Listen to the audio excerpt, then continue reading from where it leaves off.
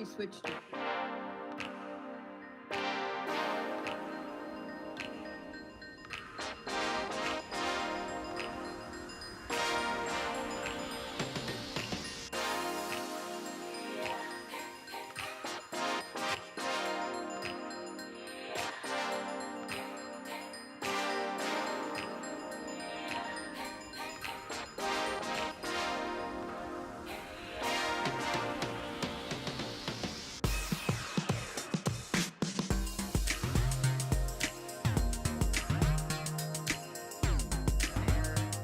Yeah, unfortunately. Ellen?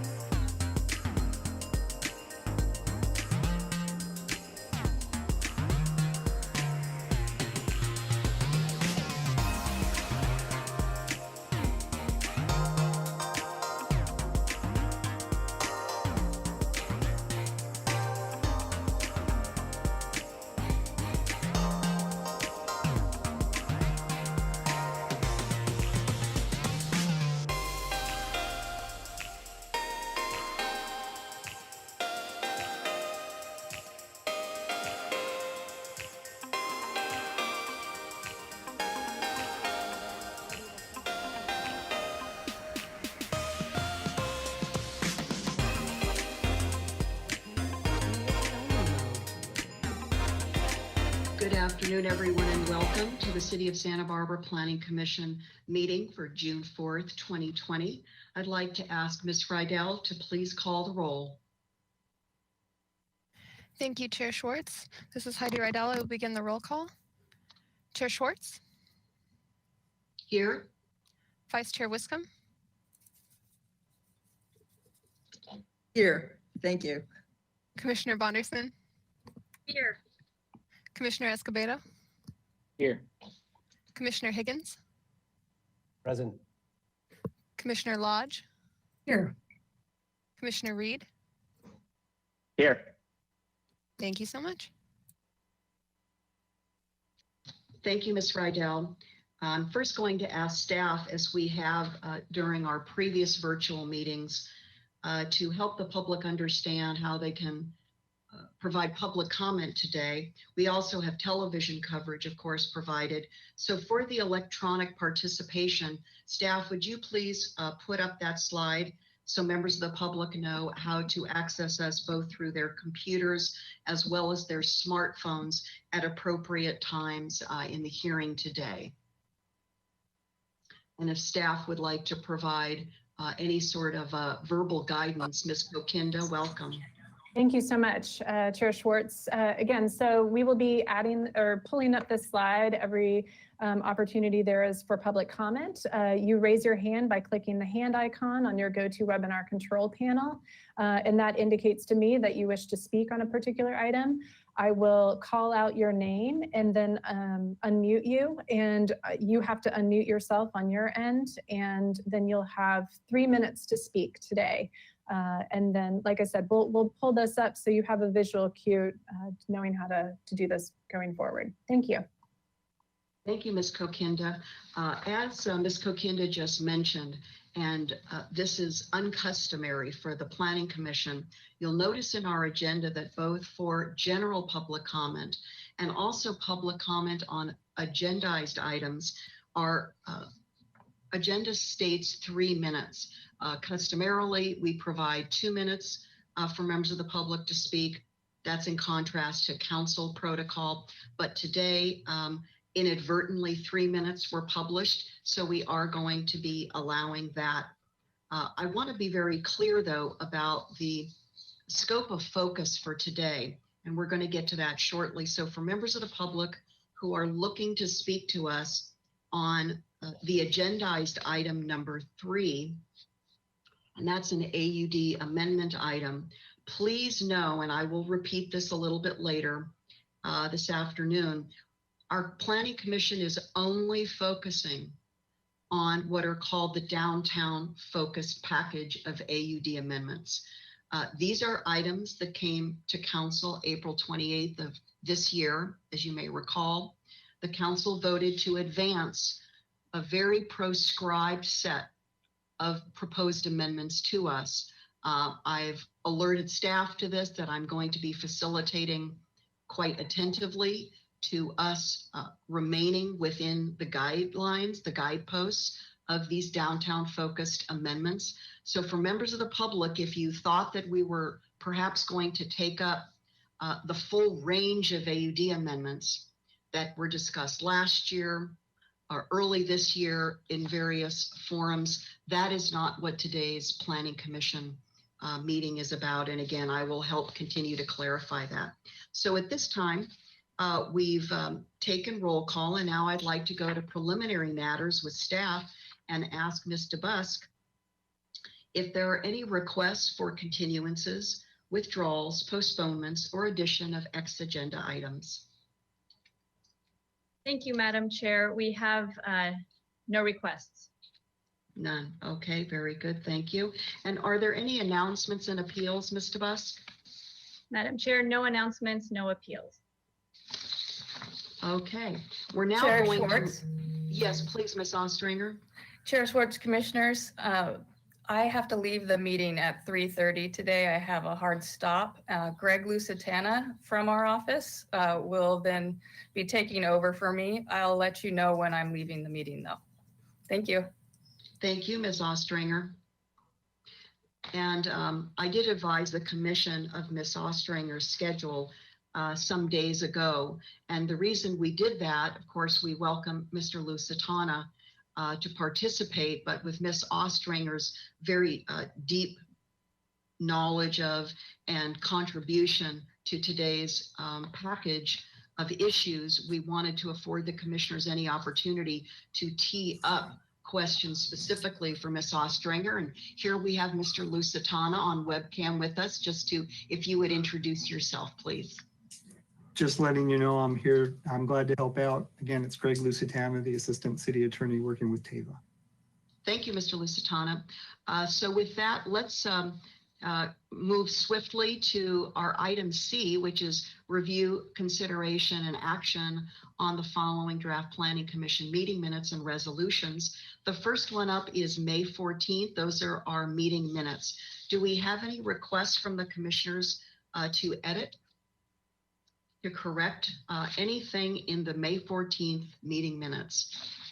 I'll wait for a moment to see if there are any.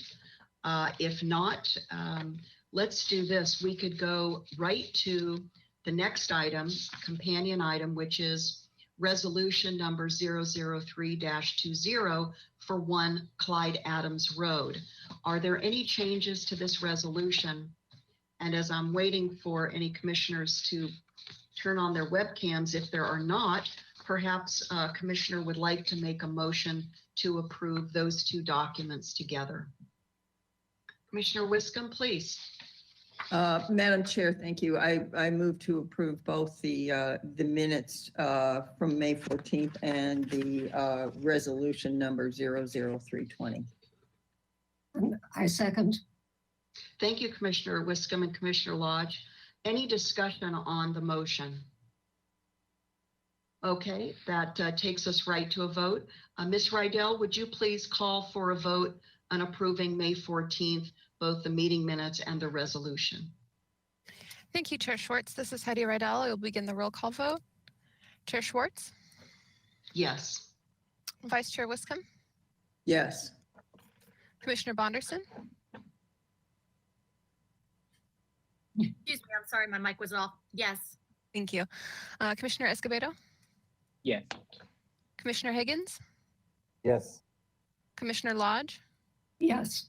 and Commissioner Reed. Yes. Thank you so much.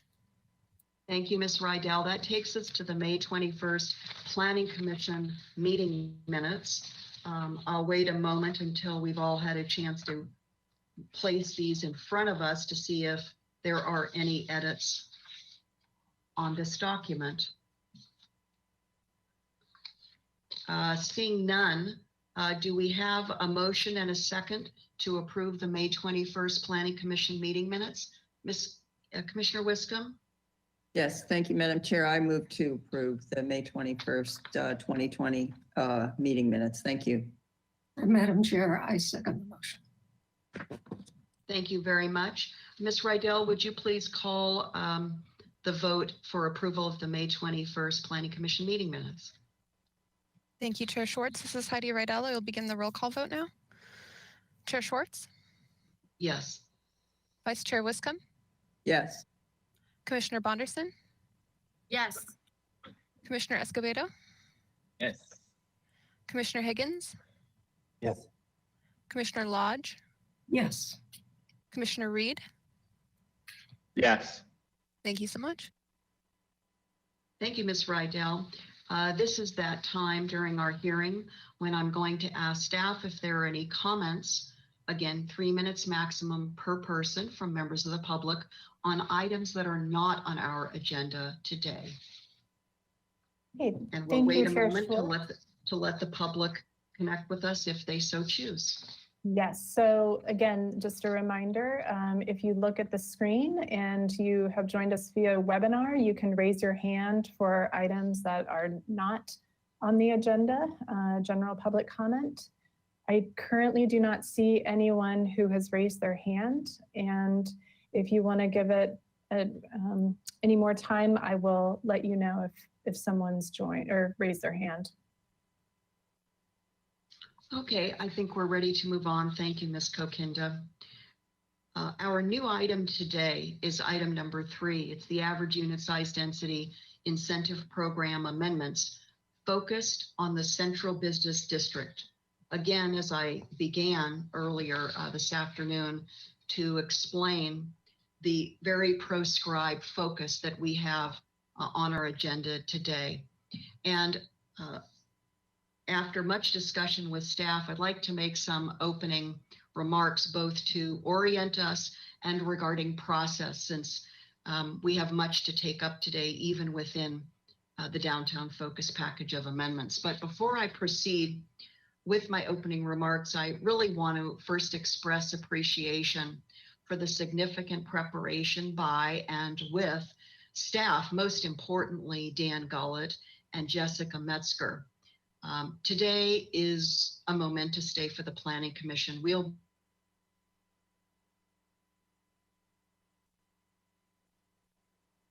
So I just got a pause, or looks like Chair Schwartz blanked for just a moment. Is anyone else getting that? Yes, Greg she's cut out. Lusitano, Okay. she's cut Okay. out. If we This- maybe just give one more second, it might correct itself. Hang on just a moment. All right, Allison, can I ask if you can text Chair Schwartz, because I don't think she knows that her video has paused.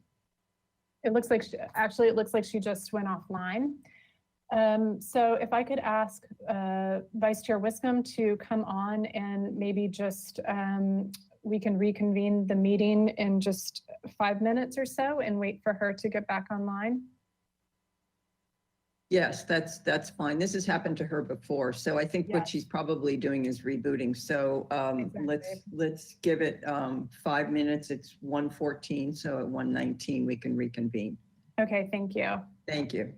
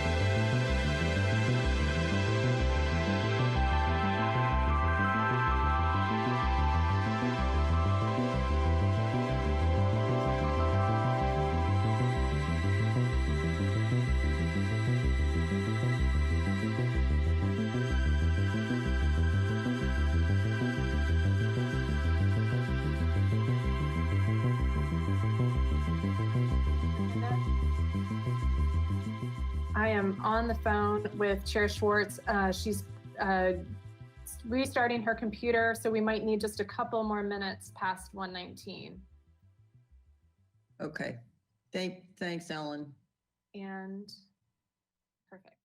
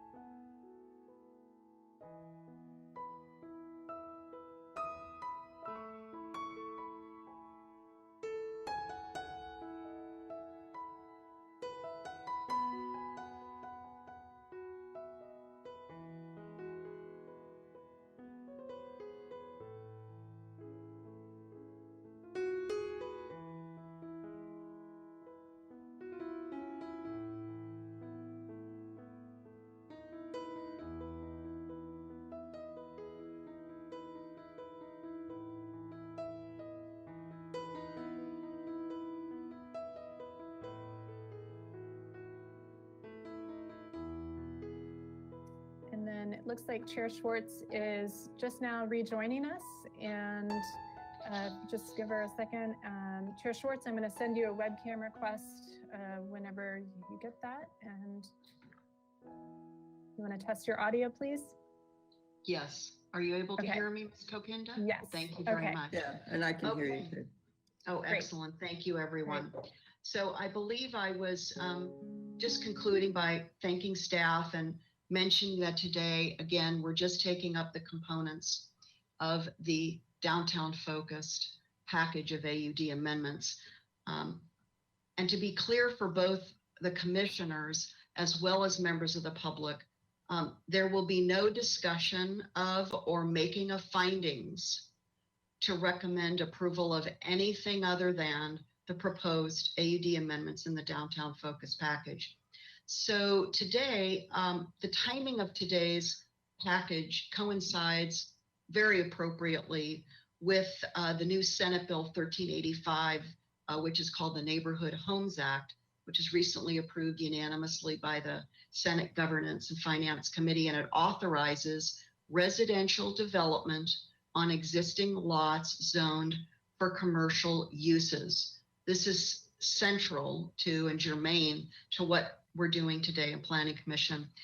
This bill, Senate Bill 1385, addresses one of the priority actions recommended at last November's California Economic Summit, which had a focus of expanding supply of land for housing development. So you can follow that bill along as it makes its way to the governor's desk. Now, to the work we have before us today, in 2019, just last year, the package components that we'll be discussing were presented to and received feedback from the public, the Planning Commission, City Council. And I just want to recap the timeline for everyone. There were 2 public workshops facilitated by Jessica Metzger, April 24th and July 17th. The Planning Commission held 2 hearings, October 10th and 17th. Planning Commission and Council had a joint work session, November 14th, and the Council then followed up with its own meeting subsequently on December 10th. So today, Ms. Metzger will be giving the staff presentation, and at the conclusion of each amendment component, for example, density changes as a component, She'll respond to commissioner questions in a sequence that I will give at the time. And then depending upon the length of time we need for each amendment component, we'll have a periodic short recesses for health breaks, and which are particularly important in these virtual meetings. And then if there are follow-on or a second round of questions from commissioners, we'll go to those. Then following all those questions and responses from staff, we'll call for public comment on this item. So I'm hoping the public can stay with us during this time, and then following public comment, we'll come back to the commissioners for deliberations. Now, I want to help the commissioners be poised to understand something about process today pertaining to deliberations. If I and staff hear that there's a majority, could even be a simple majority, 4 of 7 commissioners, wanting to take what I'll call a different approach to one of the components that's before us today, I'm going to ask if there's an interest by a commissioner to make a motion on some new approach, if that comes to pass today. And if that's the case, and if there seems to be support for a new approach, I'm going to ask Ms. Rydell to take a voice straw poll so that we have a sense right then and there if there are a number of commissioners, at least in a simple majority, who want to take a different approach to an item, so that we don't wait till the end of today's hearing to come back to what may be one or more different approaches, again, only within the downtown focus package. Looking ahead to the very end of our hearing today, we are going to take a vote on the package. It may not look exactly like it does in the staff report as we've received it, but we will be taking a vote on the package because from here it will go to ordinance committee. So let me pause before we go to Ms. Metzger. From the commissioners, are there any questions from what I've just explained about process? I want to make sure everybody's crystal clear and understanding how we're going to proceed today. So simply turn on your webcams if there are any lingering questions about process. Okay, well then seeing no webcams on, looks like we're ready to go to you, Commissioner Higgins, a question about process, please. Yeah, sorry about that. I think give me an example of what it is you want to avoid, or if we can't avoid it, that you want to utilize a different approach, I guess. So what In other words, thank you for asking, Commissioner Higgins, and I don't want to speak into specifics because that's up for the full commission to deliberate on, but based on what's come forward in the package, and again, only in the package, if there are a majority of commissioners who, based on, it could be economics, it could be new data, the world has changed, who knows what, want to take a slightly different orientation to approach on a subject within any one of these components, I don't want to wait till the end of the day to pick that back up to find out that the way staff has articulated the component is not supportable by a majority of commissioners. That's why I'd like to do it real time. This may sound theoretical right now. What I'd like to do is I'm going to be closely along with staff, following and of course participating today. If I personally begin to hear a majority of commissioners through deliberations, once we get through questions, want to take, basically don't support what's in the staff report and want to believe there's compelling support findings to take a slightly different approach, that's when we need to talk about it so that we don't get to the full package and have one or more commissioners say, I can't vote for the package because I didn't agree with that component 2 hours ago. I mean, we can't have a process that's, I think, that inefficient. So I'm trying to use a process that I think will smoothly take us through each of these components and also respect commissioner expertise and and decision-making such that if we need to go in a slightly different direction still within the package, that we should take a straw poll on that before too much time gets away from us and we move on to other components. Now, in general, does that help you? Or because I can't talk about specifics, we're not there yet. Okay, I think what I'm hearing you say is, in the past on other subjects, maybe like the NZO, for example, where there's a variety of subjects that are part of a bigger package of decisions. We want to get the package approved or moved along or otherwise voted on holistically. And it sounds like you have, as we have, mechanically used in the past, places or procedures to allow for straw polls and to otherwise put in the record some subject matter where there was some new creativity or some disagreement, but wanted to use those mechanics to help inform the record, but we still want to get to a vote on the whole package as presented. Right? I concur with your description. Yes. Okay. Thank you. We're ready? Okay. Thank you, Commissioner Higgins. I appreciate that question, giving me a little more time. Okay, with that, I'd like to turn it over to Ms. Metzger. Thank you, Ms. Metzger. And I'm going to go off webcam while you're presenting. And again, we're going to go through, you're going to prompt us to go through one full component. We're going to hold our questions. And then as you tell us you're completing that component, then I'm going to ask for commissioner questions. And why don't I just say right now, so that everybody can be poised at the end of the first component, Ms. Metzger will present. I'd like the commissioners to go in the following sequence to ask your questions, at least a first round of questions. So it'll be Commissioner Wiscombe, then Lodge, then Higgins, Reed, Escobedo, and Bonderson. And you don't have to memorize this. I'll say it again. I just wanted everybody to have in their mind a sense of the sequence that we're going to use for questions. And then, of course, I'll go at the end. Thank you, Ms. Metzger, for your patience. We welcome your presentation today. Thank you, Chair Swartz. I just want to start out the presentation first by recognizing the team of staff that worked on getting this expedited program to you today.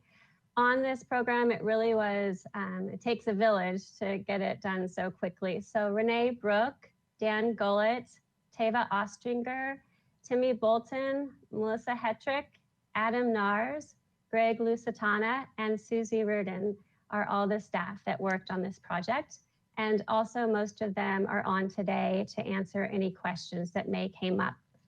So today, the presentation is on our AUD program amendments.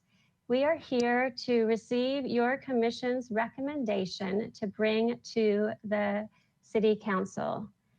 These amendments are shown on Exhibit A in strike through and underlined. Next slide, please. This expedited downtown focused amendments was directed to staff to start on April 28th.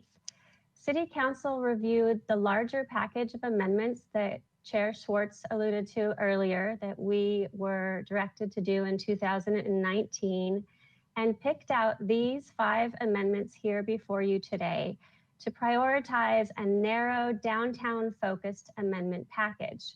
This was really to look at facilitating the economic recovery of our downtown due to COVID-19 and continue to expedite construction of new housing in the Central Business District or CBD. The amendment has 5 components. It includes density, building height, open yard, parking, which has 2 subcomponents of in lieu fees and unbundling, and also the trial period. And now I'd like to take a couple minutes and give you a quick background of the AUD program. It was started in the general plan, which is a plan that sets the community's goals and policies. This plan started with a vision statement that was created through an intensive public outreach process. This vision statement is here on the slide, and as you can see, it's all about housing in our community. And so through this general plan and that public outreach process, the concept of incentivizing housing was first introduced. Housing policies in the general plan really belong and live in the land use element. Next slide, please. In the land use element, we really focus on policies in regards to housing, and we want to encourage rental housing close to transit and easy walking, biking distance, and commercial services. This really epitomizes our downtown area. This is the area where we have these sorts of situations. Yes, Ms. Kokinga? Pardon my interruption. It looks like Timmy Bolton was just cut offline. So give me one moment and I will pull up your presentation. Hang on just a second.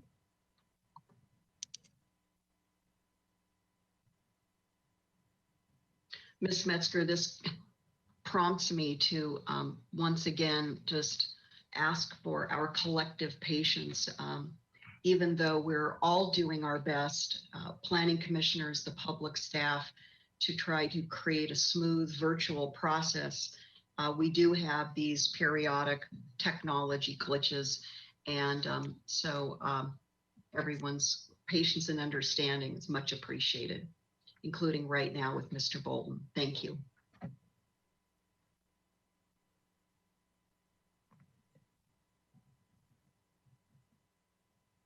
Just let me know when you're ready, Ms. Kokinga. Absolutely. So I think I pulled it up. I'm going to have to make myself the presenter. And when Timmy rejoins us, I'll probably try to let him take over because his setup is a little bit better than mine. But I'm here for backup. So hang on just one second.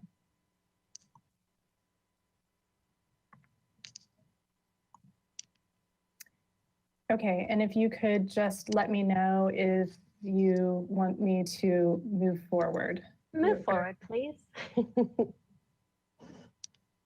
hang on just one moment. All right, so this is our last slide on the background, and we really do these backgrounds because every presentation that we do as planners, we're hoping that someone else is interested in housing in Santa Barbara.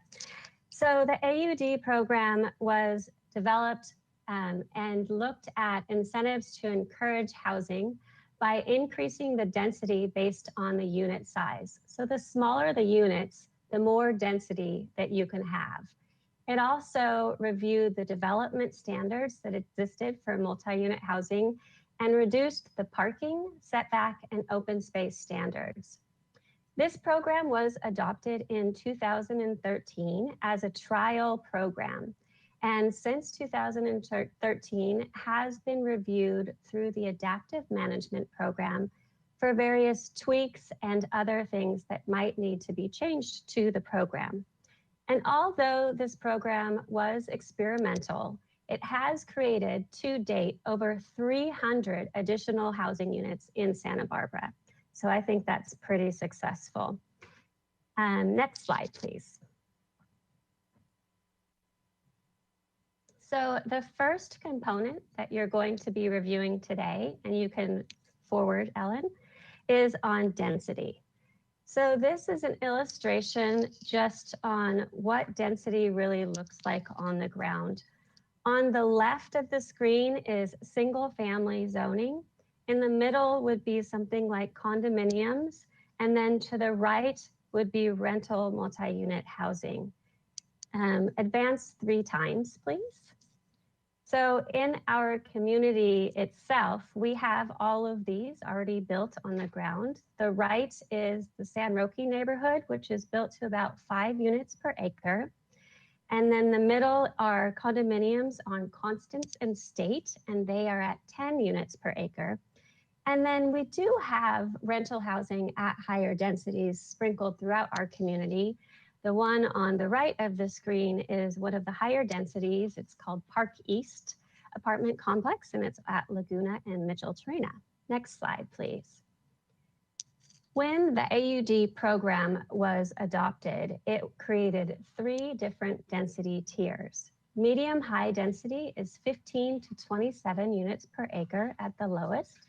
High density is at 28 to 36 units per acre. And then there's also the priority housing overlay, which is at 37 to 63 units per acre. Now it's important to note that you can only get the priority housing overlay density of up to 63 units per acre if your project is either doing rental housing, employer-sponsored housing, or cooperative housing. Next slide, please. And so when City Council looked at directing staff to facilitate housing downtown, proposing density amendments was an obvious thing to do. Adding high density to the priority housing and priority housing overlay to major portions of the central business district will not only facilitate infill housing and live workspaces downtown, but it will also incentivize a blend of uses, which creates more vitality on the street. In addition, studies have found that the current density in the downtown area of medium high does not create feasible projects due to high land values in the downtown. Next slide. And so this is a map of the entire program area. As Chair Swartz said, we are only focusing on the downtown today, but I wanted to orientate you to the entire program. Next slide. And then we will focus on the downtown area itself. So this map shows the densities that I just talked about a couple slides ago. So the tangerine, the light orange color, is the medium high. The high density is the darker red. And then the priority overlay is that hatched area that can be over both the medium high and the high density. So then we're going to go to the next slide, which will show you what we're filling in the central business district. So the central business district boundary is defined previously in our municipal code and used for a variety of different standards throughout our code. It's delineated on this map with the light blue dashed line. And I'm not sure, Ms. Kokinda, if you could move your mouse around that for everyone to see. Thank you. And then the areas that we are asking you to amend today in this proposal are outlined in yellow and then filled in with that red for high density and the priority housing overlay hatch. So those are only areas within the central business district today. And then maybe, Ellen, if you could go back and forth just so we can see before and after once before we move on.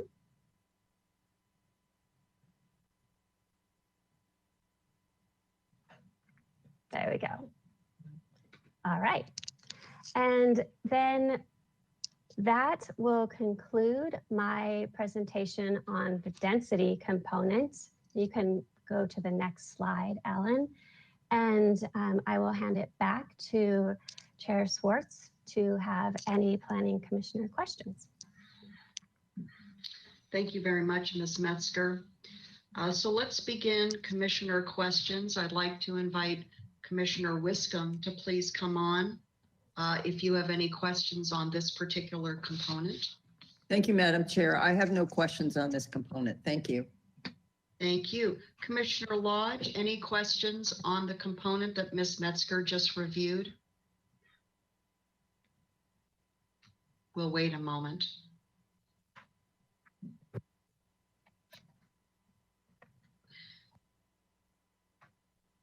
I want to, maybe staff could confirm, is Commissioner Lodge still connected to us at this time? Chair Schwartz, this is Ellen Kokenda. Yes, I do see Commissioner Lodge still here. Commissioner Lodge, do you mind turning on your webcam and audio? You're currently muted, Commissioner Lodge. I'm just sent you an unmute request. There you go. Oh, It should be good now. oh, there it is. The portion of the screen where you log on, you click on the webcam and the microphone was disappeared, but it's back now. Commissioner Lodge, any questions for Ms. I just Metzger on want to this make particular sure- component? Yes, I just want to make sure that that hole in the priority overlay is the Brinkerhoff Landmark Historic District.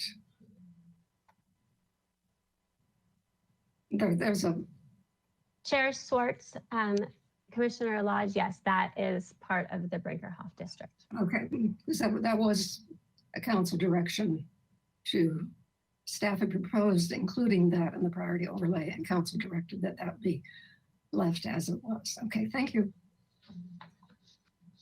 Commissioner Higgins, questions for Ms. Thank you, Commissioner Lodge. Commissioner Higgins?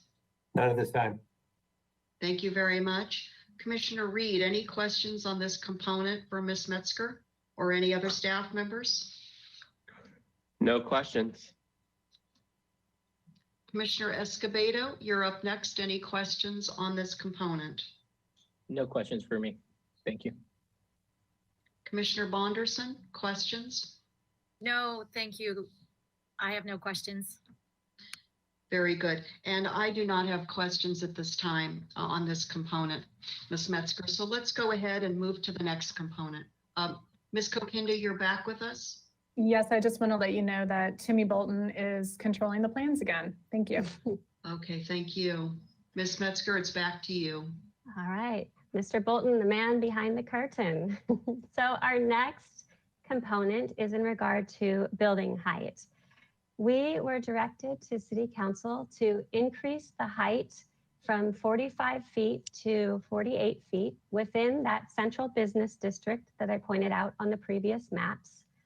If the base zone was CG or MC within the priority housing overlay. So this is by right, currently is 45 feet, and we're proposing to increase it to 48 feet.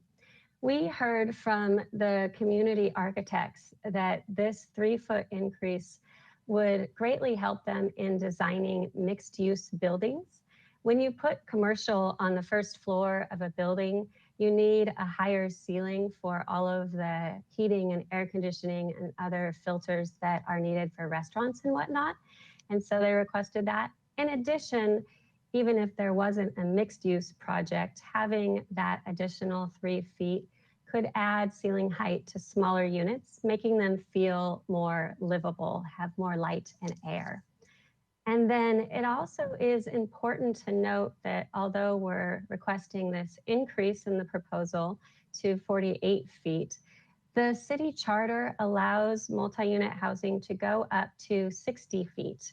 And so that is something that can be done by a planning commission hearing if the findings are made for it to be a community benefit project.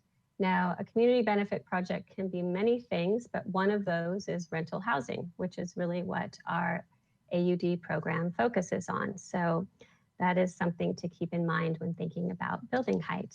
The next slide has a map, and this map in the pink area shows all of the areas that fall into those 3 categories in the central business district with the black line outlined there. And then within the proposed, so if the density from the last component was adopted, proposed priority housing overlay, and also within the MC and CG zones. So this is a map of where all that height could be increased to 48 feet by right. And that concludes my presentation on building height. I'll turn it back to Chair Schwartz. Thank you, Ms. Metzger.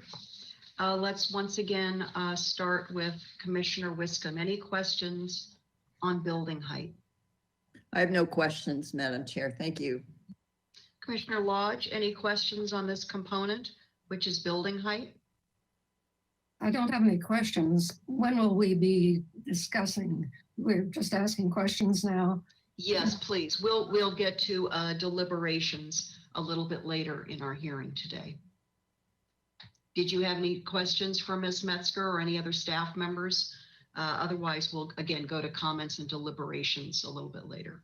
Okay, thank you. I thought they were, I thought each of these elements was going to be taken with questions and then comments rather than. We'll come back to each component and we're going to go through it methodically also so that we make sure there's a full round of commissioner input, first on questions and then deliberations. So we're not kind of toggling back and forth, mixing questions and comments. And staff has also particularly asked me to segregate questions from comments so that it's clear when we're just doing our inquiry versus when we're engaging in deliberations. So if you could hold on a bit, we'll certainly come back to, I'm sure, some very robust deliberations in a bit. Okay, thank you. Thank you. Commissioner Higgins, questions on this item for staff? No questions at this time. Okay, let's go to Commissioner Reed. Yes. Ms. Metzger, just so we're all understanding the difference, can you explain the difference between the maximum height allowed by the city charter versus the maximum height by right? Yes, of course. Through the chair, Commissioner Reed.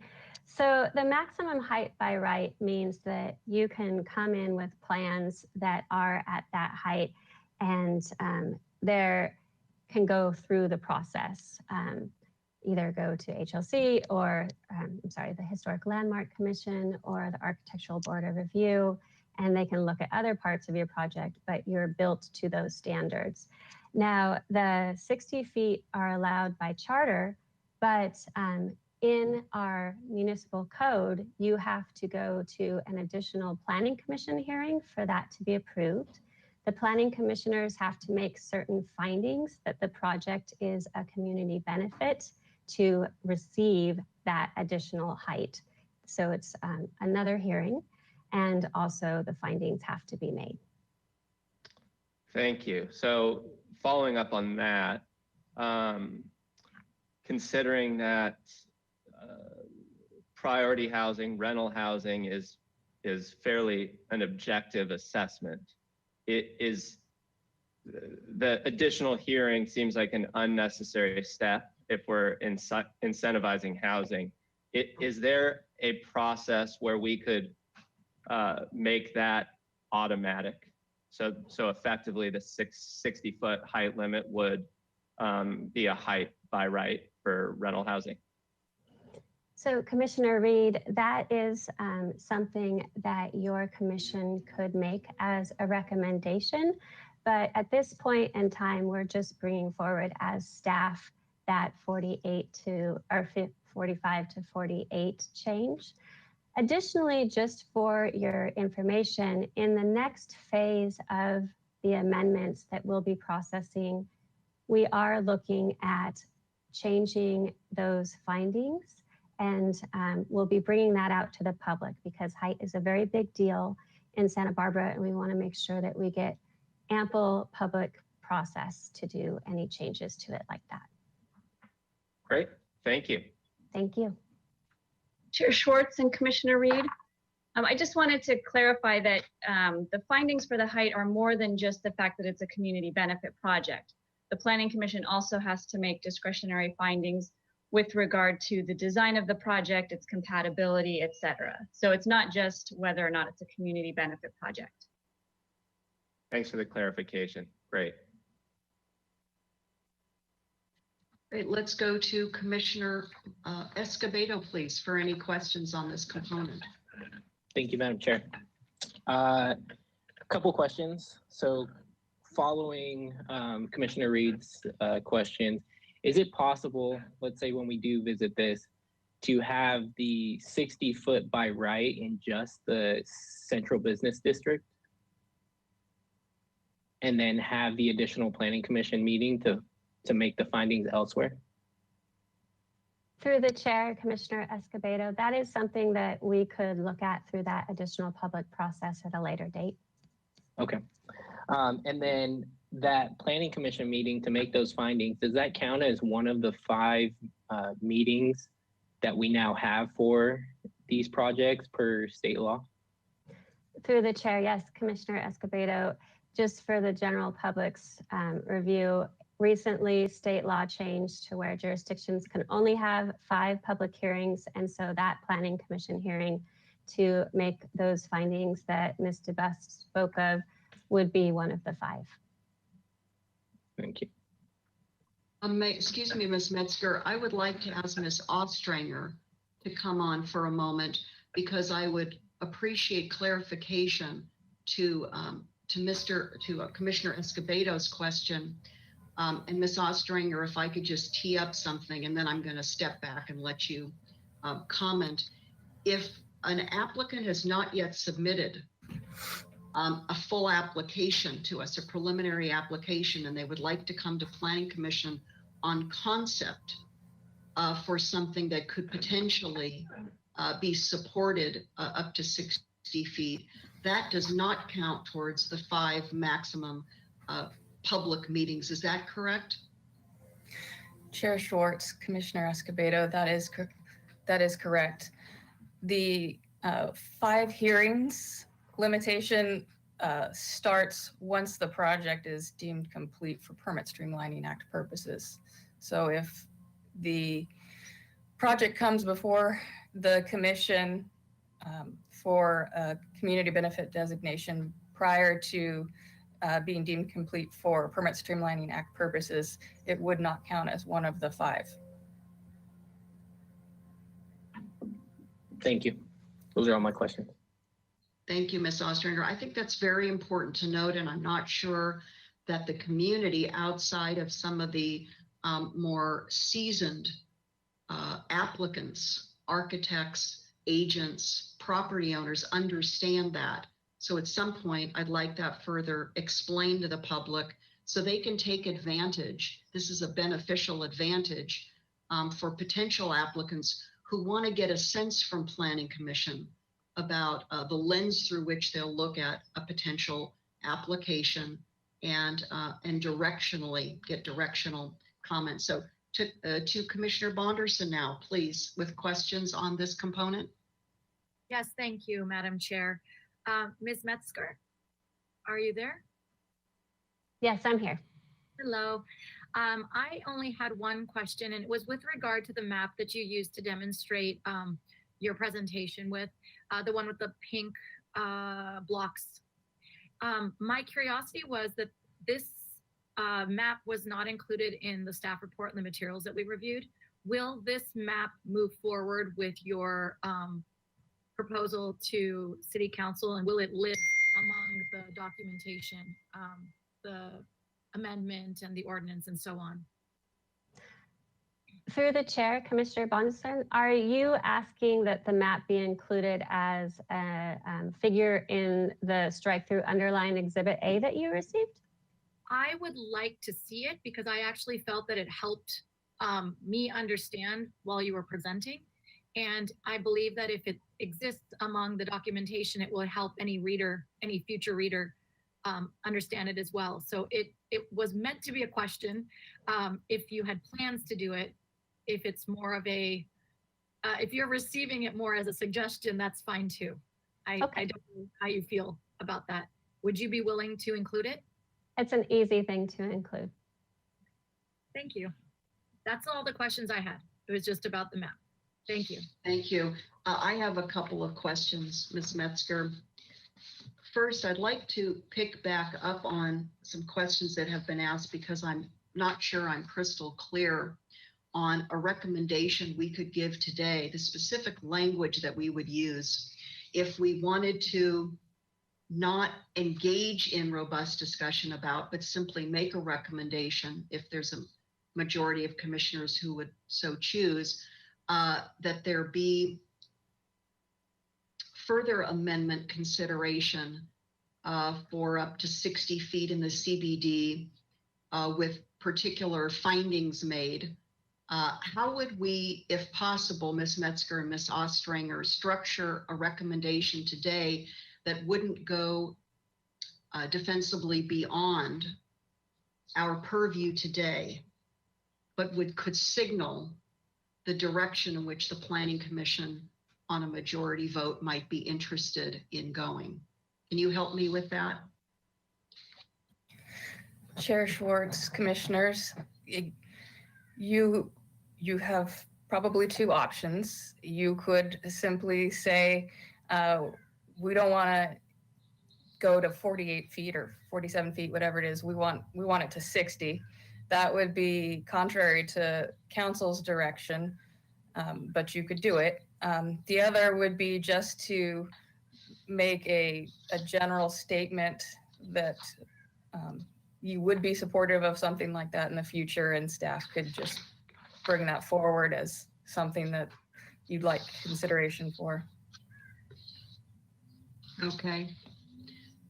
I see welcome, Ms. Brooke. Hi, thank you, Madam Chair and Commissioners. And Ms. Ostringer's response is very similar to mine. And I do just want to make it clear, Ms. Metzger mentioned this, but we do intend to study overall height limits for housing and other developments as part of the second package. So it's not as though it's entirely excluded, but when we needed to pull together what we thought could be done in an expedited fashion, we limited it to this first step. So I think if you're able to get through this downtown focus package today, and then there's some other additional comments you want to forward, that would help advance our next phase of amendments. But, you know, of course, staying within what's on the agenda too. Thank you, Ms. Brooke. That's very helpful. I have another question before we come back to other commissioners for more questions. Hold on one second, please, Commissioner Wiscombe. So on this topic, Ms. Metzger, if you could come back on, please. Staff and I, a number of staff members and I have been in email communication about what I've identified as some inconsistent language in describing this item. So if we could have Mr. Bolton put up on the screen the language that's in our staff report or our staff package, I think it's important that today the commission come to a majority agreement on a specific phrase. And so I'm looking at page 2 of the staff report, Mr. Bolton. And if we could scroll down to development standards. Thank you very much. That's very helpful. So you see a phrase here, excluding the Upper State Street overlay. Maybe if someone with your cursor that will pick up on the television and recording. Here we are, excluding the Upper State Street overlay. This phrase has been expressed in different ways over many meeting minutes. I've already documented this for staff. Let me just, if I could, recap for the commission. And when we go to deliberations, we can come back. But Ms. Metzger, I would like any new thoughts you have on the email that I sent you and staff yesterday. Just for example, in the December 10th council meeting minutes, this phrase is written as excluding the USS overlay. The April 28th staff report to council, it's written as inside the CBD. And then today we have this phrase. So I'm just looking for consistency and clarity. As you know, Ms. Metzger, you and I have discussed this.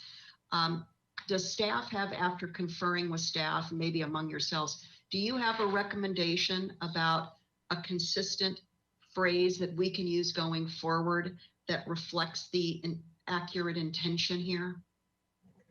The accurate intention of the April 28th report was just focused on the downtown. So saying that it was just Central Business District was correct. The Excluding the Upper State Street overlay sentence was added by City Council at their December 10th meeting through motion at the end of the meeting. So we included that in the background section of the staff report, which is what's shown here, because it's still referring to that entire program map that I showed you before we zoomed into the downtown area. So for our purposes and intents today, we're not looking at the Upper State Street overlay. So I don't think that I think it's a moot point. Okay, I just want to drill down on this one more moment, Ms. Metzger.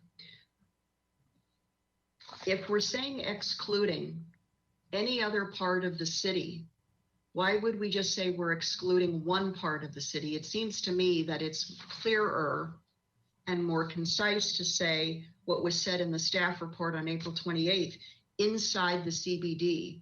It's kind of it's a shorthand way of saying nowhere else, only inside, as opposed to what's in our staff report for today, which almost then opens it up to ask, what about other areas of the city outside CBD? Why aren't they also listed as exclusions? Ms. Brooke, did you want to also participate in this? Yes, thank you, Madam Chair. I might ask if Timmy has the entire staff report there to actually look at what's written in the ordinance, because this is the narrative describing what's in the ordinance, but what you'd be acting on today is the actual ordinance. And so maybe the language that, the way that that's drafted might clarify. So that might be a little helpful. And let's, once Mr. Bolton goes there, let's look at that exact page 13 of 80. Timmy, it's on page 22 of the PDF. 22. Excuse me. This is in for Mr. Bolton. It makes it easier for him. There we go. But Okay, you might let's have a different page number. Okay, let's give everybody a moment to go there. Let's see.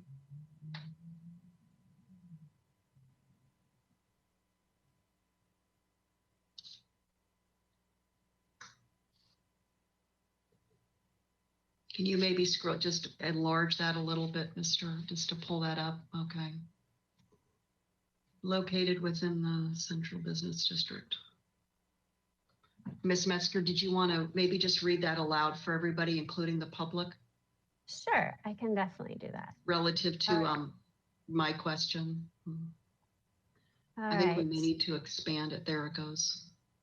So maximum height in the C-G and M-C zones, which are commercial and manufacturing. Projects developed and maintained in accordance with the AUD program in these zones, located in and developed at the priority housing overlay tier, as shown on the AUD map, and located within the Central Business District, as shown in its figure in 30.175.50, shall be allowed a maximum height of 48 feet, unless exemptions are approved pursuant to the exemption to height section. Very good. Ms. Ostrander, did you want to also add anything to the conversation or the question period? Chair Schwartz, commissioners, I think the language as drafted in the staff report is okay. I don't think it's tremendously important. What we're looking at is what we've drafted into the ordinance, and I think the ordinance makes it very clear where the 48 height feet is. So I think it's fine. I also just want to remind you, I have to leave at 3:30, and I think some of you may have questions for me, so. Thank you, Ms. Ostrander. Okay, thank you, Ms. Metzger. Back, additional questions, Commissioner Wiscombe? Thank you, Madam Chair. I wanted to go back to the 60-foot height limit. When we went through a very intense public process, Ms. Metzger, with workshops, et cetera, was 60 feet brought up then? Because it seems to me that anything that has to do with, increasing to 60 feet needs to go through a public process. Through the chair, Commissioner Wiscombe, yes. I alluded to the fact that we hope to do that in the next phase, where we will have public process on other parts as well. And I also agree that that's important. Okay. Thank you very much. Thank you, Commissioner Wiscombe. Commissioner Escobedo, a follow-on question, please, on this Yes. component. Thank you, Madam Chair. Ms. Metzger, just so that I know, in terms of a timeline, are we talking about the second half of the AUD package, or are we talking about a completely separate process from that second part of the package? Through the chair, Commissioner Escobedo, this is the last portion of the amendments that we were directed to do in 2019. So we have already started work on them concurrently with this work effort and look to having them completed in early 2021. And at that point in time, we'll actually fold them into other chapters of the municipal code dealing with multi-unit housing, and the AUD program will go away completely and just be for multi-unit housing. Okay, and so we could probably expect that public outreach to take place in the coming months? Hopefully in the fall when we can get together in small groups again, yes. Yeah. Awesome, thank you so much. Thank you, Ms. Metzger. I think we're ready to move to the next component. All right, fabulous. So Timmy, we're back on page 28. Yes, there you go, you're on it. So now I'm going to speak about open yard, and what we have planned for you in these proposed amendments directed by council is to remove the existing open yard requirements between Chapala and Anacapa streets. So currently all multi-unit housing has to have some sort of either private open yard or common area or a combination of both in their complexes, depending on the size of the project. What we hope to do by removing this open yard requirement in this small area of the central business district is to streamline the reuse of buildings that already exist, like the building shown here, the Libero building, and doesn't have open yard that it could give. So the Libero building was actually built as housing for women back by famous architect Juliana Moore. And you can see it has a couple balconies, but if you made it back into residential, it would have to get a modification for open yard. So I'll show the next slide, which shows the map of the area that this exemption would apply. And so Mr. Bolton, if you could put your mouse down Anacapa and then down Chapala so we can see the edges of the map there.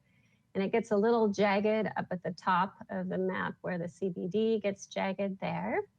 But this is the area where you would be exempt from having to put in the open yard or get a modification if you were unable to put in the open yard. So the next slide shows one of the reasons that we are supporting this amendment and bringing it forward. And this is because in our downtown area, if you think back to those general plan statements I made earlier, we have a lot of amenities. All of the green areas are parks in our downtown.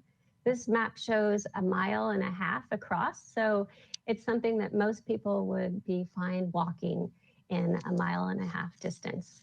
And so this is all of the open spaces in the downtown close to the area on the map before. And then on the next slide, I'd like to just, for those of you that have been on the commission before this year, you remember this. And for new commissioners, I just want to show you a quick case study of why this came about. So 1325 State Street is a project that was above or is above Opal Restaurant on the upper part of State Street in the central business district. This area was 2 offices and was built as a restaurant below. And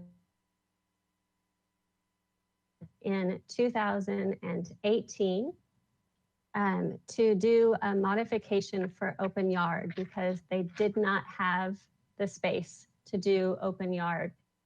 Slide, please. So on the next slide, you'll see, so there's Opal, and this is one of the units, which is above Opal in the front, and the other unit is above Opal in the back, where those red boundaries are shown. So the applicant explored trying to put in open yard to satisfy our current development standards. They looked at doing a rooftop balcony on the top of Opal that would have satisfied it, but the rooftop balcony actually would detrimentally affect the historic nature of the building. So the Historic Landmark Commission did not want them to do that. So they had to go through the modification process for this open yard that didn't exist for these 2 units. And this modification process took time, cost of the permit. It was an extra hearing and also added uncertainty for the applicant. This is one of the first projects that we saw coming into the AUD program in downtown. And after the comments from the planning commissioners were heard, many of the planning commissioners that sat on this item stated that they thought that the modification wasn't necessary in this area because obviously they were going to grant it. So staff took that into consideration and added it to the package that went to City Council and Planning Commission last fall. And that concludes my presentation on the open yard standard exemption. And I'd be happy to answer any questions on that too, through the chair. Thank you, Ms. Metzger. I'm wondering to Mr. Bolton, as we tee up commissioner questions, if it would be helpful, just as you did, going directly to Exhibit A. And I have this item, if I'm correct, Ms. Metzger, is page 25 of 80 in our package, to see the language that staff is proposing while we have questions and deliberations. And then if you could just enlarge that somewhat, Mr. Bolton. Excellent. Let's go to Commissioner Wiscombe with questions, please. Thank you. Thank you, Madam Chair. I just have one quick question. I just want a clarification.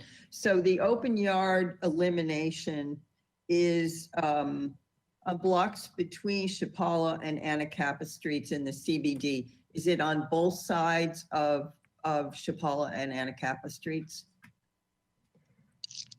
So Mr. Bolton just went to the ordinance, but on the map it shows, so it goes to the center line of Anacapa and Chapala. It doesn't go to either side of Chapala because then that would take it to Santa Barbara or to De La Vina. So it stops at the center line of the street.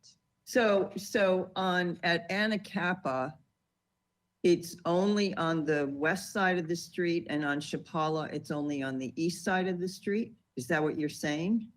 Yeah, so that's what, I'm sorry, through the chair, Commissioner Wiscombe, that's what Mr. Bolton is showing with the mouse there. So that's the center line of the street. And so the interior there is, yeah. Okay, so it's only the ones closest to State Street, so on both sides. That's what you're saying? Through the chair, Commissioner Wiscombe, that is correct. Yeah. Okay, so there's anything on the, for instance, anything on Anacapa, on the east side of Anacapa is not, is still subject to the open yard requirement? Through the chair, Commissioner Wiscombe, that is correct. Okay, thank you very much for the clarification. Commissioner Lodge, thank you, Commissioner Wiscombe. Was that it? I didn't want to cut you off, Commissioner Wiscombe. Is that Commissioner Lodge? Any questions on this component for staff? Yes, Madam Chair. This is in reference to the map that staff showed of all the quote park unquote areas within a short distance of the area in purple on the map. And I thought, I see the Presidios on that, and that puzzles me. That's a state park, requires admission, and it isn't set up for use as a place where you can go and just be in among the greenery. I wondered why it was included. Through the chair, Commissioner Lodge, when I made this map, I was just thinking as a downtown resident of everywhere I've been seeing people congregating with safe distances. And when I go to Handlebar Coffee on Canyon Perdido, that area across the street, which I called the Presidio on the map, and maybe that's the wrong name. That open area in front of the Adobes has a lot of people congregating in it. But maybe Okay. I have the wrong name. I don't remember myself, just what the correct name is. It's the It trust. doesn't have green though. You're correct. It's very dirt.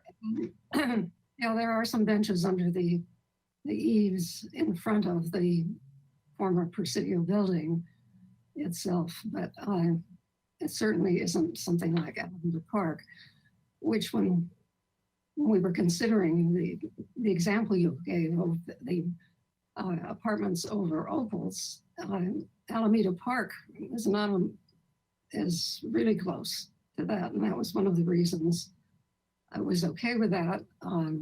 And since we need housing more than we need offices, which is what it was before, I was able to make the findings needed for that use there. Okay. Commissioner Lodge, any questions about the language itself that Mr. Bolton had up on the screen? Did you have anything at all for staff regarding the exact language that's proposed to be in the amended ordinance, or were you? No. Okay. I don't. Thank you. Okay. That's it. Thank you. Commissioner Higgins, any questions on this item?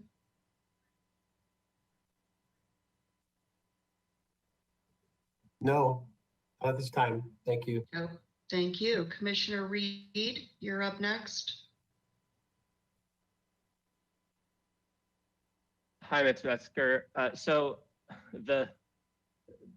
Just to clarify again, the example that you used, the Libero building, that would not apply, correct?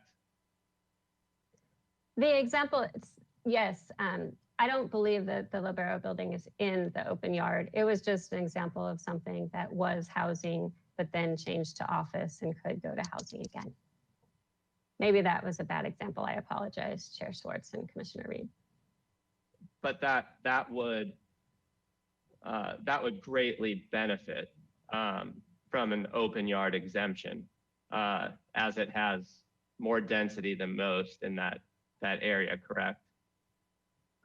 Yeah, it's through the chair, Commissioner Reed, it is one of the largest buildings in that area. So can you just please describe the rationale behind limiting it to one side of the street and not including it to both block faces, or the 100 block faces? I might ask if any other staff remembers our early conversations on that.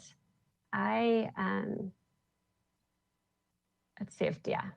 Thank you, Dan. Renee, do you want to go, or shall I? Okay, I'll do it. The rationale is to facilitate redevelopment along State Street. It was in response to businesses struggling and us seeing things changing and wanting redevelopment of those parcels. And just acknowledging State Street kind of feels like a park. What Open Yard does is essentially two things. It provides recreation space for residents, and it provides visual open space for the community. And you already have that along State Street. And that's why we were really focused on those blocks along State Street in this phase. Was consistency along opposite street blocks considered in the process? Meaning you could have one type of construction on the east side of, or the west side of Anacapa, but something entirely different opposite it. I mean, what we had inquiries on at the time were smaller redevelopment projects, like the one above Opal. So it was generally acknowledged, and by the Planning Commission, that that process was pretty onerous for something that we want to facilitate anyway. We want the good quality older buildings to be kept and for them to be converted to residential where appropriate. So we were just focused on those blocks. I don't anticipate it would make a substantial difference, especially across Chapala Street on the other side. Chapala Street it's such a wide street and a barrier. I don't think you would feel the visual difference necessarily with this rule change, but that's part of the consideration. And Ms. Brooke will have something to add. Thank you. Sure, thank you.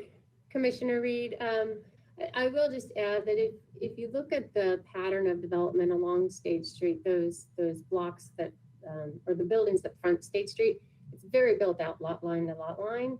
So if we can provide some incentives to reuse those buildings as residential, we'd like to be able to do that. As you get further away from State Street, at least the current pattern of building development on those lots, there's more opportunity to provide open space if the developers wanted to. And again, I want to make sure we're not saying that they can't provide open yard on any of these developments. It's just we want to make the process more streamlined in targeted areas if they can't provide it or want to provide it in a different fashion, perhaps, than the code states right now. Okay. And just also to clarify, in I'm blanking on what it was called, but you provided a really helpful map that identified, I believe, underdeveloped commercial sites in the central business district. And it appeared that there was quite a high concentration identified of underdeveloped commercial sites on those opposite sides of Chapala and Anacapa that are not being included in this open space change, correct? Chair Schwartz and Commissioner Reed, yes. So the map you're referring to is the Opportunity Zone map, which is from our housing element. And it did show areas outside of this area also that had large potential. Okay, thank you. That's all my questions. Thank you, Commissioner Reed. Commissioner Escobedo, any questions, please? No questions. Commissioner Bonderson, questions on this item? Hello again. Yes, thank you, Madam Chair. I have two questions. The first one has to do with the map that we've continuously been looking at.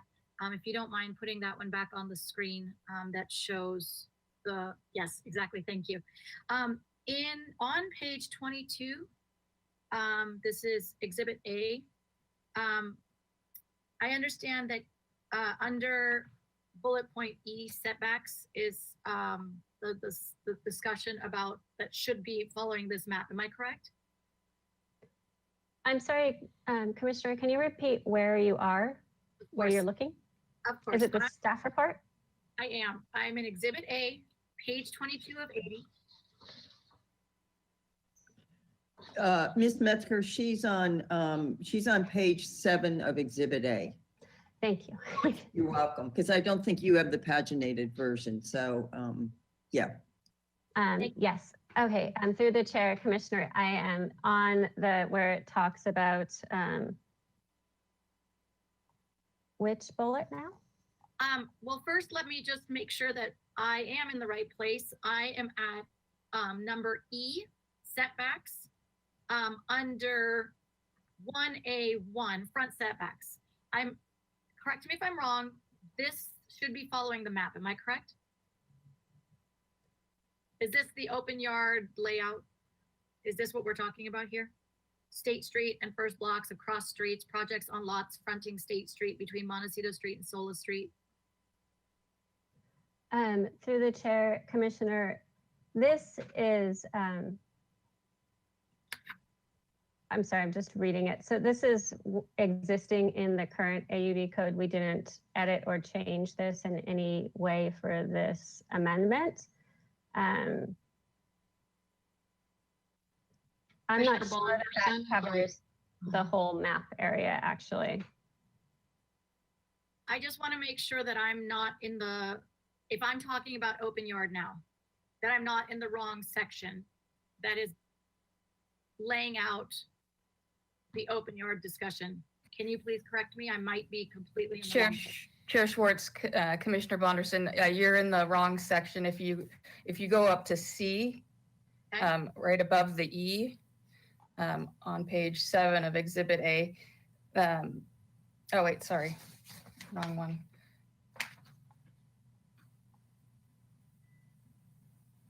It's page 25.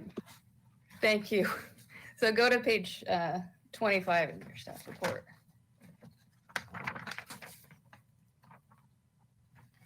Okay, and then on page 25, number 3, in the red, and Timmy's got it up on the screen there for you. Perfect. Thank you to everyone who participated in this. Really appreciate helping us direct our eyes to the right place. So I guess no matter where I was looking, my question would have remained the same. I am interested in making sure that wherever we are verbally discussing open yard and the details regarding where the location, the placement, that we have an opportunity to match the maps to the verbiage. I think it's really important that if somebody doesn't have a map or the figure is not handy, that we can actually see that the most northern point, the most southern point, from my understanding, it's Arriaga Street, and does it end at Gutierrez? Does it end beyond? Through the chair, Commissioner Bonderson, it goes to the freeway. Perfect. So I don't know if it's possible for us to like define that verbally. That was something that I constantly was looking for. And that's my first question, if it's something that we could add. And same as my previous question with the other topic was, could we include the figures? I think they're extremely helpful. They're really well like drawn to be clear. And so for somebody who's following this information along, I think it would be important that the material matches and the figures are included. Is that possible? Through the chair, Commissioner, that's something that you could direct us to do.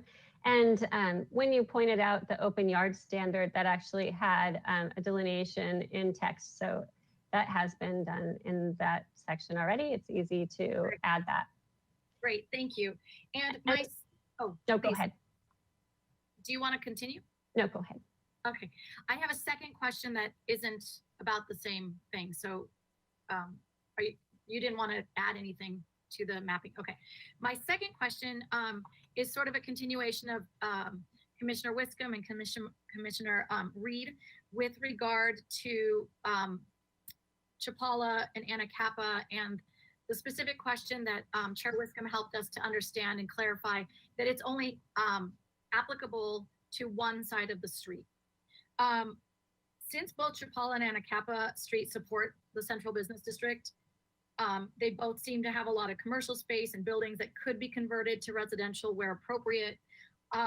These two streets kind of already feel like part of that business district, that feeling that we are discussing with State Street. I'm just curious to know, could we consider the open yard amendment to actually apply to both sides of Chapala and both sides of Anacapa? Have you done any research, or do you have any information you can share with us on why you've chosen the center of the street? Chair Schwartz, Commissioner Bonderson, as Dan or Mr. Gull alluded to earlier, it was because State Street is kind of the arterial of that area. And so we were just going off of State Street, but you can make a recommendation later down the line to enlarge that area if you and your commissioners agree to do so. Thank you. That's exactly what I needed to know. Appreciate your time. And I saw Miss Ostringer. Did you want to come back on, Miss Ostringer, to participate in answering Commissioner Bonderson's questions? No, I think Ms. Mesker answered them. I was just going to say, yes, we could include a diagram or a figure. It's a simple drafting issue. Okay, thank you. I have a couple of questions here. So if we could, I don't know if we can do a side by side between this map and the ordinance language, the red-lined ordinance language. If not, I'd like to go to just the ordinance, the proposed ordinance language. And what I'm going to ask is something that I've been in discussion with staff about in preparation for today. I've heard some of this from my colleagues as well. I think that further clarification is needed in the text in our ordinance with a companion map that is more illustrative than the map that we have on our screen right now. So we can see on the map, we see the grid of Arriaga down to the freeway, but we don't have the text that correlates with that in the ordinance. We don't say Arriaga and then whatever the direction is, south, let's say south to the freeway. That's part A to my question, if staff thinks it would help to clarify. And let me say before I go to the part B of my question in clarification, when I think of the need to clarify this, I've discussed this with Ms. Metzger, it's for three stakeholder groups that are as critical. We first have the applicants that need to understand when they're considering bringing forward a project, if they can be the beneficiaries of zoning and development standards, but it's also for staff to understand exactly what projects are eligible, and then for city decision makers to be very clear about the benefits or what's afforded to applicants. So we first have the Arriaga to 101, but even more importantly, want to look at this language that says between Chapala Street and Anacapa Street. I thought I was clear until I heard some of the answers to some of my colleagues. So let me give an example, and I used this with you, Ms. Metzger, on a one-on-one call we had. Let's take Ortega, let's take State and Ortega to Anacapa. If an applicant wants to redevelop, this passes, this gets enacted. Applicant wants to redevelop the parcel that has the press room bar on that side of Ortega versus another applicant wants to redevelop the parcel that has Dargan's on the other side of the street. I want to be clear, and I don't think the language is yet clear to exactly explain either what zero blocks means or both sides of the street. I mean, we've used these terms very loosely, and I think we need to tighten up the language. And I'd like to know how staff may propose to tighten that language for clarification. Do you or Ms. Ostringer have some recommendations? Chair Swartz, commissioners, if I get a direction from the majority of the commissioners, which it sounds like that's going to happen, I just give me the direction to make clarifying languages with specifics as to the boundaries of those areas. Also, if you want that to be included as a separate exhibit to Chapter 3150, please give me that direction. If you could be as somewhat specific, if you do want the both, that would be helpful for me, so I can make sure I get what you want.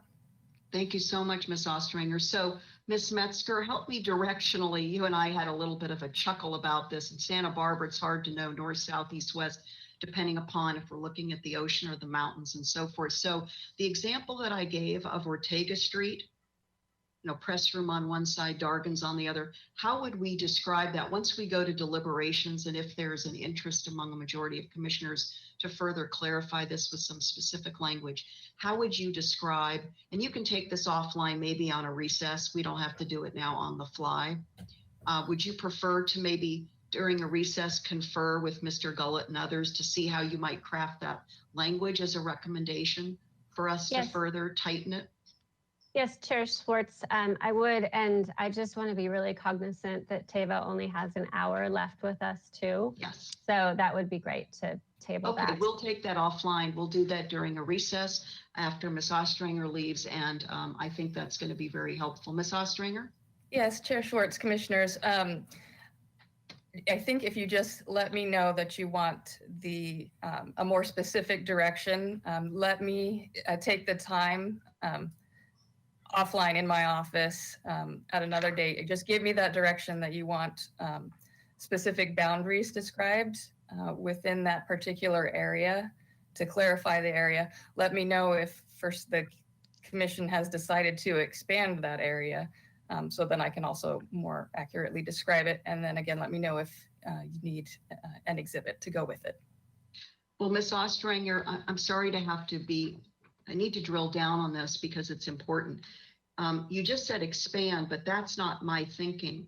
My thinking is to clarify the intention and to have that in very clear words. So when I've heard, for example, discussions with Ms. Metzger and Mr. Gullett, the 0 blocks, both sides of the street, I have one picture in my mind as to what that means. I don't think that we have the words to correlate with the specifics.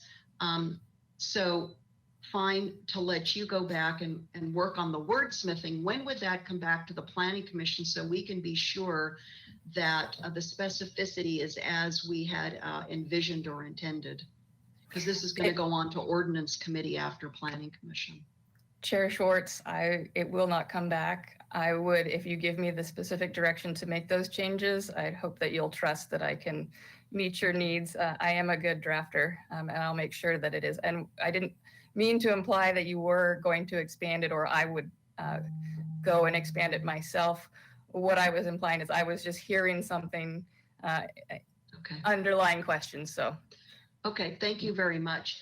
That was really my question, and I appreciate everyone's patience. I think this is important, and one of the many lessons learned, certainly on Planning Commission and with staff, is the criticality of exacting language as we write regulatory policy. And so I think this, especially where applicants are involved and they need to understand exactly what they're going to be provided or receive as benefits.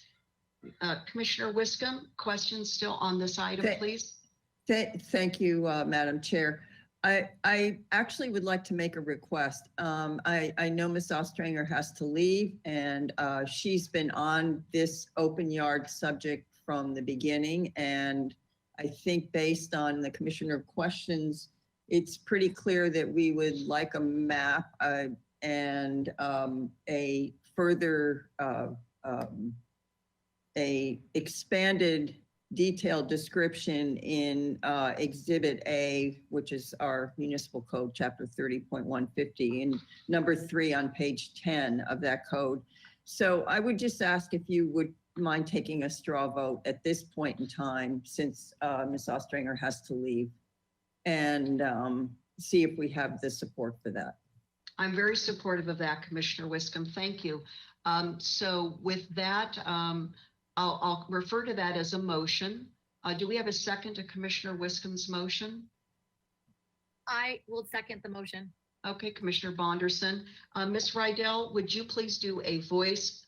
Excuse me, I'm not clear. I'm sorry. Oh, I'm sorry. Let's go back to Commissioner Wiscombe's recommendation in terms of direction for Ms. Ostranger to work on 2 items in particular pertaining to this component. Commissioner Wiscombe, would you please repeat your motion so that we're all very clear? If you could. You put the words motion in my mouth. So at any rate, we have commissioner support, I believe, for an open yard map that perhaps is a little bit more descriptive than the one that is shown on the screen right now, that basically delineates the one side of the street and the north and south portions more clearly. So I think that's number 1. And number 2 is on Exhibit A, which is the draft amendments to our municipal code 30.150, on page 10, which is page 25 of 80 in our staff report, in our packet. At the top, number 3, common open yard, that we'd leave it to Ms. Ostranger to actually clarify that language, to be much more specific about the area that where this is going to be exempt.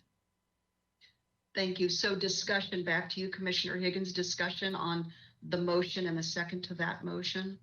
Chair Yeah, so Schwartz, to the, I'm sorry, Chair Schwartz, Oh. Commissioner Higgins, is this a formal motion? Because I did hear Ms. Wiscombe say Strafa, are you making a motion, Ms. Wiscombe?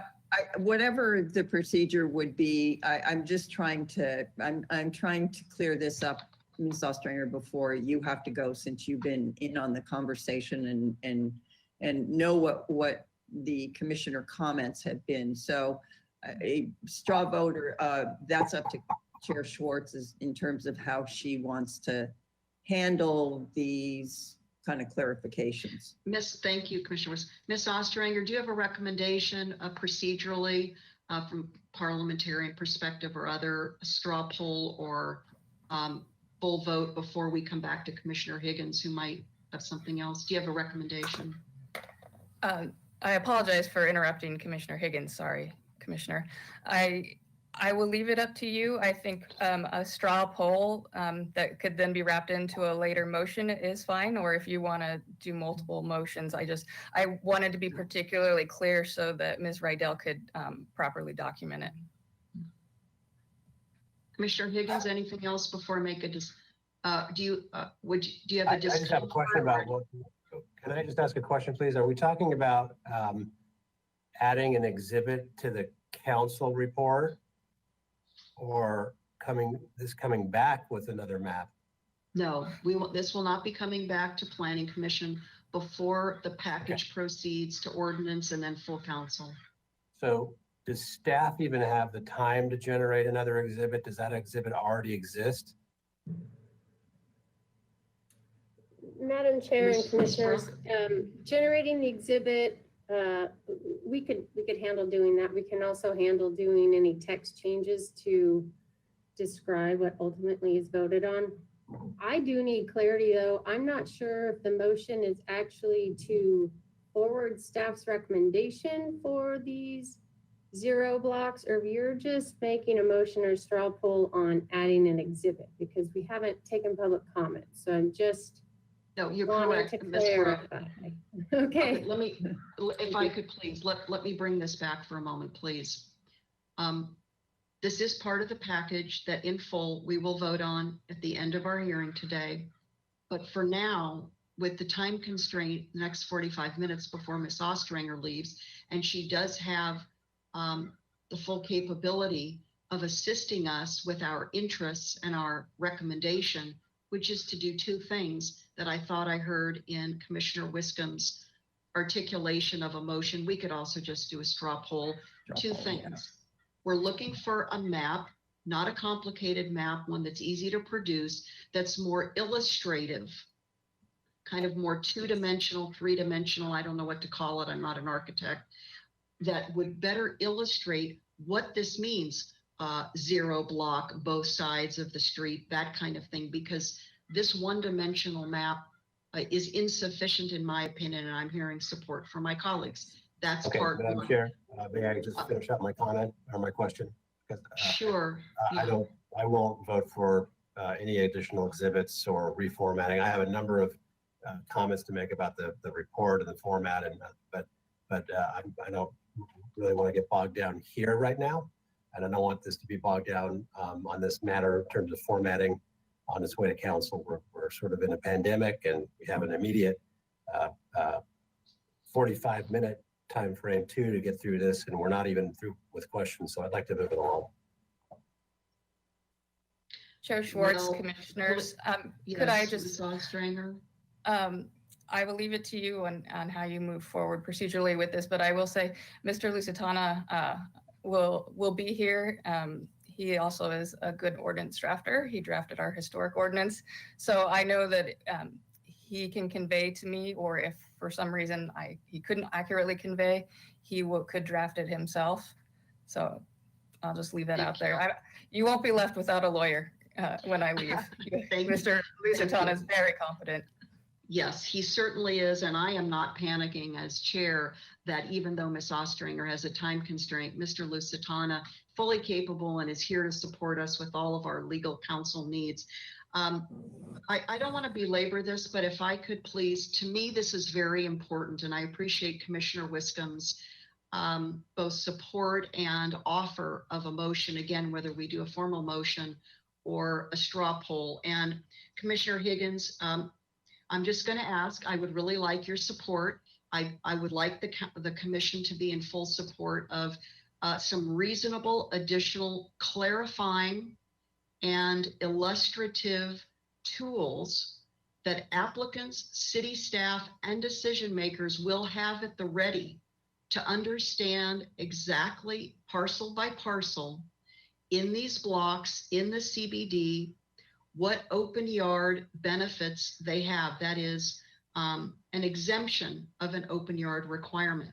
You know, those of us who've been on the commission many years, especially Commissioner Lodge and I, going back to 2010 together, we have had many lessons learned. I feel compelled to say this to everybody. Many lessons learned on making loose assumptions, assuming that certain words are interpreted in a three-dimensional land use environment. And you know what? They're not. So I believe it's critical for the Planning Commission to do this work and to help codify the exactitude of what we're offering and requiring of applicants. And so there's no question of that. And then as an application is taken up by staff, again, no question. And then when it goes to city decision makers, appointees or electeds, we've had too many cases in the city where there isn't clarity, and then it gets all tangled up, time consuming and cost consuming once it starts through the entitlement process. I'll only ask you once, Commissioner Higgins, if you would be willing to support us going forward in some fashion, but that's where I'm coming from. And I'll now turn it over to my colleagues if there's anything else you'd like to say before we decide how to try to wrap this a little bit. Commissioner Higgins, please. I don't disagree with, your orientation on this. I just, and I don't mean to be a curmudgeon, but, we can talk about any number of things that need to be better articulated or illustrated in this package. So if we start to entertain one, how do we stop with other aspects that could or should be better? I mean, I don't disagree that it could and probably should be, but I don't know where that stops. So if, you give a mouse a cookie kind of thing, it's gonna expand, and then we won't be able to get it on its way efficiently. We have a narrow focus. So I wanted to kind of try to keep it narrow and move on to the content. So. Commissioner Wiscombe, you would like to jump in, please? Thank you, Madam Chair. I'm not trying to belabor this. I thought we could just take a simple straw vote. I was really doing it in respect of Ms. Ostranger's time and the time she's devoted to this particular item. I'm not trying to change the process as we move on, but I thought because she has the history of the discussion here at the Planning Commission before Mr. Lusitano takes over, that this would be a good time to just take a straw vote, and then she will understand the direction of the commission and the spirit of the commission on that. And then we can make it part of the formal motion later on in the packet if we want. So that's my suggestion. Thank you, Commissioner Wiscombe. If you could hold on one moment. Ms. Brooke, would you like to jump in, please? Thank you, Madam Chair. I just thought, in the interest of trying to move this along, I think it's clear that either through a map or text, that whatever the commission votes on for this topic, we will make that really, really clear. You can take a vote or not, but clearly, your direction to us, we hear it. And so we'll be working on this as a team. So understood, the attorneys certainly help us fine tune the language, but we will. I think we can move on. Thank you, Ms. Brooke. Before I come back to discretion as the chair, whether we go through a formal motion or straw poll, Commissioner Reed, did you want to say anything else before I move this forward? Yeah, just to clarify. So if a commissioner was to make a recommendation to expand the boundary, that's going to come later in the hearing, correct? Well, that's a good question. I don't know if that goes back to Ms. Ostranger. That would certainly go, as I read it, beyond the scope of what we were going to entertain today. Ms. Ostringer, could you respond to Commissioner Reed, please? As I understand it, that could happen later. I'm hearing what you're saying, and I think it might be okay just to move on and let Mr. Lusitana and I and staff who's hearing this too, as you get down further into deliberations, and then that way it'll be a nice package as opposed to having it broken up, which may make it more confusing for us when we're drafting. Well, I'm sorry, Ms. Ostringer. Do you know how process oriented I am? I'm going to just ask, I want to say as a final question / concern, if we wait to take up our requests of staff for more three-dimensional, two-dimensional mapping that coincides with the text clarification, what I am trying to think through as we get to the end of our hearing is a vote on the full package without compromising a vote in support of the full package just on this item. So for example, Commissioner Higgins, this goes to process. I'm just going to telegraph this. I would hate to find us in a place at the end of today's hearing where if for some reason you were not in support of asking staff for further clarifying language and a correlating map, I wouldn't want you to feel that you had to vote down the full package. Could you please give me a sense right now? Because if it's just this one additional clarifying request of staff, I'm inclined to take a straw poll right now and then continue to move forward. But I want to synchronize this with you, Commissioner Higgins. So I must have come off as sounding more curmudgeonly than I intended. So no, that's not, that's opposite of what I was trying to convey, which is it needs to move along with or without a new exhibit. And we should move the conversation along too, as quickly as we can. Okay, thank you, Commissioner Higgins. Let's do this, and I think we're ready for Ms. Metzger. So I'm going to, Commissioner Wiscombe, unless you feel particularly compelled to ask me to do a straw poll or a motion right now, let's wait to the end. I think we have a pretty solid sense of where a number of commissioners want to go. We could wrap this in, I'm thinking, to a conclusive recommendation. What are your thoughts, Commissioner Wiscombe? I want to respect that you were boldly willing to make a motion at this point in the hearing. It was, thank you, Madam Chair. It really was for Ms. Ostringer's time that she spent on this particular item. So I'm happy to withdraw it and move on. And I understand your concerns that, you know, we don't want one little thing getting away, but I think I'm very confident staff and Ms. Ostringer can figure it out. Thank you. And I want to let Mr. Lusitana know, we are not panicking that when Ms. Ostringer has to leave at 3:30, we are not in good hands. So I don't think we need to mention this again, that Ms. Ostringer is leaving at 3:30. I have full confidence that we're in good hands with Mr. Lusitana at that point. Thank you very much. Okay, so I think we know where we're going to go when we go to a final vote, at least on this item.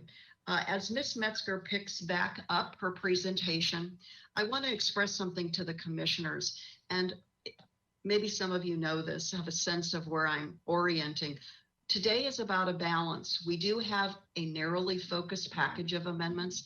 At the same time, each amendment item, each component and subcomponent are very important for us to pay close attention to, understand exactly what we're receiving from staff by way of a recommendation that they've brought forward from prior meetings, prior hearings, but also get the language right. There's too many lessons learned, even recently, about not being precise enough with language for all the reasons that I previously mentioned. So I'm still going to ask for everyone's patience when we get to specific components that really warrant drilling down and full engagement. So back to you, Ms. Metzger, for our next component. Thank you. Mr. Bolton, if you can go to slide 41. Thank you. So we are now on to the trial period. As I stated earlier in the presentation, the trial period was put into the AUD ordinance so we could evaluate and adjust the program. Currently, we are nearing the trial period cap of 250 units developed in the in the high and priority overlay. So we are at 185 units right now. We anticipate that cap to be met this fall. So we are also requesting in this proposal that we strike the 250 unit language from the ordinance. This would extend the trial period to the date of August 31st, 2021. And as we learned in the past items, I think it's best if we bring up the ordinance itself. And so Mr. Bolton, in the PDF page number, it's on 18. And for the Planning Commissioner members, that is page 3 of Exhibit A. If we can bring that up onto the screen, you can see where we have struck the language that refers to the 250 units at the end of that paragraph 3150-40A. And so with that, I think we should leave this up and then ask the chair to ask the commissioners if they have any questions. Thank you, Ms. Oster. Let's see, where are we here, Ms. Metzger? Am I unmuted? Yes. Okay, great. For some reason. But your camera's gone. Yeah, there we are. Again, patience with technology. I'm missing my bar in the upper right-hand part of my screen. That's why I was disoriented a bit. Okay, so let's go to commissioner questions about this component. And again, Commissioner Wiscombe. Thank you, Madam Chair. Just one question on this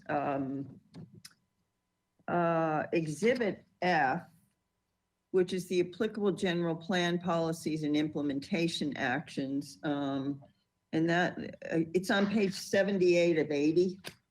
And it's under LG 6.2 average unit density components. A and B refer to the unit cap. So it's the last exhibit in our packet on page 78 of 80. It's on page 2 of the applicable general plan policies and implementation actions. So I just want to make sure. So this ordinance and the language in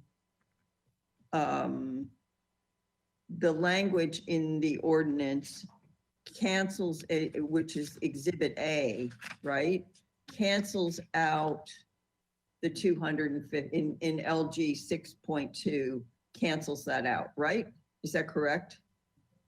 Through the chair, Commissioner Wiscombe. So yes, in the ordinance, the language is struck through. In the general plan policy document that you have as the exhibit, these are listed as possible implementation actions to be completed. So we don't need to do any amendments to this, and we have completed it. It has been in effect since 2013. Okay, thank you. You're welcome. Thank you, Madam Chair. Thank you. Commissioner Lodge, any questions on this component? No questions, Madam Chair. Thank you very much. Commissioner Higgins, questions? So this pertains to the trial period, correct?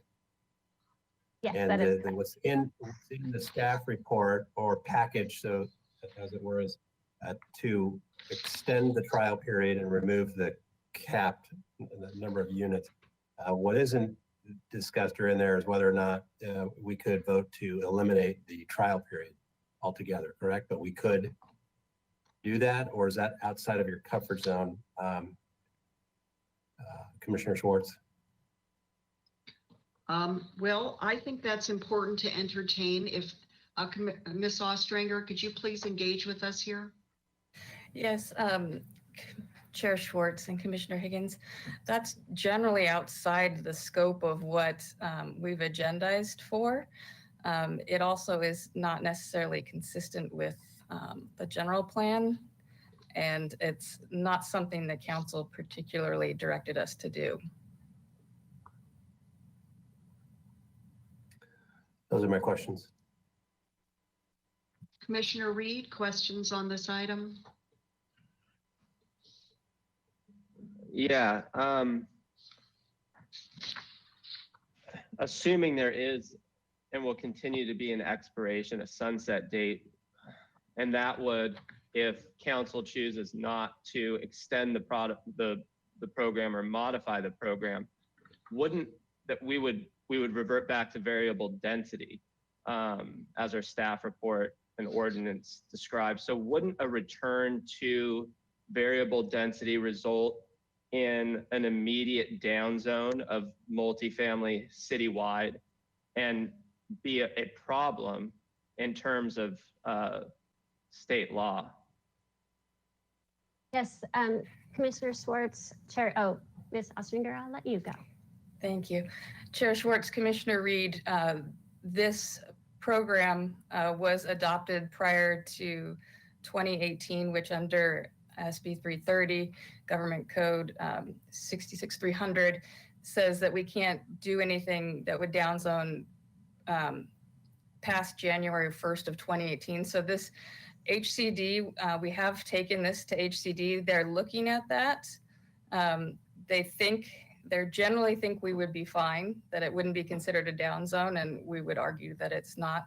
The reason I think I'd like to say that the sunset date was in there and the return to variable density was, and the council hasn't removed that sunset date or requested it, is to push staff and to push us to move forward with a permanent a program for multi-unit housing. Okay. If we're unable to vote to recommend the elimination of a trial, the elimination of an expiration date, then I have a question on page 18 of our packet.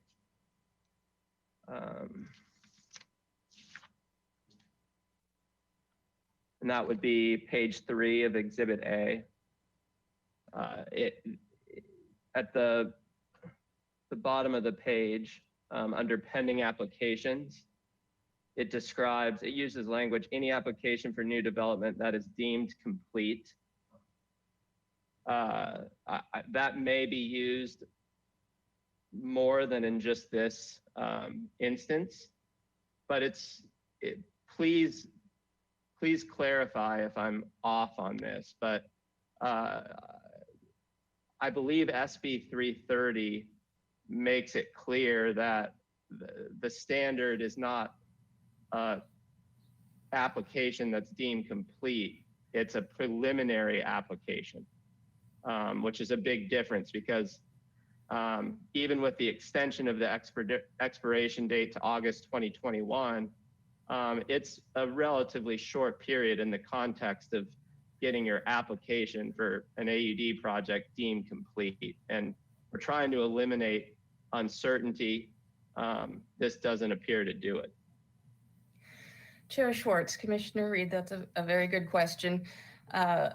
Under the Housing Accountability Act and SB 330, an applicant can now submit a preliminary application when that application is deemed complete. It's much less extensive than what a deemed complete under Permit Streamlining Act requires. So once the preliminary application is deemed complete, the applicant's rights vest as to all laws and zoning regulations at the time of that preliminary application. That preliminary application period only lasts 180 days. The applicant has that time period to be deemed complete under the Permit Streamlining Act. If they cannot be deemed complete under the Permit Streamlining Act within those 180 days, then they have to resubmit a preliminary application. They'd be then subject to those zoning laws and standards. So the issue is, yes, if the program were to sunset and someone had a preliminary application and we would honor this AUD program. If for some reason they couldn't get deemed complete for Permit Streamlining Act purposes within 180 days, they would then fall outside of the AUD zoning regulations. Thank you, Ms. Ostringer. Is that clarified in the Exhibit A? So I'm only seeing that single reference to it. It's just inferred because of state law. Okay. I guess we can discuss later on in deliberations, but it would be good if the draft could include more clarification on that.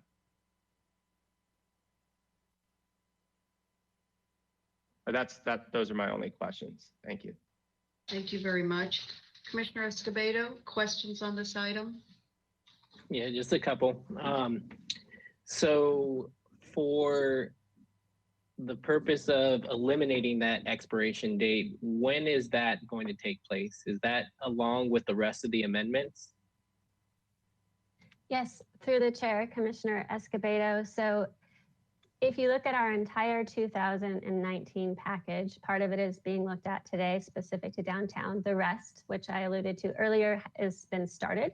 And we anticipate completing it early next year, 2021. At that point in time, the AUD section, as you see it here, the 3150, will no longer exist, and we will feather all of these standards throughout our municipal code into wherever we speak about multi-unit housing, and it will just be a permanent multi-using housing standard. Okay, and I share Commissioner Reed's sentiment about trying to create as much certainty as possible. Is it possible, I know we can't make the recommendation to strike that part of the ordinance, but is it possible for us to do a straw poll vote later in the meeting to have that in the staff report that goes to ordinance committee? And through the chair, Mr.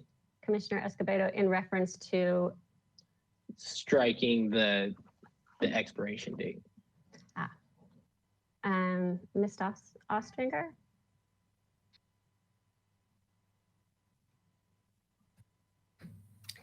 Chair Schwartz, Commissioner Escobedo, you could take a straw poll, but that be a recommendation that the ordinance committee could consider. So it's possible? Yes, it's possible. I will say that council was, it is possible, but council gave pretty specific direction on what they wanted, but yes, it's possible.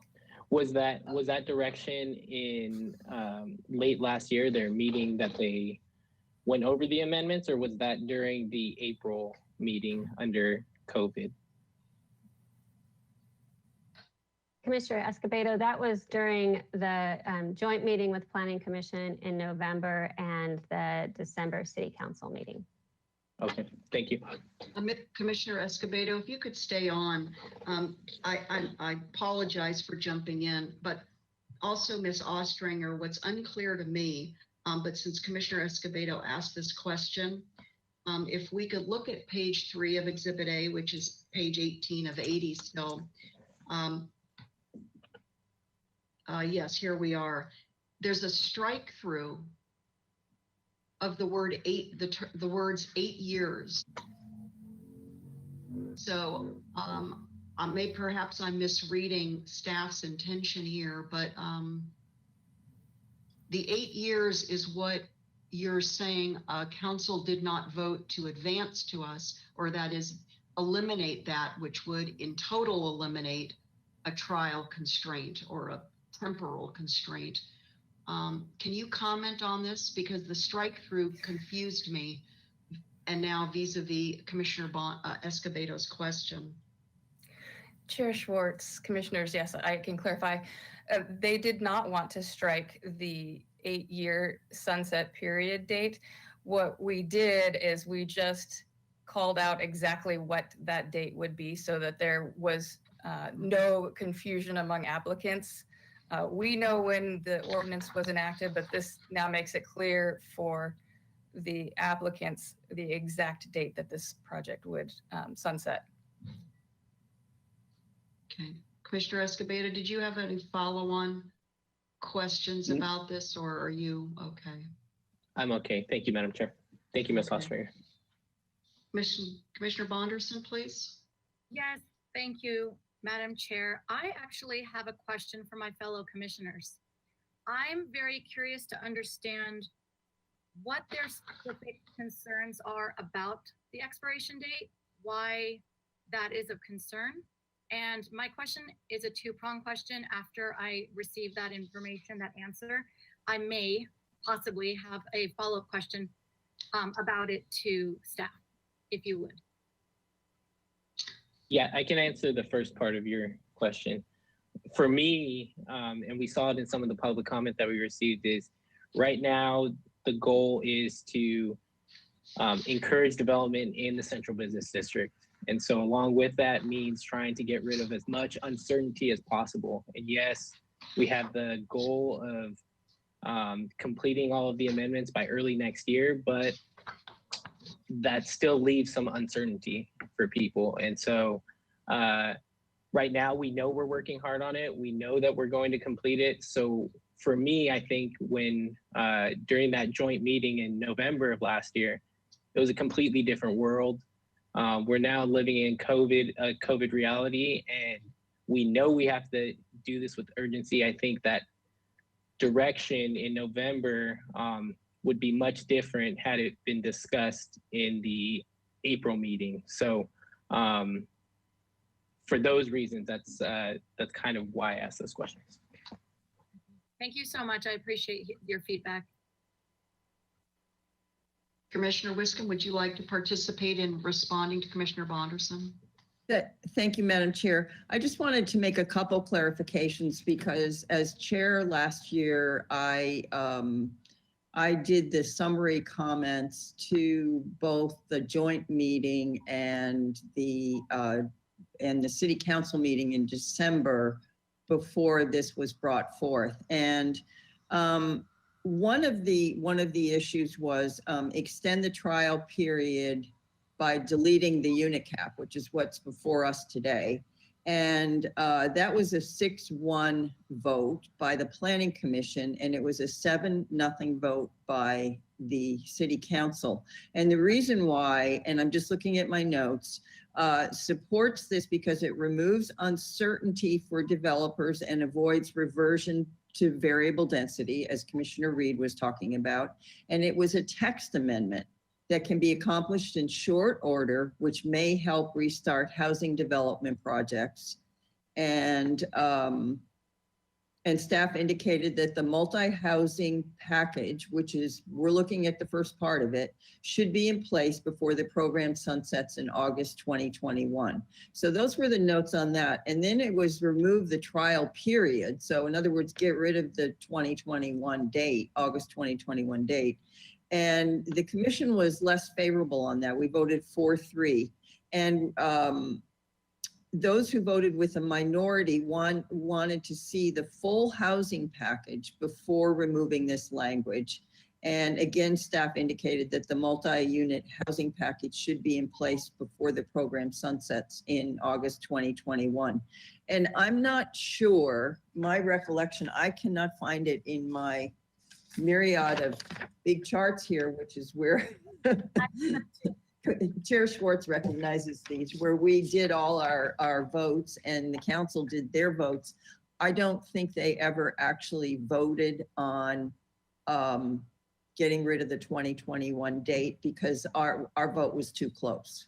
So what was brought to them was the 250 unit cap elimination, and that's where they voted 7-0. So that's just a little background. Yes. Thank you for that recap and that exhibit that you held up. If I could ask, thank you very much. That's our exhibit.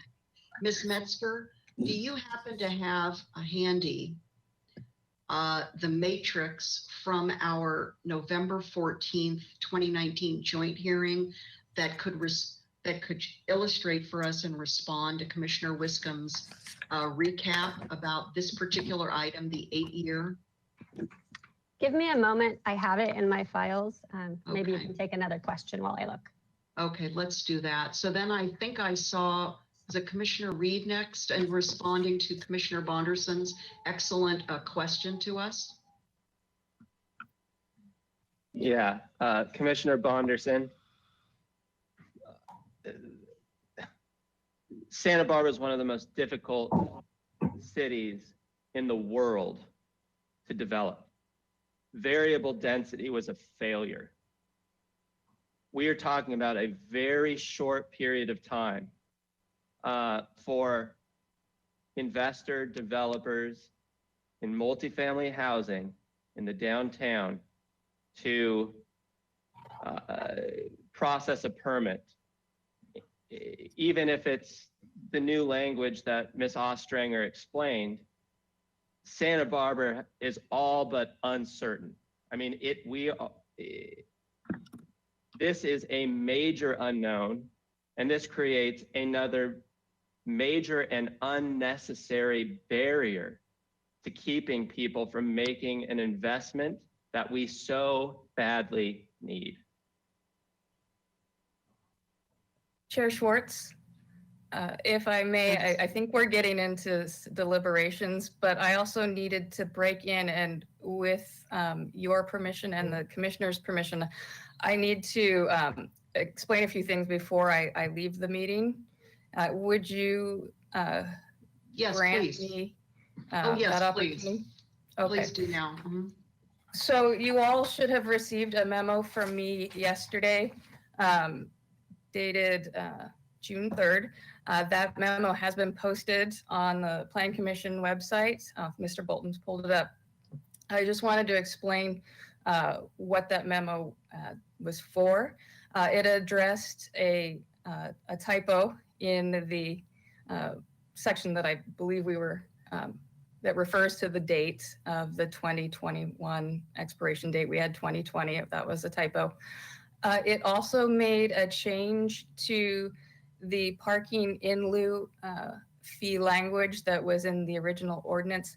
I added language to indicate that the council, in setting the in lieu fees, are subject to the Mitigation Fee Act, which they are. That language came out of a conversation with HCD after we had asked them to review our ordinance and let us know if they had any questions. They looked at that language and thought it was subjective. We didn't really agree because that's an impact fee and it is automatically subject to the Mitigation Fee Act, but it made them feel more comfortable. So we did some clarifying language to give them some comfort. Additionally, I wanted to just let you know there is in the ordinance specific findings with regards to future changes in density. That was done because of SB 330, Government Codes 66300, which provides that you cannot decrease the intensity of use unless you are concurrently increasing that use so that you have no net loss. When council divided this into a two-phase approach, the concern is that it wouldn't be considered concurrent, and council had clearly directed us that they wanted to remove certain priority overlays in potential historic districts and also the Milpas corridor. So what we have done is basically reserved or banked our credit with regards to the increase in density that we're getting out of the CBD priority overlay. I passed that by HCD for an informal opinion if regards would they consider that for our purposes a concurrent use so that we wouldn't be precluded from later removing priority overlay in other places. They have informally said that yes, they could be supportive with that approach.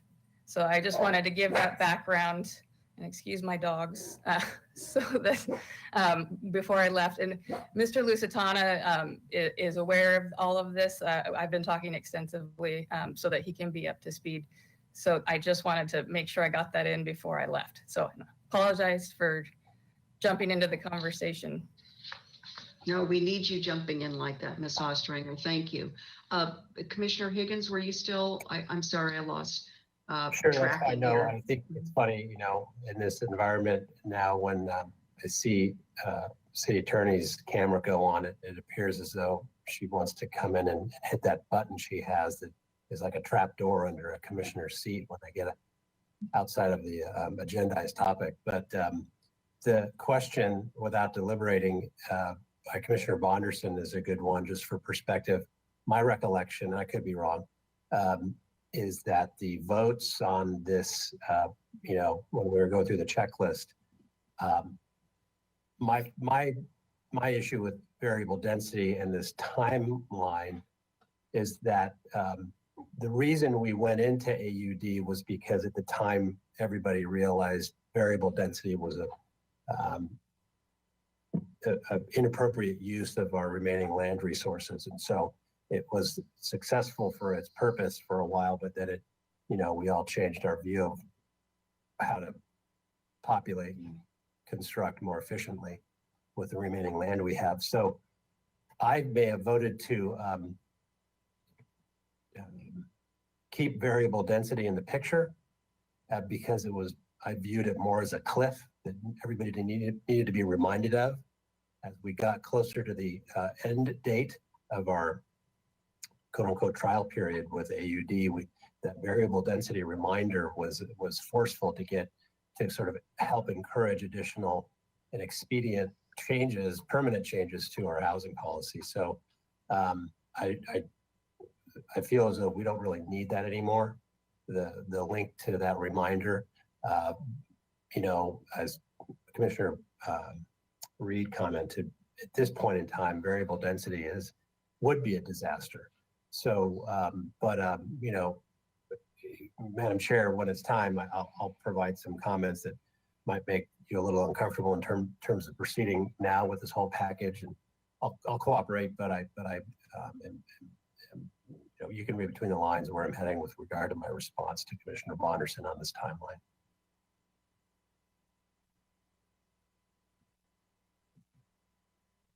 Chair Schwartz, you're muted still, if you wouldn't mind Commissioner unmuting. Lodge. Oh, yes, thank you. Commissioner Lodge, would you like to respond to Commissioner Bonderson? And then we'll continue to move forward, please. Okay, thank you, Madam Chair. Yes. The end date of August 21 was retained because we were assured that all of these amendments would be, the changes would be made. And that would then become a moot point. I agree with Commissioner Higgins that variable density wasn't working anymore. It did initially, but then began being gamed by the development community. So the AUD is an appropriate replacement for it. But I think they keeping the end date was because we expected to have all of this done by then. Excuse me. Thank you. Good point, Commissioner Lodge. Mr. Gullett, did you want to jump in before we proceed? Yeah, just a little perspective on the 8-year that was limiting the AUD program. So when the AUD program was originally adopted, it wasn't known what it would do. So what the 8 years does is it forces us all to take a deep look at it in a timely manner. So that is adaptive management, and that's what we've done. We had Housing Task Force, and we've had discussions with Planning Commission and City Council, and we have clear direction for the final AUD amendments. So so I think that the 8 years, 250 units was to force us to take a deep look at it and have this prioritized correctly, and it is. So we know the final direction for it, and we do have that mapped out on the calendar where we would meet the August 2021 deadline. Thank you, Commissioner Bonderson. I would, unless there are yes, more additional questions specifically on this item? Yes, thank you, Madam Chair. And first and foremost, thank you to each one of the commissioners who addressed my question, both with historical background and personal opinion. I would like to direct my second and last question on this item to Ms. Metzger, if she's with us. Hello, thank you for coming back to us. I had a fairly thorough conversation with Ms. Metzger about this topic, and my questions and my personal feelings were very similar to everyone who has spoken on the commission. She actually gave me some specific answers that helped me feel differently, slightly different about the expiration date. And I was wondering, Ms. Metzger, if you wouldn't mind sharing some of that, if you remember. My specific question was, why do you feel so comfortable about maintaining that expiration date? What have you accomplished? What are the goals that you believe you will meet? And why do you feel safe and certain about that expiration date, if you don't mind sharing that? And then, excuse me 1 minute, and then let's have Ms. Metzger continue on after this question. Ms. Ostringer? Yes, Chair Schwartz, commissioners, I'm leaving the meeting and handing the baton over to Mr. Lusitano so I can go to my son's 8th grade graduation. Yes, congratulations. Thank you, Ms. Thank you. Ostringer, for your participation. Ms. Metzger, if we could close out this item by you answering Commissioner Bonderson, and then we'll proceed. Chair Schwartz, Commissioner Bonderson, yes. So we are really adamant in the need to strike the 250 units because we're at 185 units currently, and we have 3 large projects really close to completion of construction that would take us over the 250 units this fall. It's hard to tell exactly when, but they're moving fast in COVID. Construction hasn't stopped. And we also are confident in our ability to complete the final amendment packages by early next year.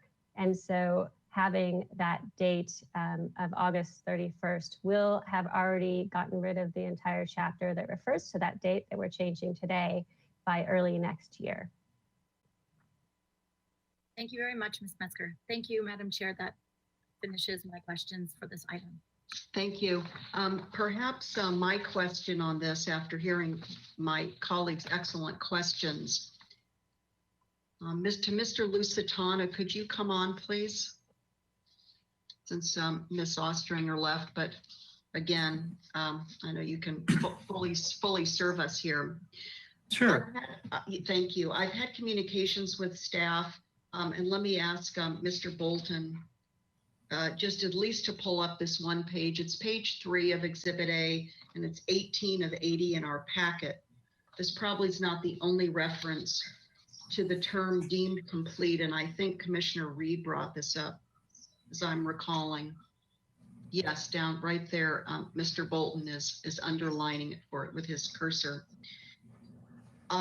Even though this is not even though in that this is not redlined out, to be removed or replaced, Mr. Lusitano, my question from a Senate Bill 330 compliance perspective is why this language is still in the ordinance when it is not the standard any longer under SB 330. We've already discussed the preliminary application is the term. And so to me, not only I'm going to question whether in compliance with 330, but also whether it's confusing to leave a non-compliant term in an amended ordinance as we are working towards amending the ordinance. Could you comment on that for me, please? Okay, so specifically the language after in the paragraph pending applications, you're Yes. saying the Yeah, first an part of it? application, yes, for new development that is deemed complete. That's not the standard anymore under our new law, Senate Bill 330. Right? and then prior to expiration of the program term established in subsection A.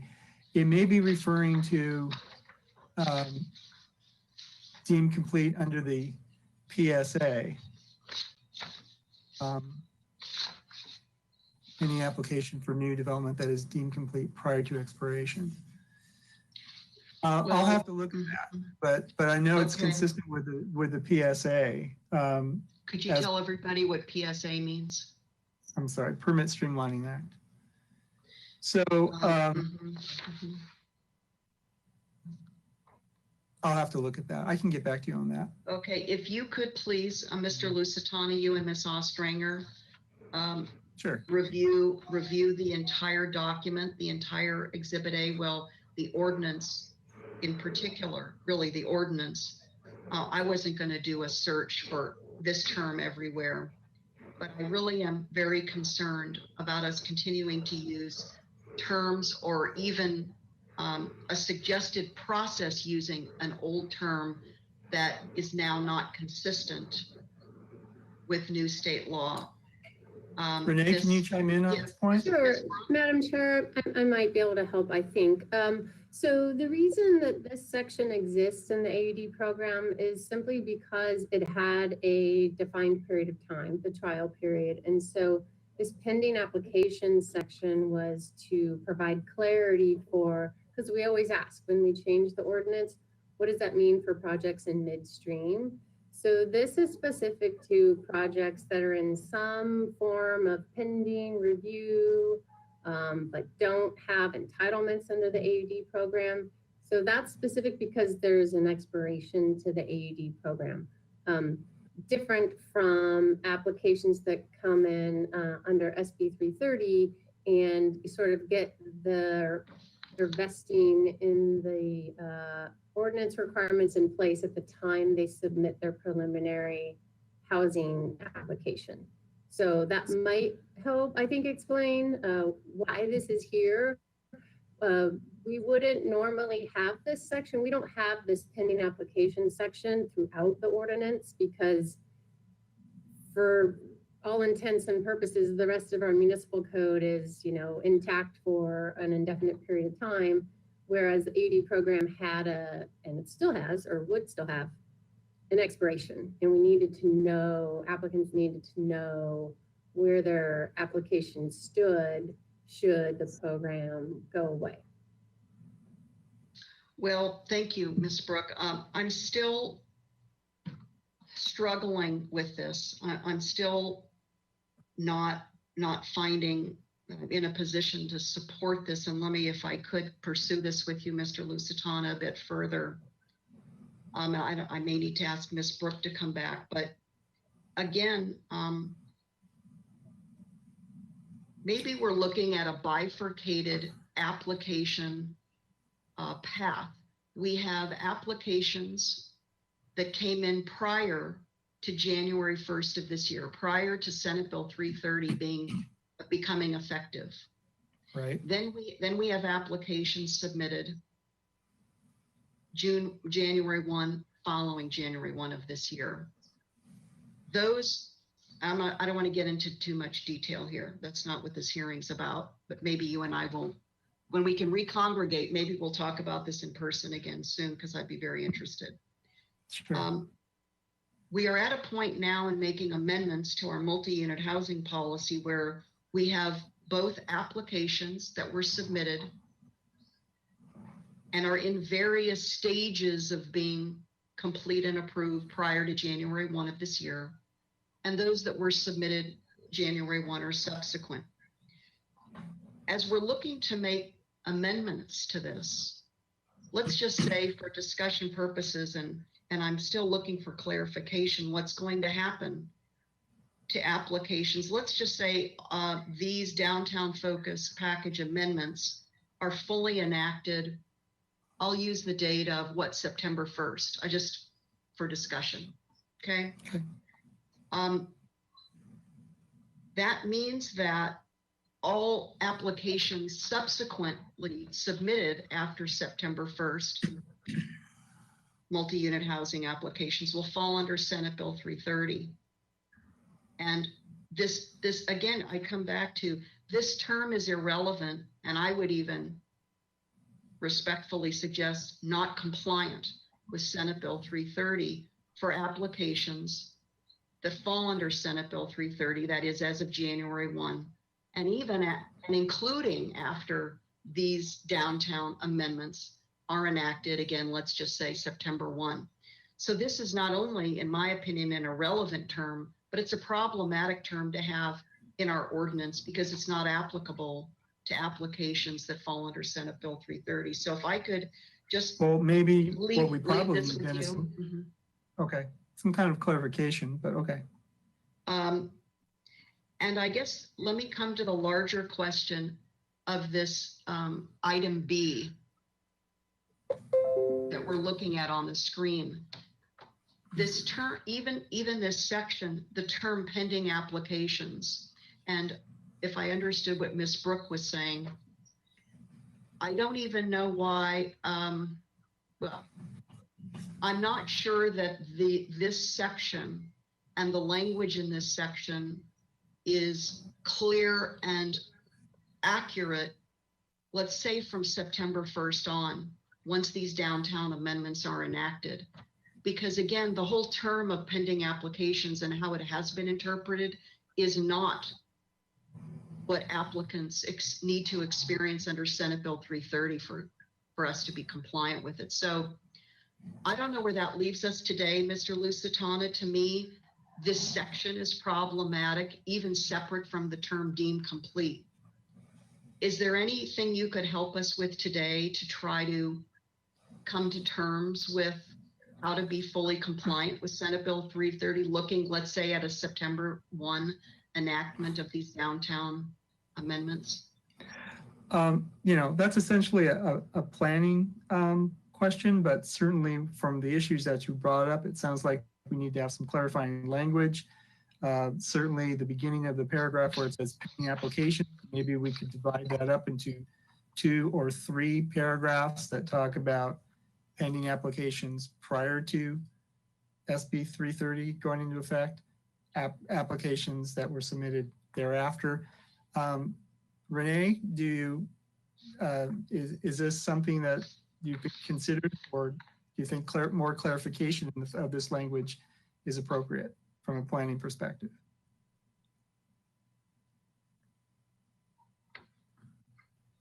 Ms. Brooke? Madam Chair and Mr. Lusitano, I'm just rereading the memo. Tava covered this, I believe, before she exited the meeting. In terms of, and I'm sorry, I can't find very quickly the amended language in terms of the. Well, I have it in front of me, Ms. Brooke. Yeah, oh, thank you, Timmy. There we go. That bottom part, right, effective date of this ordinance. So right. That, just down a little bit further. And Ms. Brooke, this was a memo just for the public's reference. This was a memo to the Planning Commission yesterday. Right. I don't know, does the public have access to this memo? Yes, it is posted on our website. Okay. And I believe Tava went through this before she needed to leave the meeting, but here it states that, well, I guess I'll read the second part. After further deliberation, staff determined that most project applicants, including those whose projects have been deemed complete, could only benefit from the new amendments. As such, upon the effective date of this ordinance, the amendments incentivizing development in the CBD will be applied to all project applications, if any exist, which have not yet received a building permit. So again, this is trying to differentiate at what point in time these ordinance amendments go into effect after council's action, trying to be very clear, any pending project could take advantage of these amendments. Okay, well, I think in order to move forward, thank you, Ms. Brooke. In order to move forward, Mr. Lusitano, just in terms of our process today, I'm just going to ask the city attorney's office to please return, since this won't be coming back to Planning Commission before it goes to ordinance committee, I believe. But I would really like you to look very carefully at all of the language in this proposed Exhibit A, well, specifically the ordinance,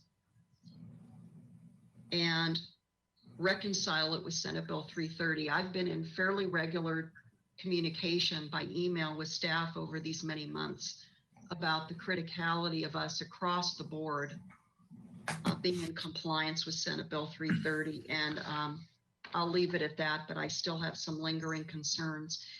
Can I just ask you one more question on this item before we go back to Ms. Metzger? Sure. There's also, yes, there's one please. question I have of you.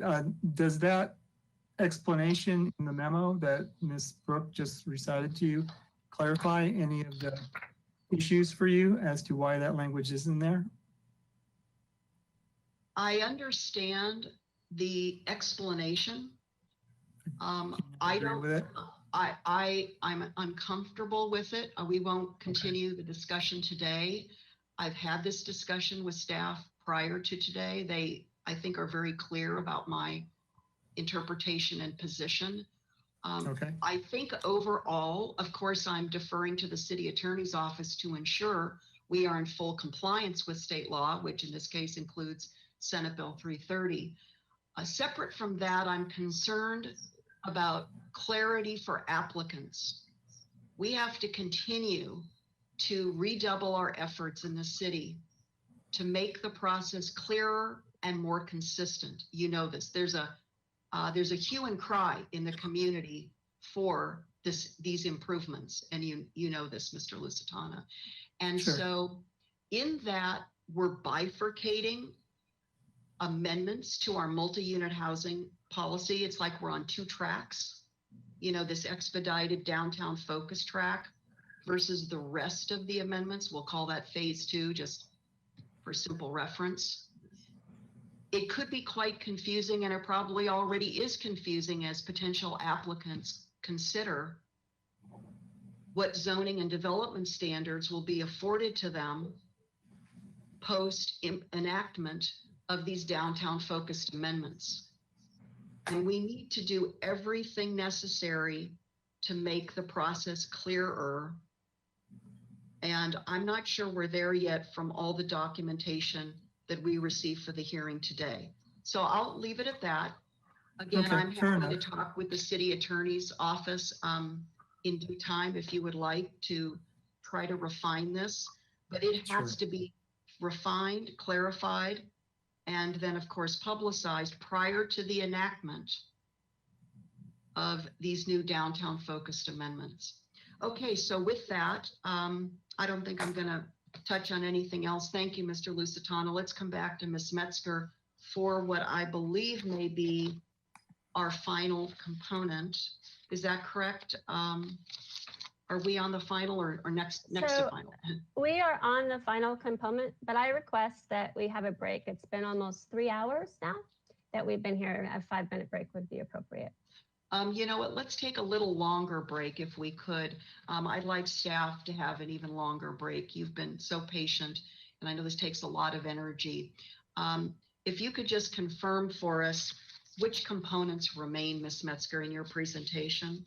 We only have parking to go over. Okay, is that what, it says edits on the screen right now? That was already gone through by Ms. Ostringer before she Okay. left, so. Okay, very good. So let's do this. Let's come back at 4 o'clock if we could, please. Thank you, everyone. And I'm Thank you. gonna let Ms. Kokinda put up the recess notice. Yes, I'm just going to ask that everybody mute themselves and turn their webcams off. Thank you.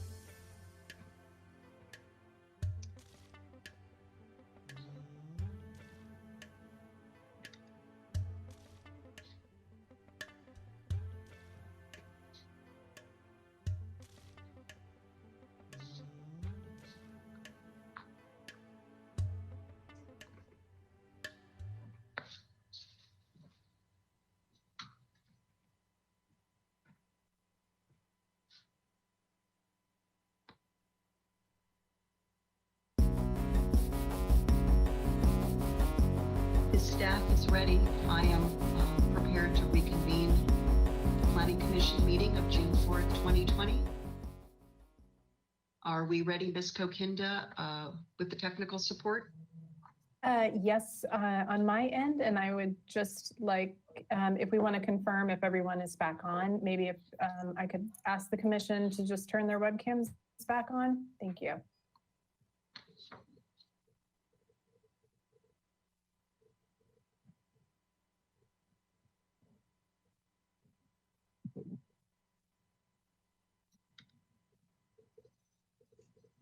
Very good. Before we proceed, I think you were doing some research for us, Ms. Metzger, to Commissioner Wiscombe, her recapping of the vote that was taken at the joint hearing November 14th, 2019, specifically on the boundaried area for open yard. Am I correct that that's what we were talking about? And I think you said you were going to look that up. Were you able to find that Yes. straw poll vote for that date? But I thought it was about whether the trial period was going to be completely deleted or just. I'm sorry, you're It was correct. the unit cap. All right, You're, thank you. you're correct. We've been through a number of topics already today. Chair- Thank you. Chair Schwartz, it's quite a day. So what I found was you guys were correct on the votes for PC. Both items were voted on by Planning Commission in October, and both items were carried forward to the City Council and their staff report. But after discussion, the City Council only decided to vote on the cap itself. In my notes, I have that some of the reasons were having an end point for staff to be done by. I think Commissioner Higgins also alluded to that, so that's what I had. Thank you so much. Very good. Okay, we'll see if there's any further deliberations on that, but for now, let's go to our final, I believe our final component, parking. Thank you, Ms. Metzger. Thank you, Chair Schwartz. I'm actually going to hand this part of the presentation over to Rob Dayton, Transportation Planning and Parking Manager. Rob, take it away. Mr. Dayton, welcome. You've been patiently waiting to participate. Actually, I've been working, of course, Chair Schwartz, but listening to the conversation, which has been very interesting. So we've been, you know, when you think about parking, we've talked about this before. Why is parking an issue and somewhat of an impediment to development? And the main reason is that it's the size and the cost of installing it. And so when a developer is required to provide all the parking that when they install all the parking they're required to do, that is a very expensive thing. You can see that parking requirements for a home are about the size of the home. And when you're working with downtown, one of the things we learned ahead of the AIA charrette, the first one, was from the economics of it, some development financiers, is that the commercial development that's on the ground in downtown is generating enough revenue currently such that if you have to provide all the parking and build it, that they're not actually making a profit. So why go, or they're breaking about even. So why go through the hassle, risk, and pain of the community development process, the approval process, to get the same income? It doesn't make sense. So let's next slide. Let's talk about that a little bit more. So if you look at this stick building on the side, I tried to find a more recent Santa Barbara photo. I was trying to get the Anatega because I took so many photos during this construction. But you can kind of make out the lower floor is concrete. It's called a podium. And the reason it needs to be concrete structurally is to house the parking underneath. The stick frame material is a cheaper form of construction. And so when you build a parking podium underneath that stick frame structure, it's very expensive. So the reason we're talking about in lieu fees is less about the fee. What it's really about is a parking reduction from the required 1 space per unit within the downtown. The other benefit of not providing parking is that I've heard at least, and a lot of people say, people would tell me, I really need a parking space downtown, so I wouldn't live there. And my response is generally said, great, then the demand for that space will be less, and perhaps the cost will be less. It certainly will be less to construct without parking. These all point to the goal of this effort in AUD, which is to incentivize developers to build housing, but then to build housing that is more affordable, not affordable, more affordable. So a real option is providing less parking. We originally started talking about the in lieu fee as a way to compensate for the benefit the developer gets from not building that parking space. A parking space, constructing that in downtown is somewhere between $30,000 to $40,000. The Granada Garage was $45,000 a space, and that was a long time ago. So there is a benefit to not having to build that parking, and the in lieu fee is trying to compensate the city for some of that, and then it's used specifically for the downtown parking system. We have not yet determined or talked about what that fee be. Well, we've talked about some from the Kaiser Marston study. I think they mentioned 15,000. Other people are thinking, as we've talked about this over time with the council, is reducing that fee. Again, the goal is for developers to develop housing. And so we're trying to create an incentive to do that. It's a key incentive for housing.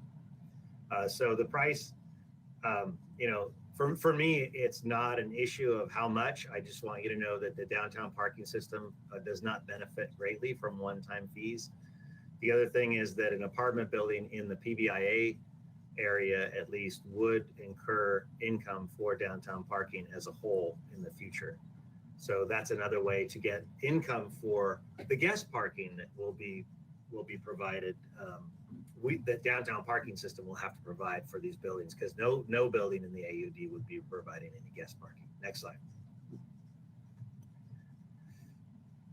Really interesting about the unbundling conversation. I think that we bungled the unbundling conversation by calling it unbundling parking. We probably should just called it lease the parking separate from the residential unit.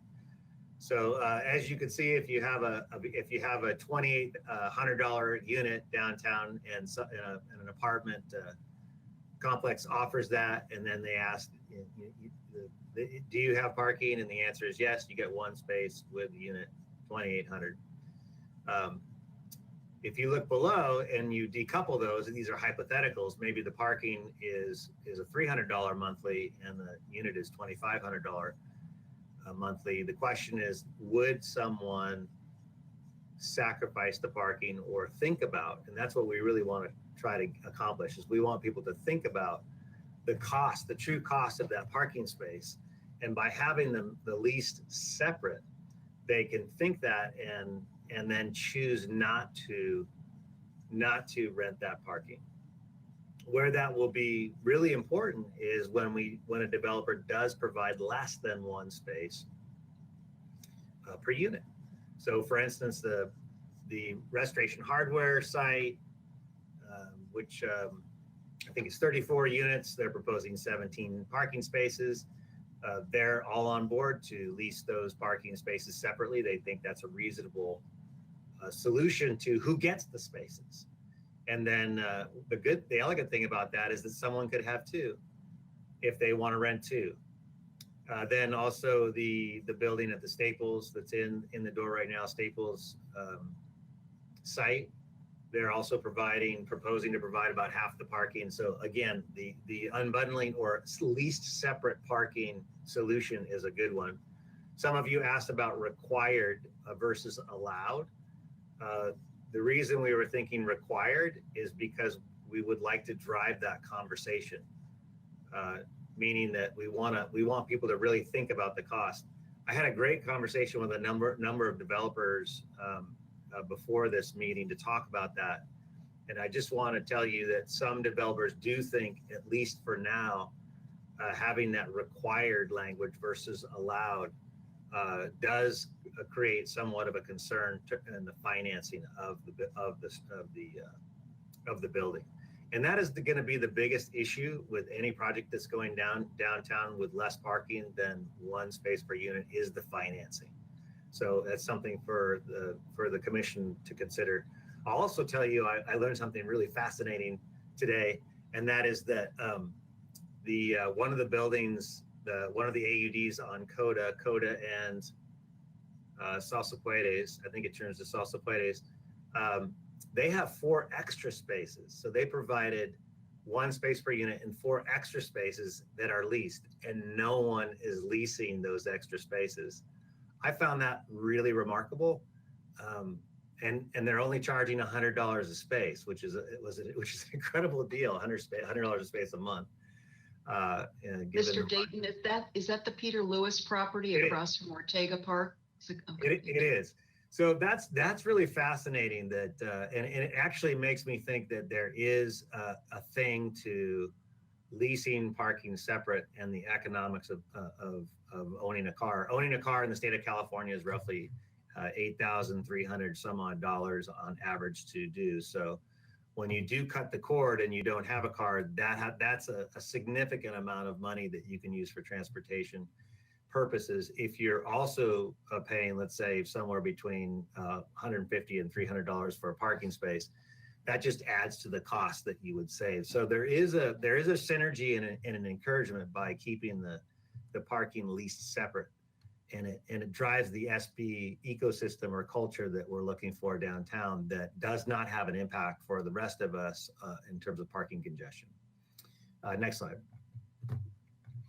I wanted to make you aware that the council in this year's budget, at the recommendation of the Downtown Parking Committee, is including a 24/7 parking permit for the downtown parking system. The downtown parking system, just as a reminder, is 3,300 public parking spaces available in 13 facilities. The ones that would have the capacity for a 24/7 parking permit, and again, we call it a 24/7 parking permit, not to lean on it as a housing or a residential permit, but that's what it's designed for. There's 3 locations, and that would be in the Granada Garage parking structure, in the Canna Perdido parking structure across from Nordstrom's, and the Ortega parking structure, otherwise known as Lot 10. We believe that now currently the system has availability for approximately 100 permits. And that will be flexible. The demand for parking for commercial purposes is slowly going down. It's about a 1% decline per year, pretty steady. Not sure if that will come back or go down further. But that's the availability we have. And so why would we do that? Well, if we want to develop a cushion so that developers are talking to their banks and saying, okay, well, I don't want to provide parking, but look at downtown parking. They have some availability. So please approve our loan or let us move forward. It provides some comfort for people who are risking the development without or with less than the full amount of parking on site. So that is the package. And so look at it as an incentive for having developers to actually do the development, the housing, to make money versus leaving the commercial on the ground, and also to transform the downtown culture to a culture that is less auto dependent and more looking at live, work, play in the downtown space. So with that, I'd be happy to answer any questions. Thank you very much. Before we go to questions, Commissioner Wiscombe, if you could just hold on one moment. I would like to ask Mr. Lusitano to please come on and clarify for the commission. This is as a follow-on to my communications with Ms. Ostringer. I think you were copied on those communications, Mr. Lusitano, regarding the scope of authority of the Planning Commission under Assembly Bill 1600 and fiscal policy. So I want to make sure that we're not spending time at this point forward this afternoon on any particular aspect of parking that may actually not fall within our authority, as Ms. Ostringer has now advised. Could you please help us with that? Sure. Chair Schwartz, commissioners, the issue before you is really going to be limited to whether you're going to require parking or having lieu fees. Your authority to determine what amount or how to use in lieu fee monies is not within your discretion. That's something that's administratively determined under state law under AB 1600. You can limit an analysis to your land use function, however, and certainly while if you decide to use an in lieu fee, the upper limits of that are prescribed by law, but there is no lower limit. And so you could consider, for example, we recommend that any in lieu fee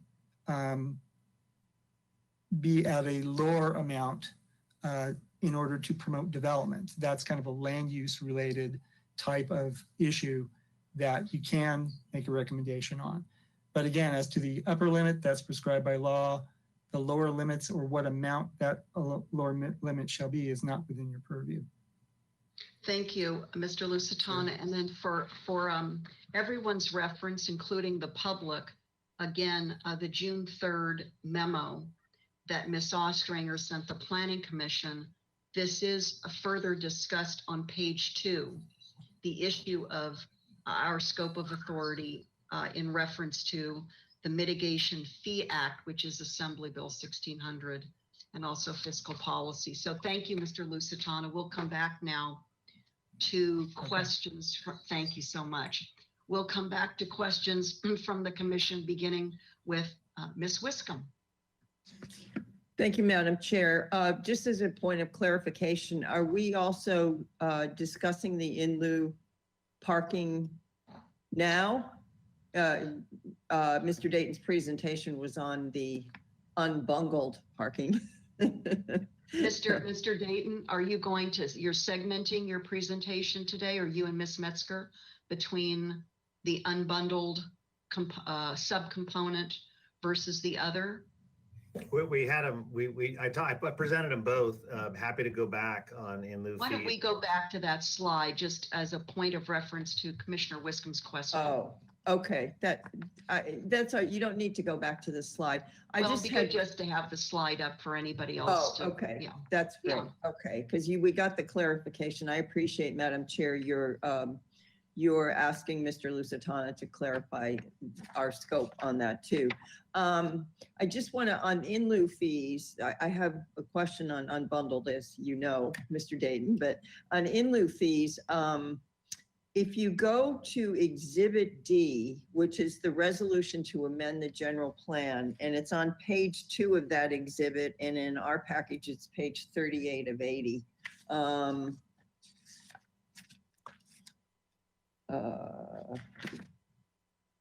Oh yeah, and under 2, parking changes, where it does say allow unbundled parking, by the way, just it talks about, I think, am I at the right place here? No, I'm sorry, I'm not at the right place. No, I want to go to Exhibit D. Yeah, 38 of 80. Oh, it talks about making, define what in lieu fees will be used for and include a portion for ADA improvements in the CBD. So then we fast forward to the municipal code for the use of the in lieu parking fees, which is on page 23 of 80 or page 8 of Exhibit A. And it doesn't mention the ADA. And I'm just wondering if there's a reason why or how that got in there. I don't remember that from, I didn't go back over my notes, but since that's in Exhibit D, should we not have that included, the ADA improvements included as part of the use of the in lieu parking fees in Exhibit A? Madam Chair, Commissioner Wiscombe, I have no idea where the ADA comes from. The downtown parking system is completely up to standard with accessibilities. We implemented the entire plan, and we continue to improve things as we build things. So I'm not sure exactly why we would highlight ADA for these particular funds. Yeah, I'm just looking at through the notes of when the commission reviewed this last year, and I might be able to answer that, Vice Chair Oh, Wisco. That, I okay. believe, was direction from City Council. It might have originated with Planning Commission. I don't recall at the top of my head, but it was listed in those bullet points as prior direction from council, and it was one potential improvement area to focus on for these funds. It just happened to come up as part of the conversation, so we carried that forward. Okay, so we could actually add that to this to Exhibit A then as another something to the effect of including ADA improvements as. Well, I wouldn't want to be telling the public or council anything that is not true. We focus completely on ADA and do that as a natural, normal course of business. All our facilities are up to the standard that's required by building already. So I can't imagine us using the funds on that unless we were building a capital project that had a component of ADA in it. And I don't know if, like right now, for instance, with the COVID situation, we've jettisoned most of our capital projects. So none of them at the moment would have an ADA component. Okay, thank you. I appreciate that. I felt that wasn't in there. And I know when the Planning Commission saw it, we talked about using in lieu fees for multimodal transportation projects downtown. That's what we kind of made the broad sweep. So, okay. And then let's go to the elephant in the room, unbundled parking. Mr. Dayton, you and I have had a lengthy and enjoyable conversation on unbundled parking, but we do have we have a letter from the AIA, and I brought it up, and other people have brought it up, that we have this require versus allow scenario. And I know you gave some points today on why it should be required versus allowed. And my counter to that, and I would like to hear from my fellow commissioners, is I think we're trying to do a package that gives developers and property owners flexibility on their property. And this was my argument to you. And allow gives more flexibility than require does. And I wondered, you made the comment today that you had talked to some developers and they were a little squishy with the require, I guess. Is that what you said? They were? I wouldn't use the term squishy. Well, but yes, yes, I think the flexibility. Concerned? Yeah. And that's why I mentioned in the presentation that I think that we should go in that direction. Okay. So you are in agreement then that it should be allow and not require. Okay. That's correct. However, I would just want to caveat just to make sure that that the Planning Commission understands. I think that once we have proven, and I think that's what we haven't done yet. Once we have proven that housing works and is rentable at a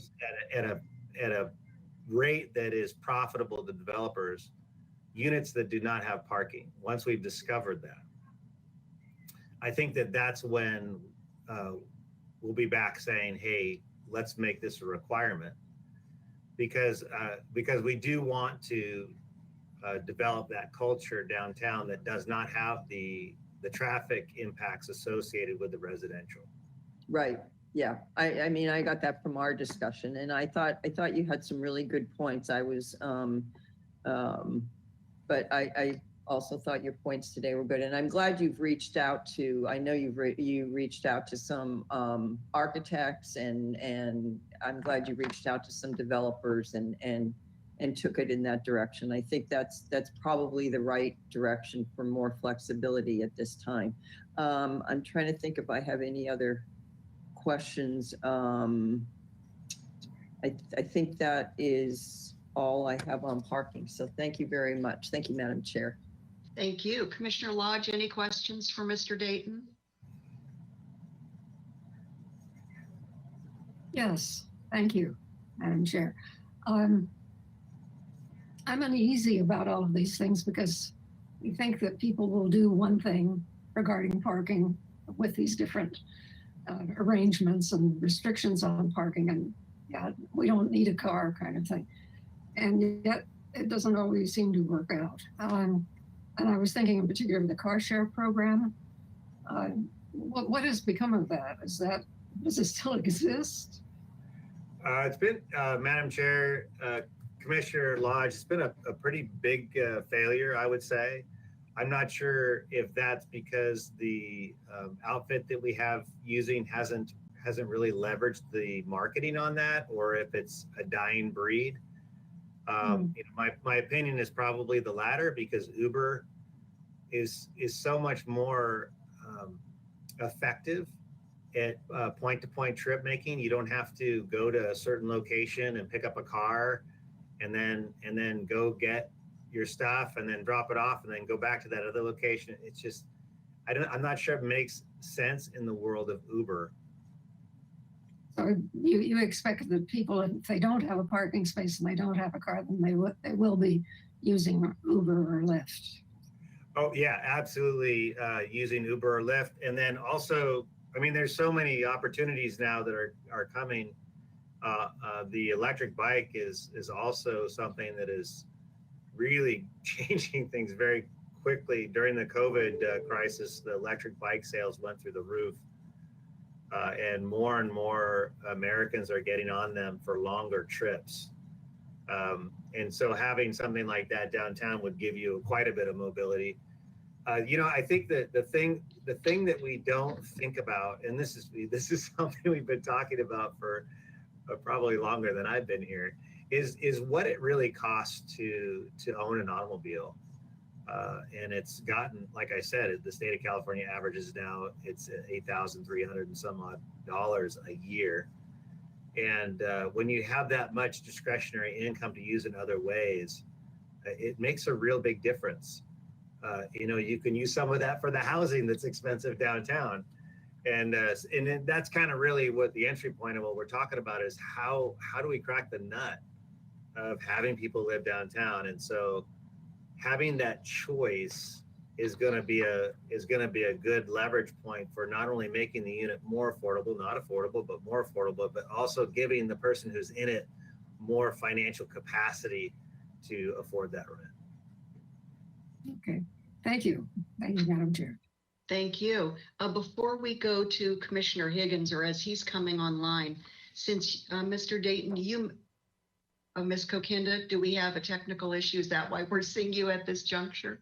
Well, I was just going to announce that Commissioner Higgins is offline, but he has reappeared. So okay. I will. Very good. Before we turn it over to Commissioner Higgins for questions, Mr. Dayton, you mentioned the new $250 a month 24/7 permit program or offering. I think it's important for our commission to understand that further. I don't believe that we've been briefed that I think this is a recent approval by council. Am I correct in what I heard you say? That's correct. So if not, Commissioner Higgins, could you please be ready, or any other commissioner? I would like to hear more about that in conjunction with our item today. And also, if I could tee up for my colleagues, if you have any questions, clarifying questions to understand exactly what unbundled parking is, today's the day to pose those and really grill Mr. Dayton. He was looking forward to being at our hearing today. He told me that. So I'll turn it over now to Commissioner Higgins. Yeah, I don't think anybody has more fun than Rob during these proceedings. But so I'm a little bit surprised about the change here, and I missed some of that. My computer was blanking out. Can you just reiterate for me why you're going with allowed versus required? Does it have to do with the feasibility of providing the housing? Madam Chair, Commissioner Higgins, in the presentation, I actually suggested it might be more appropriate to stay with allowed after speaking with some of the developers downtown. We did actually, another piece of information is I did talk to the AIA and some of the members there, and they got into a discussion about it with their group that was pretty lively last night. And I think that the desire to make it required is a really good one, because we want to have a culture that fits the Santa Barbara environmental ideals downtown. So if you let me ask you real, yeah, let me just, I sorry to interrupt, but is there a sense from the development community that the viability, because if it's required, the developer still is providing the parking. So let me come at this from a different way. The purest form of what required unbundled parking does is provide housing that's more affordable, because it doesn't come with the amenity necessarily. It's but unbundled parking, the parking is still there, and the developer has a choice to allow, with a price point increase, that parking spot. So what is it about that gives developers pause? I understand that I may, as a developer, want to build some homes and provide that amenity because there's people that want parking and they happen to want to also live downtown. So can you clarify what the economic issues are associated with the difference? Yeah, Chair Schwartz and Commissioner Hagan, that is an excellent question. And the answer lies in the uncertainty of the market for both housing without parking and parking that has separate monthly lease. I didn't say, I'm unbundling it, separate leased parking. Those two arenas are uncertain. So some might say, it's going to be fine. Everybody in the world wants a place in Santa Barbara. You're going to be able to rent it without parking. And the developer might say, hey, yeah, I don't know if that's true, so I'm a little bit careful. And then on the separate lease parking, the concern is, let's say I provide a 1-to-1 as a developer, 1 space per unit, and I only get 50% of those spaces leased.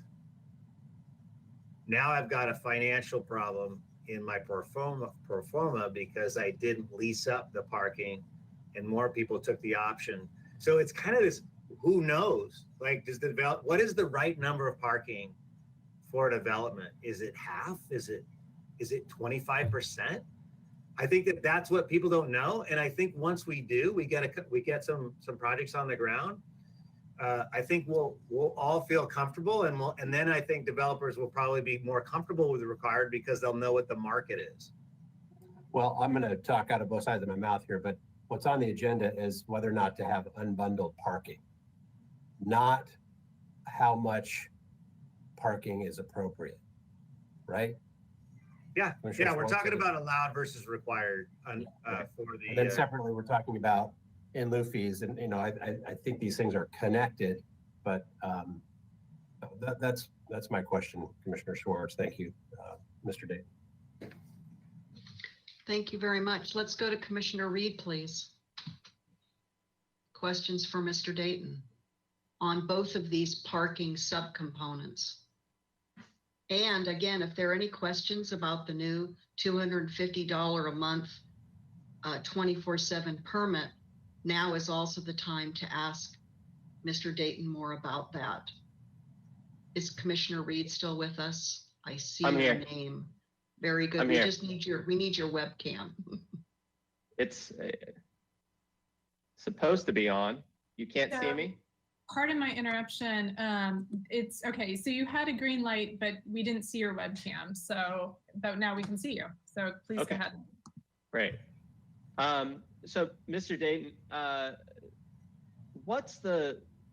can you describe from your perspective, the purpose of the in lieu fee?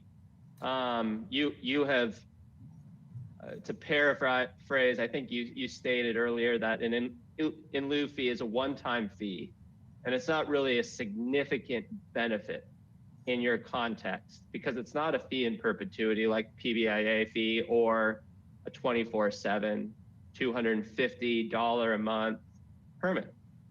So what is the purpose of the in lieu fee? Chair Schwartz, Commissioner Reed, it's the compensation for not building parking back to the city. So that is the theory behind it, that because the developer is going to get the benefit of not building a space, that part of that benefit is paid back to the city to benefit some other use in the district, the downtown district, that is access related, that's related to the parking that's not being provided. I think the challenge is with as you point out, with one-time monies, I'm not going to be building any more public parking with $15,000 a space. That's too expensive of a cost to do that. And really what we're talking about is that the city needs housing. So if the fee is set too high, if that's what we have as a fee, if it's set too high and we get no housing development or people doing it, then we've lost. So I think that's the concern. It may be more appropriate to see the fee as a throttle and say, hey, let's keep it as low as possible or nothing and see what we get. And then if we see people, we're getting more than we need, more housing than we need, let's throttle it up as a deterrent. That would be some kind of data to not wanting more housing downtown. Would you be dependent on an in lieu fee? If there was if council if we decided to recommend no in lieu fee and council adopted that, would that hurt downtown parking? Would you be dependent on that in this context? Chair Schwartz, Commissioner Reed, the one-time fees are not what the budget needs. We do have a budget issue right now, but we need a reoccurring, we have a reoccurring budget issue on the order of about $3 million a year. And so we're not talking about that kind of money, unfortunately. Okay, so like, for example, if we were considering a 50-unit apartment building that wanted to build zero parking at, let's just take the low end of the spectrum of what's been proposed, I think from Kaiser Marston, of $10,000 per space. That'd be $500,000 fee the developer would be paying one time. A lot of money to the developer, but in the context of the city, tell me if I'm considering this correctly. If they forego parking and pay no fee, no $500,000 fee, but because of the uncertainty of demand for parking downtown, let's say all 50 tenants decided to purchase a 24/7 permit, and that went on for 10 years. That would be $1.5 million coming to the city. So that's kind of your point, correct? I math checked you. You're accurate on the math. Okay, and then I don't know what the amount is, but the PBIA assessment is also a fee that an apartment owner would pay in perpetuity, and that would be an ongoing revenue stream for the city, correct? That's correct. And developers are already paying fractional inclusionary fees. There already are a number of fees assessed on developers to provide housing in the downtown, correct? Yep. Yeah, okay. So if our goal is to I think it states in page 6 of our packet, in the summary on parking, that in the interest of maximizing the number of housing units in the central business district, that is the goal, and that is the goal in the context of parking. Do you think that charging any in lieu fee truly maximizes the potential for housing in the central business district? Commissioner Reed, I don't, that the challenge is we don't know. I think it's the same thing that we were just having the conversation with separate lease parking is we don't know. I will tell you this, that Jason Harris is our new economic development manager. He came from Santa Monica, and they developed an in lieu fee. It was a $15,000 fee. And they developed that about 7 years ago, if I remember correctly. And they've only had one developer develop under that fee. So what they ended up doing is they changed it from a parking minimum to a parking maximum and got rid of the fee altogether. And that's when they started getting more housing projects in Santa Monica. So that's great. You mentioned the parking maximum. Can you explain to the commission members what that policy looks like? Chair Schwartz, commissioners, a parking maximum is turning it upside down. Right now we have parking minimums, so you have to provide right now in the AUD 1 space per unit. A parking maximum is turning that upside down and saying, hey, you can't provide any more than, let's say, 1 space per unit, but you can provide up to or as little as 0. Thank you. Considering your Santa Monica example, in your opinion, does an in lieu fee create an additional barrier to development? Could it actually become a disincentive in the CBD for housing development? Chair Schwartz, Commissioner Reed, I think that's true in the sense that it is an additional cost. Yeah. Okay. Great. And just a few questions on the unbundled parking, not regarding allow versus require. I think that's clarified. Would there be I didn't read anything about this. Would there be a fixed rate that an apartment owner could charge for the parking space, or would that be market driven? Commissioner Reed, I think it would be market driven. That's certainly what we'll do in downtown parking. We change the rates pretty often based on market fluctuation, and the 250 is complete arbitrary number. I mean, it's not complete arbitrary. It's a guesstimate of what the market might be for a 24/7 space. The market downtown is about $150 for a day space per month.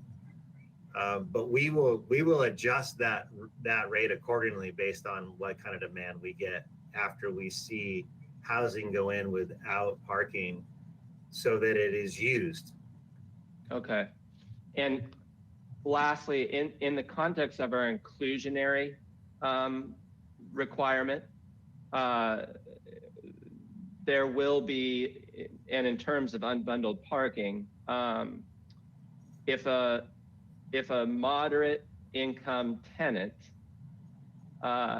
decides that they want to lease a parking space, which is leased separate from the unit, would there be restrictions on the cost of that parking space? Wow, that's a really good question. I wouldn't imagine there would be, but maybe there's one of the planning team would know the legality of that. Now let's pause to see if either from planning or even Mr. Lusitano knows how to answer that. That was a very insightful question. Mr. Gullett? I agree that it's a good question, and I don't think any of us have the answer right now, but that's something we'll look into. Okay, thank you. That's all my questions. Thank you. Next up is Commissioner Bonderson. No, excuse me, Commissioner Escobedo. Thank you, Madam Chair. I'll take the bait on the 24/7 permits. For those 100 permits, Mr. Dayton, are those limited to residents so that they're not being maybe taken up by somebody who works outside or lives outside of the town and works in Santa Barbara? Are those limited to residents? Madam Chair and Commissioner Escobedo, we don't really know. We're trying, you know, it's so funny. People talk about keeping the unbundled parking flexible. We want to be flexible too, because we, you know, we have an enterprise. It's a little different than the regular government because we have customers. And and during COVID, when our customers don't come downtown, guess what happens to our budget? It's got a 25% hole, a $2.5 million hole in it because no one's paying for parking right now. So we're the way we thought about it is if we're going to have a 24/7 permit, we really need to see what the market is and who's going to be interested in that before we start making adjustments to it. It's really important to remember that our #1 primary goal in downtown parking is access for customers. We just happen to have a lot of spaces left over right now, and we need to use those as best we can because the money, the revenue that comes in is a public resource that can be reinvested in downtown. And we need to constantly maximize that resource. We adjust things over time to make sure we're continually limiting the resource to customer focus. I'll give you a perfect example. In the parking lots, they fill up most of the day during normal business times. We've attritioned all employee permits out of those parking facilities because customers are in the house and they need the space and we don't want an employee to be there. So we just change the rules, attrition them out, and move them to places where there are spaces. We would do the same thing with the 24/7 permit. If the customer population rose, or let's say the residential population was more of a need for the downtown, that's what we're looking for is the governor and the flexibility to change. And so that's why we kept it open-ended, because we really don't know who's going to want it. I see. Thank you for that. That's insightful. And I'm glad that you brought up the parking maximum. And I have some questions about that. If we reduce the in lieu fee to $0, is that effectively a parking maximum? Madam Chair, Commissioner Escobedo, no, not exactly, but I think you're onto something that you actually don't need. If you do a parking maximum, you don't do an in lieu fee, because what you're saying to the developer is you're more interested in less parking than more. In required parking, you're saying, hey, you know, require as much parking as you want, but don't go below this point. Mm-hmm. In maximum parking, you're saying, hey, whatever you want, whatever your need is, but we don't want to see it at this. We don't want to see go above that, and usually the reason for that is for bigger buildings. And so, if we did something like a $0 in lieu fee, that would give the developer the flexibility to decide how much parking that they would need in order to get a loan or prove that the project is going to be feasible, right? It would, and the reason you'd want to keep a fee and then call it zero is I think what you're saying to the policymakers, someday we may want to actually raise this fee and put a governor on, or we might need money in the parking system, or we might want to test the value to a developer of that parking resource. So do you see that as a positive aspect of using a $0 in lieu fee compared to a parking maximum? Is it offers us the flexibility to then in the future adapt to changing circumstances? Commissioner Escobedo, I think it's really an interesting question. I think I could see it both ways. I think it just matters on what your interests are. Like, is your interest to eventually have an intent to have a fee, or is it your interest to never have a fee ever and just want to give the freedom of no parking? Excuse me, this is Greg Lusitano. Chair Schwartz, Commissioner Escobedo, and remember, it's not within your purview to determine an amount. So when you're saying, if you want to make a recommendation, as your questions have been implying, that we have a $0 in lieu fee, that's an amount and that's outside your purview.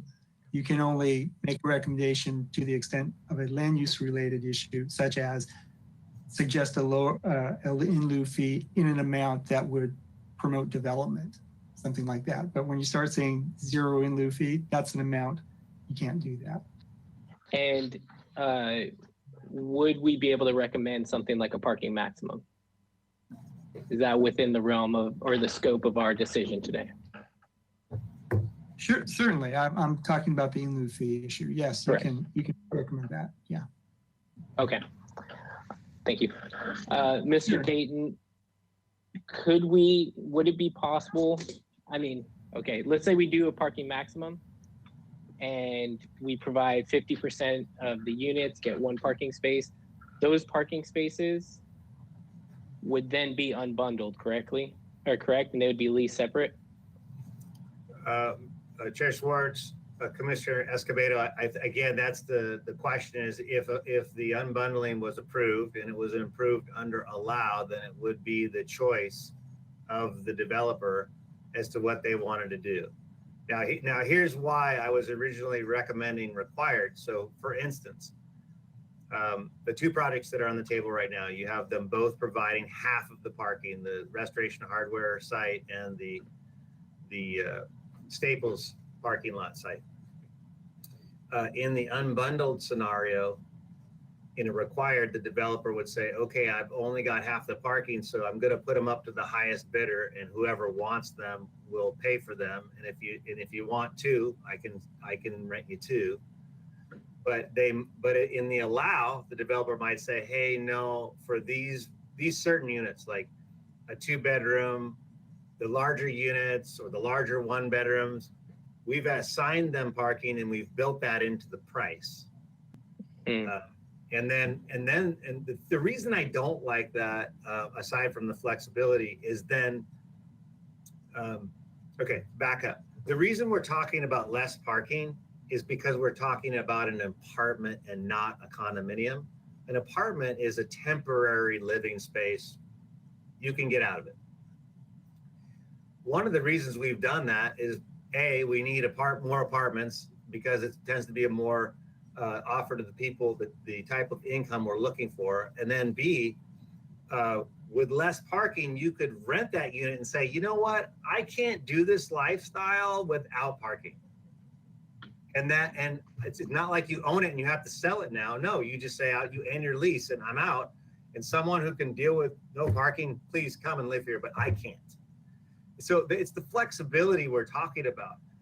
And why I like the require in the future if we do that is because someone can move in, pay for the parking, and then after a year say, honey, we never even used that thing. Why are we paying $300 a month to keep it downstairs? Let's get rid of the lease so we have more expendable income to go to restaurants or to do stuff downtown and become more of a downtown dweller. And that's the magic, is it lets people decide for themselves in real time. The challenge for the developer, on the other hand, is if everyone does that, then his performer's upside down. And that's what we don't know, is what is the market and what are people going to do? But as long as the parking is attached to the unit itself, they will not have a choice. Thank you.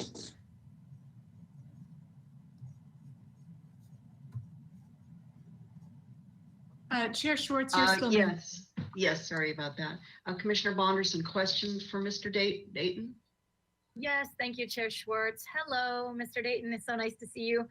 I have to admit that the conversation that you have had until now has covered probably 99% of my questions and certainly has raised other questions. But the only one I'd like to address at the moment is a question that came up for me while I was reviewing the materials. And although you sort of touched on it, you keep adding different parts of the element. And so therefore, I'm not completely convinced I'm 100% sure I know the answer. I've always been a little bit confused about the conflicting verbiage that talks about the in lieu fees. If a property owner or developer decides to pay the fees and rid themselves of some of the parking, obviously the unbundled parking concept offers tenants the option to get their parking from another source. For me, it's really important to understand who that other source is. Is it the city of Santa Barbara? You go to some office, some department somewhere and purchase a leased parking spot? You're nodding yes, so I'm guessing the answer is yes. But that isn't written anywhere. It may be really obvious, but I think in our desire to be really clear with the material, that is something that an applicant or a renter, future renter, they should be able to see really fast, you know? And so I'm just curious, is there room for us to add something that's simple into the sentence regarding this?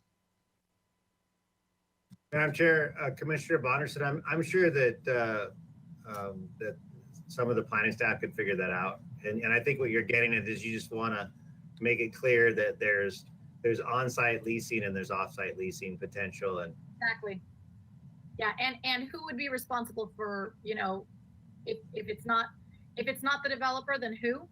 Because I think it needs to be something that's really easy to figure out, other than the obvious, which, you know, not everything is always obvious and we don't want to mislead. So if that's something that could be included at some time as we're developing this verbiage, it would be lovely to see. Okay. That's my only question, but thank you very much for everything else you've been doing until now, because you covered most of it. Thanks. Thank you. I just have a couple of questions, Mr. Dayton, before we go to public comment, and then we're going to take another brief break before deliberations. I'm looking at the ordinance, the new ordinance language, and this is page 8 of the ordinance, 23 of 80 in our packet on unbundled parking. And now that there's been a discussion, the terms allow versus required, could we take a look, please, at that sentence? The residential parking, oops, let me let Mr. Bolton pull that up there. Specifically to unbundled parking, that's where I want to go. This is B, 1B under parking, F1B. So the word shall, Mr. Dayton, is that what we're changing to may? that's what we're talking about. Okay, so we're talking about maybe leased. Now you say or sold. Is that still what staff is recommending? Maybe leased or sold separately? I'm not, Madam Chair, I'm not sure why sold is in there, but I'm not either, which is why I wanted to bring that up as well. Maybe there's I'm trying hard to imagine a possibility where someone's renting and then they buy a parking space somewhere, but I'm not sure that that's, but you know, sometimes we just want to cover all possibilities. So maybe that's why that's there. Well, okay, I'm gonna fold in a comment, and then staff, please make a note that we strike or sold from the new ordinance language, and that we change shall to may, if I have that correct, Mr. Dayton. Shall to may, okay? I'm gonna keep going, and if any of the planning staff wanna come on, that's fine. And then back to, I'm not gonna focus on in lieu, just because of the very clear direction we received from Ms. Ostringer, and personally, I don't see a point in discussing in lieu without the commission having an authority over the full scope of the discussion and decision-making. Oh, thank you, Ms. Brooke. Did you want to comment on the or sold or? Sure. I might offer perhaps if it's a situation where it's a condominium development. Don't know if that would happen either, but maybe it was just to cover all bases if we're in a situation. Yeah, it was a condominium, yeah. Okay, I see. All right. Well, Ms. Brooke, if you think that fits within our amended ordinance and that or sold covers us on the condo side, that's fine.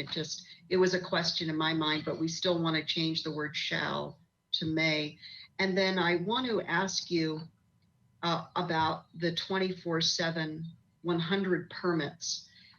How do we somehow connect that offsite city property parking opportunity to a downtown residential, multi-unit residential policy, or should it be standalone? But how do we then make it, how do we then publicize it and make every applicant aware that their tenants can avail themselves of this? That's part one to my question, Mr. Dayton. Part two is, how is the limit of 100 permits allocated? I imagine first come, first serve, but I don't know. It may be otherwise. Can you talk to me about that a little bit? Chair Schwartz, I think that these are really good questions, and whether we connect them or not, I think we don't want to connect them. We want to keep them as a separate market.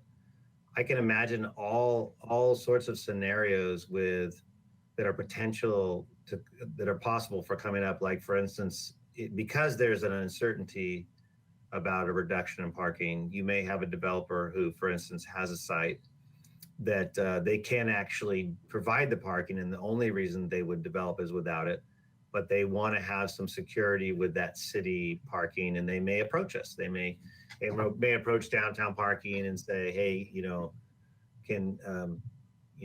how many is going to be available? Can you guarantee there's a certain amount of available? I think that the challenge is we can cross that bridge when we get to it. And if the council's really interested in a project, they can't go without that kind of commitment, they might entertain that. Okay. It's really important to keep flexibility, because remember, when a 24/7 permit is in play, that parking space is considered occupied that entire time and then becomes unavailable to customers. A customer parking space turns over every day. 60% of our tickets are complimentary. So if you can imagine, that's a lot of people shopping. And so each space is generating, you can imagine, the retail sales revenue. So to have a space occupied all the time is working against us if we need it. So I think there's the answer is creating flexibility and not tying into anything, and letting the market dictate what happens. Very good. And when does this go into effect, Mr. Dayton? July 1. Okay. Could you please forward all those details to Planning Commission Secretary, Ms. DeBusk, so that we can become more knowledgeable about that as a follow-on item? Yep. Very good. I think those are my questions. Thank you, Mr. Dayton. Ms. Metzger. Yes, thank you, Chair Schwartz. We have 2 more slides to get through. Oh, Commissioner Higgins has a question. Yes, thank you, Commissioner Schwartz. To the city attorney, can you explain again why it's out of our scope, or why it may be inappropriate to talk about the amount of the fees? Because it seems to me as though what's been within the confines of the documentation provided today, reports, there's always been the suggested range of these fees. So give me some guidance on that. It's a state law. We refer to it as AB 1600, saying that it is an administrative decision to be determined administratively and not through any, commission, planning commission or council. You're talking about Mr. the Mr. basis Higgins, for could I? You're talking about the basis for a nexus study to determine the actual fee? Yeah, that's usually how it's determined. But as far as a planning commission amount that's suggested, that's outside of your purview per state law. Well, okay, let me try to nuance that. I think that our comments, we're not setting a fee today.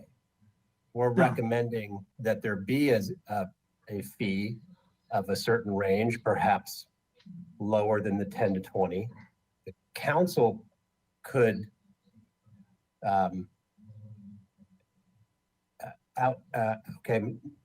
looked at a different way. We could discuss that there be no fee and no fee structure. And I understand that the comment made by staff in the previous discussion was, provide a range and set a governor later, that to me is something that could happen with the benefit of the AB 1600, nexus study. But legislatively, we could still provide a recommendation that there be zero fee and zero range at this point. That's an amount. That's an amount. What you're really limited to in your purview is a discussion of whether or not an in lieu fee should be considered to the extent it would promote development, promote traffic flow. That's what I was trying to say, but thank you. Yeah, okay. You're welcome. And thank you, Mr. Lusitano. To the commission as a whole, I wanted to explain how this came forward, how Ms. Ostringer's counsel to us came forward, because I instigated it. It was unclear to me as I was preparing for today and reading our packet whether or not we actually had the authority. I had some sense that there may be restrictions on our authority in one way or another. And when I prompted Ms. Ostringer, she then further researched and clarified to me personally as chair that we have these constraints. And then as again, in the June 3rd memo she just sent us yesterday, confirmed that under the Mitigation Fee Act, which is also known as Assembly Bill 1600, and fiscal policy, that our commission, this is outside our commission's authority, and that is to set fees, to recommend fees, and uses or defining uses for fees. I apologize just as chair if this was a point of confusion for the commission. Yes, it's too bad this wasn't clarified before yesterday, but now we understand our limited scope. I don't know if Mr. Lusitano has any closing remarks to make on that, but those are the constraints in which we're working today. With that, it is 5:06. Yes. I think you stated it exactly correctly. Thank you. Thank you, Mr. Lusitano. It's 5:07 by my clock. I want to ask staff, we can take a 5-minute break and then go to public comment. Maybe Ms. Kokinda can tell us how many public speakers we have so that I have a sense of, at 3 minutes maximum each, how long public comment would go. Now, Ms. Metzger, did we have one more slide or portion of your presentation? Yes, Chair Schwartz, we have 2 more slides.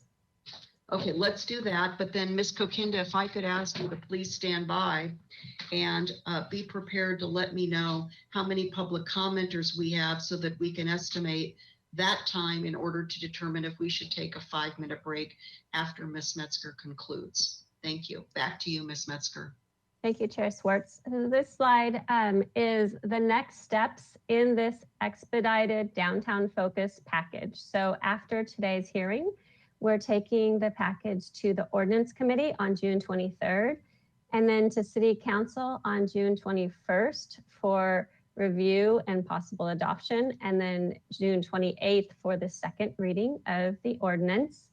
And then per state law, any new ordinance needs to sit for 30 days before it becomes effective. And so the official effective date, if all of these hearings are kept, would be August 27th. Next slide. And so also we've kind of touched on this throughout the presentation, but I just want to close with it. After this package of amendments, we will be continuing to full speed ahead on the final AUD amendments that will be adopted in 2021. And they include the Florida lot area ratios, which will take a lot of public outreach. In there is also reviewing the height findings for that 60 feet allowed by the charter. And also the decision-making authority for Planning Commission to be more of a decision-making authority for projects on smaller lots of 10,000 square feet, as well as the protection of existing affordable housing. So that is looking at a no net loss if units are being replaced on a site of that affordability level. Also not included on this slide, but something that we will be processing this summer is a mobile home park overlay. where it's not included on this slide because we're taking it out of the AUD program entirely and processing it on its own. So we will be starting that this summer. I know there were some public comment letters on that as well. And so once again, we hope to have all of these things through the public process and through public hearings and adopted early next year. So our final slide here is today's recommendation. I just want to remind you, when we get to the motions, that not only are you acting on the strike through red line Exhibit A ordinance, where we have been tracking the changes that you'd like to make to it, but you're also changing the general plan land use element, AUD map, the land use map itself, and some text. And with that, I can conclude my presentation. Thank you. Thank you, Ms. Metzger. The commission may have overlooked asking Ms. Ostranger and Mr. Lusitano a question about Exhibit A. So Mr. Lusitano, if you could put your webcam back on, and I want to ask Mr. Bolton to please put up what would be, I think, I'm looking for the exact page in our packet, excuse me. This is the first page on Exhibit A. It's the findings, and I think it's findings and determinations. Excuse me 1 minute, let me just rifle through the myriad pieces of paper we have so I can tell you the exact. It's very early on. No, actually, if you go 3 pages prior, Mr. Bolton, it's a document that is not directly connected. Yes, go back. Yes, starting there. So, Mr. Lusitano, this is my question to the city attorney's office. Sure. This looks to be a brand new document, not part of our ordinance for strike through, an amendment. Could you please tell us how this document came to be drafted and why it's in our packet today for our consideration? Quite honestly, that was something coordinated with Ms. Ostranger and planning. Don't know how that happened or the process. Perhaps someone from planning, Jessica or Renee, could comment. Yes, so just to refresh everyone's memory, Ms. Ostranger talked about this before she left. This was her conversations with the State Housing and Community Development Department to make sure that what we were doing possibly today with the proposed density amendment of upzoning these parcels would be captured for future use in case we possibly did any downzoning, as has been directed by City Council, of other areas of the AUD program, including Milpas and the historic districts. So this is something that HCD said that they needed to provide that nexus between those two actions that we will be completing. So Ms. Brooke, did you want to comment before I go back to Mr. Lusitano? Yes, please. So sorry. I just want to add, so these are the findings and determinations that precede the actual strikeout underlying part of the ordinance. Part of it includes what Ms. Metzger said, but it also includes a bunch of other findings that support the ordinance amendments. And so this is drafted for Planning Commission to consider and make a recommendation. City Council would be the body to officially make these findings and determinations, but it's here presented to you in order to provide them a recommendation as we've drafted it. So Mr. Lusitano, back to you. I'm not going to ask you to go through this document, but let me go back to our full scope today. It's the downtown focus package of AUD amendments only. There is language in these 3 pages, starting on page 13 of the 80 in our packet, that reference other potential AUD amendment considerations, which we are not taking up today. I want to say this very clearly to my colleagues, because my concern, my trepidation is in looking at these 3 pages, this document at all today would presuppose that we have authority to consider other AUD amendments that have a nexus with this document. And since we don't, we've not been directed by council to look at anything other than the downtown focused amendments. This document is not relevant to today's hearing or should not be taken up at today's hearing because some of this is outside of the scope of this hearing, and especially when it comes to downzoning any part of the city.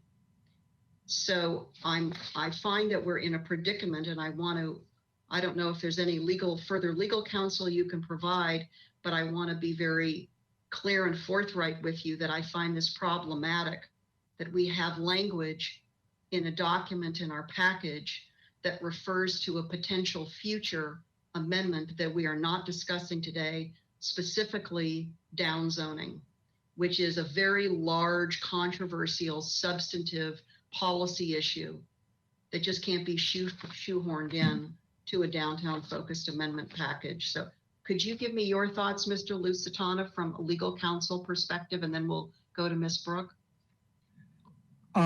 It's in there for the reasons that Tava, Ms. Ossinger, and in her discussions with planning staff, as well as with HCD, are anticipating future changes, and to tie in the whole known net loss concern and the requirement that under state law, there has to be some kind of a concurrent trade-off.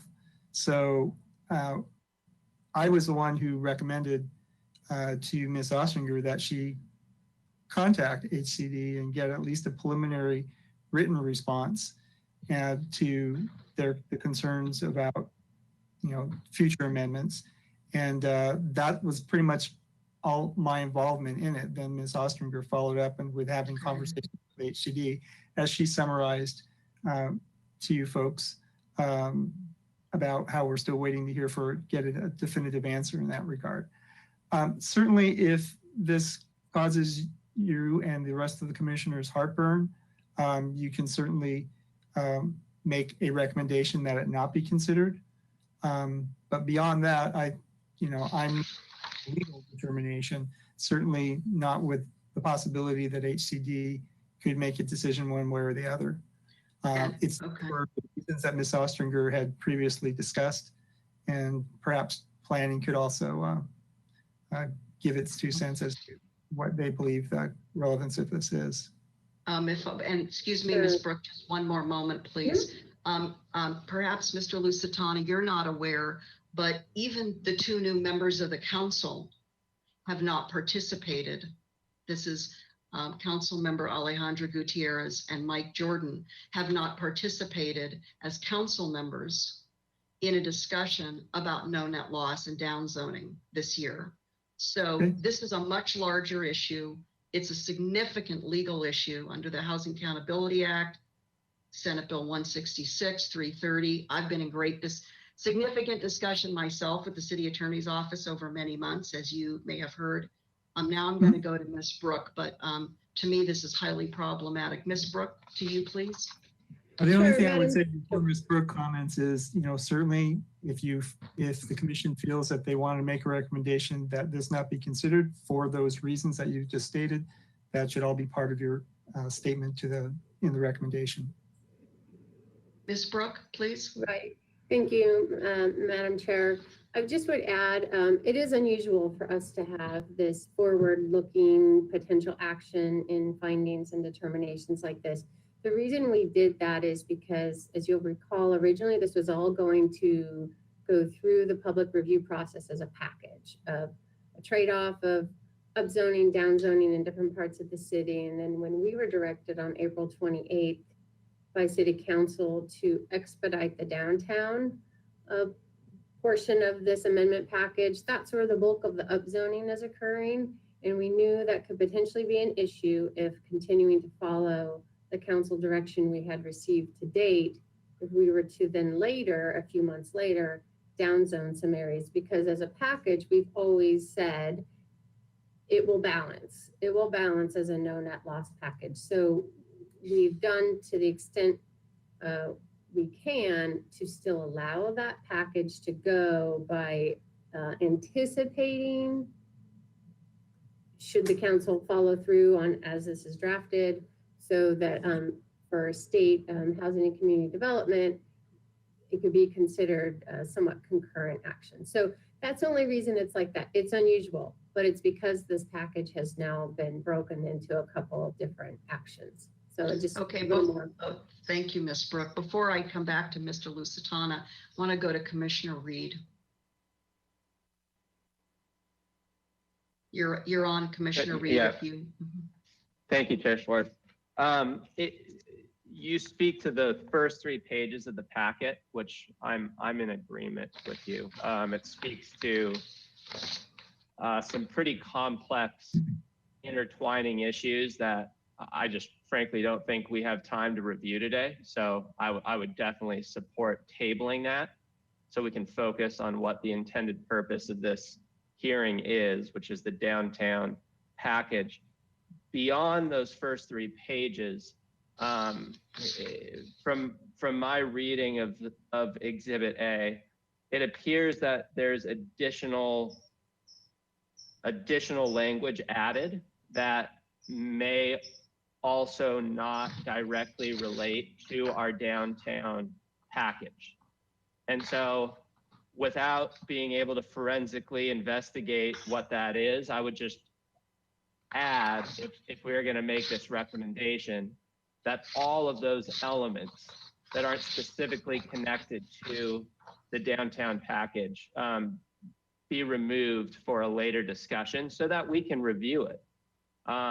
Otherwise, we would just be blindly approving Exhibit A with things that we were never prepared to discuss. There are some other questions I have in some additional language in Exhibit A that may or may not relate to downtown. I know, for instance, section 30.150.075 on page 5 of Exhibit A. Under paragraph let's A. give Mr. Bolton a moment just to get there for us. Thank you, Commissioner Reed. So paragraph A of 0.75. The last sentence, I have no idea what that means. I have absolutely no clue. And I don't know if that relates to our discussion today or not. I'd be curious. Could you read that sentence so that we're all tracking with you, Commissioner Reed? Yes, it states that projects developed under the average unit size density incentive program may exceed the base residential density for the zone in which the lot is located up to the maximum density of the density tier assigned to the lot by its city general plan land use designation. I'm at a total loss for what that means. And again, whether this is an example of it or not, anything that falls outside the downtown, I would be more comfortable revisiting at a later date. Is there anyone from planning staff? Could we hold Sure, on? Madam. Let's see if anybody can drop off, please, on the webcam so we have Miss Brooke front and center. I think we're okay, Mr. Lusitana, if you want to drop your webcam but stay with us. Miss Brooke, please. Sure. Thank you, Madam Chair and Commissioner Reed. So this section A is actually just a relocated section within the existing program. It was moved up. Certain things were rearranged. So that's why it shows as underlined. It was already in the code, but to try to make sense of that sentence, I'll do my best. So the AUD program is an incentive because it allows developers to develop above the base density of the zone. And the base density of the zone in multi-unit zones is you need 3,500 square feet of lot area per residential unit, and you calculate that out by your lot area, and that's how many units you can have. That results in a very low density, but you have to, so that's your bottom I mean, your bottom, I guess, is 1 unit. So this is basically saying you can go between what was existing prior to AUD, which is very low, up to the maximum within your density tier. And the 3 density tiers are the medium, high, and priority housing. So I don't know that it needs to be there, but it's there, and it was just relocated from an existing part of the ordinance. So that's why it shows as underlined. I don't want to overly insert myself into Commissioner Reed's question, but Ms. Brooke, I too found this confusing. And in fact, I shared this language with some experienced developers, and they don't know what it means either. So you know what? It's one thing for me not to understand, but I think if the business sector doesn't understand it either, then I would like to suggest that staff look to clarify this. And we can do that Sure. offline if my other commissioners are just in general, accepting of staff fine tuning it so that applicants are Right. clear when they I submit. think the more clear way of understanding this is to look at the Exhibit B that it refers to in that first sentence. That's that large table of maximum average unit size based on the density tier. And Mr. Bolton, if you're able to just scroll down 1 page, we can see where this text was relocated from. You'll see strikeout right here. That's where it was relocated from. It was just moved up. Anyway, if you wanted to just compare language, but certainly we can take that comment forward as we make any other changes to the ordinance, if we could clarify that. Thank you. Anything else, Commissioner Reed, in terms of where you were going with your questioning relative to new language that's outside the scope of our downtown focus package today? Yeah, Chair Schwartz, I would just like, in addition to page 3, if commission decides to recommend that everything outside of the downtown focus package be removed, be tabled, not saying it isn't relevant. It could all be accurate for all I know. It's just we have not had an opportunity to review that. I think it's going to take too much time and focus away from what we're here to focus on today. And so I would just trust, if that is the recommendation we make, that staff would review the entire exhibit and remove all language that is setting up for something outside of the downtown. Okay, thank you. Commissioner Wiscombe, you wanted to jump in on this? Yes, thank you, Madam Chair. On a couple things. I think that because we are because we're making changes to, or we have a draft changes to the municipal code, I think the intent was that the whole code be there and that the changes that are for the downtown are shown. And if this was just moved from one section to another, I find, the AUD program, we're not looking, everything that we're looking at in red, pretty much, that's been struck out and replaced, has to do with the downtown package. So I'm okay with that. And I'd also like to go back to the very beginning of Exhibit A, which is the ordinance number. My understanding is that HCD wanted included in here the other, we'll call it phase 2, Madam Chair, because that's what you called it, the phase 2. They wanted to actually see that in the ordinance, and so that's why it's in here. I think I heard Ms. Brooke say something about this is part of our review. Is that correct, Ms. Brooke, that this is a document for us to review? I thought she said that. Well, Yes, Madam Chair and Vice Chair Wiscombe, thank you. Maybe I should clarify. So we present to you everything in draft form so that you can make a fully educated recommendation to City Council.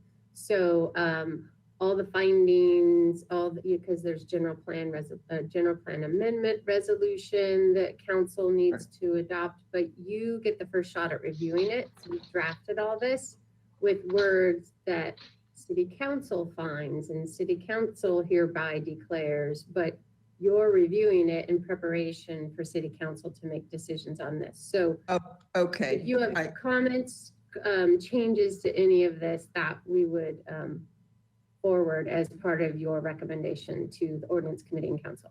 Okay, so if you'll just indulge me, Madam Chair, I'm just looking at this because I think it's helpful that it's included.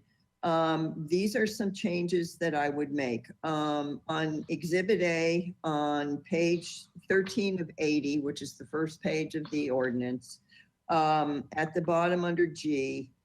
Excuse me, Madam Chair, we haven't even gotten the public comment. I'm sorry, Commissioner Wiscombe, but this is unprecedented, being at 4.5 hours in. Well, without that's any public fine, comment. except Chair Schwartz brought it up, and I'm offering a solution, which will take 2 minutes if you'll let me speak. Thank you, Commissioner Higgins. At the bottom, it says, council hereby finds and determines that the AUD program may be amended to remove. So that gets back to what City Council had in phase 2. If you go to the next page, again, it says at the top paragraph, within 12 months, the city may again amend the AUD program. And if you go down to H, and it talks about within the next 12 months, the city may again amend the AUD program to remove, and that's where they talk about the Milpas corridor.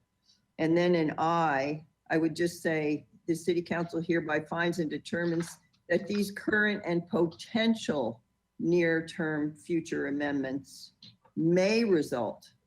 And that's pretty much it. But I thought that will take care of, if we change the wills, which are alarming words, to may, then we're back to where we were with the whole package of the end of last year that's been through City Council. Thank you, Madam Chair. Thank you, Commissioner Wiscombe. Let's do this.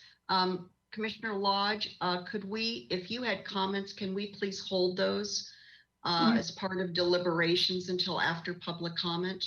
But let me touch base with you. What were you? Yes, please. This is directly related to what Vice Chair Wiscombe just said, which was more or less what I was going to say.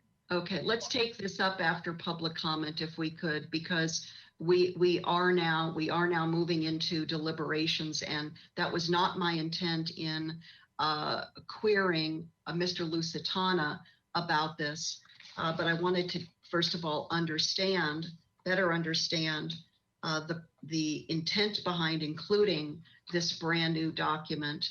And then let's take that up under deliberations to see where the commission as a majority is regarding this, either editing or not including. But if I could just ask you to hang on a little bit more, Commissioner Lodge, we do have public comment. Thank you for your patience. I want to ask staff, it is 5:33. I'd like to ask Ms. Kokinda how many public commenters we have. And yes, thank you, Ms. Kokinda. Yes, Chair Schwartz, Ellen Kokinda. So right now we have 5 people who've raised their hand, but I suspect there might be more commenters. Now, thank you, Timmy, for putting the slide up. So just take a moment for members of the public to, if you are joining us by webinar, to please raise your hand using the hand icon. And it indicates to me that you wish to speak. Everyone will have 3 minutes to speak. And it looks like, give me just one moment. And Ms. Kokinda, if I could please, just as a reminder, so that all of us are using our time wisely and it's a value, please, for those public commenters who thought they were going to want to comment on items other than what we're calling the downtown focus package. So when you look at our staff report, the staff report has many other proposed future AUD amendments. I want to value your time to say, we're not taking them up today. We're not going to comment on them. And so there will be points in the near future where you can come back to Planning Commission and Council and please share your thoughts. For example, we received some written communication on mobile home park. That is not on our agenda today. So if any of you want to drop off, if you had intended to speak on any of these other AUD amendments that, again, will be taken up in the future, feel free to drop off. So we're really just focusing on comments pertaining to the downtown focus package of AUD amendments. And there will be up to 3 minutes per person. At the conclusion of public comment, we're going to take a 5-minute break and then come Okay. back for deliberations. So Chair Schwartz, I currently see 7 members of the public who wish to speak. I am going to call on, just going in order, Alex Pujo. I'm going to unmute you and you will have 3 minutes to speak. You may speak when you're ready. I'm ready. Good afternoon, Chair Schwartz and Commissioners. I'm Alex Pujo, a practicing Santa Barbara architect since 1983. I speak in support of proposed amendments to encourage housing in the Central Business District, specifically a 3-foot increase in building height, open yard exceptions between Chapala and Anacapa, and in lieu parking fees. What is the purpose of increasing allowable density downtown without the means to make this density possible? A minor increase in building height could make the construction of a 4th floor possible, with ceilings not much higher than the legal minimum. Dwellings with common walls do not have the luxury of windows on all sides. They need taller ceilings and taller windows for light and ventilation. In addition, it makes sense for structures in the CBD to have or to retain commercial use at ground level. Commercial spaces require higher ceilings, and a 50-foot height limit could make 3 residential floors over commercial possible. As several commissioners noted, 60 feet is allowed in this zone, but 10 years ago, in 2010, a finding by PC of community benefit was added for buildings to exceed 45 feet. Rental housing is already defined as a community benefit. Rental housing above a commercial ground floor should also qualify as a community benefit. And this finding should be automatic, not discretionary. A significant amount of future development downtown is likely to consist of the adaptive reuse of existing buildings, including their change from commercial to residential.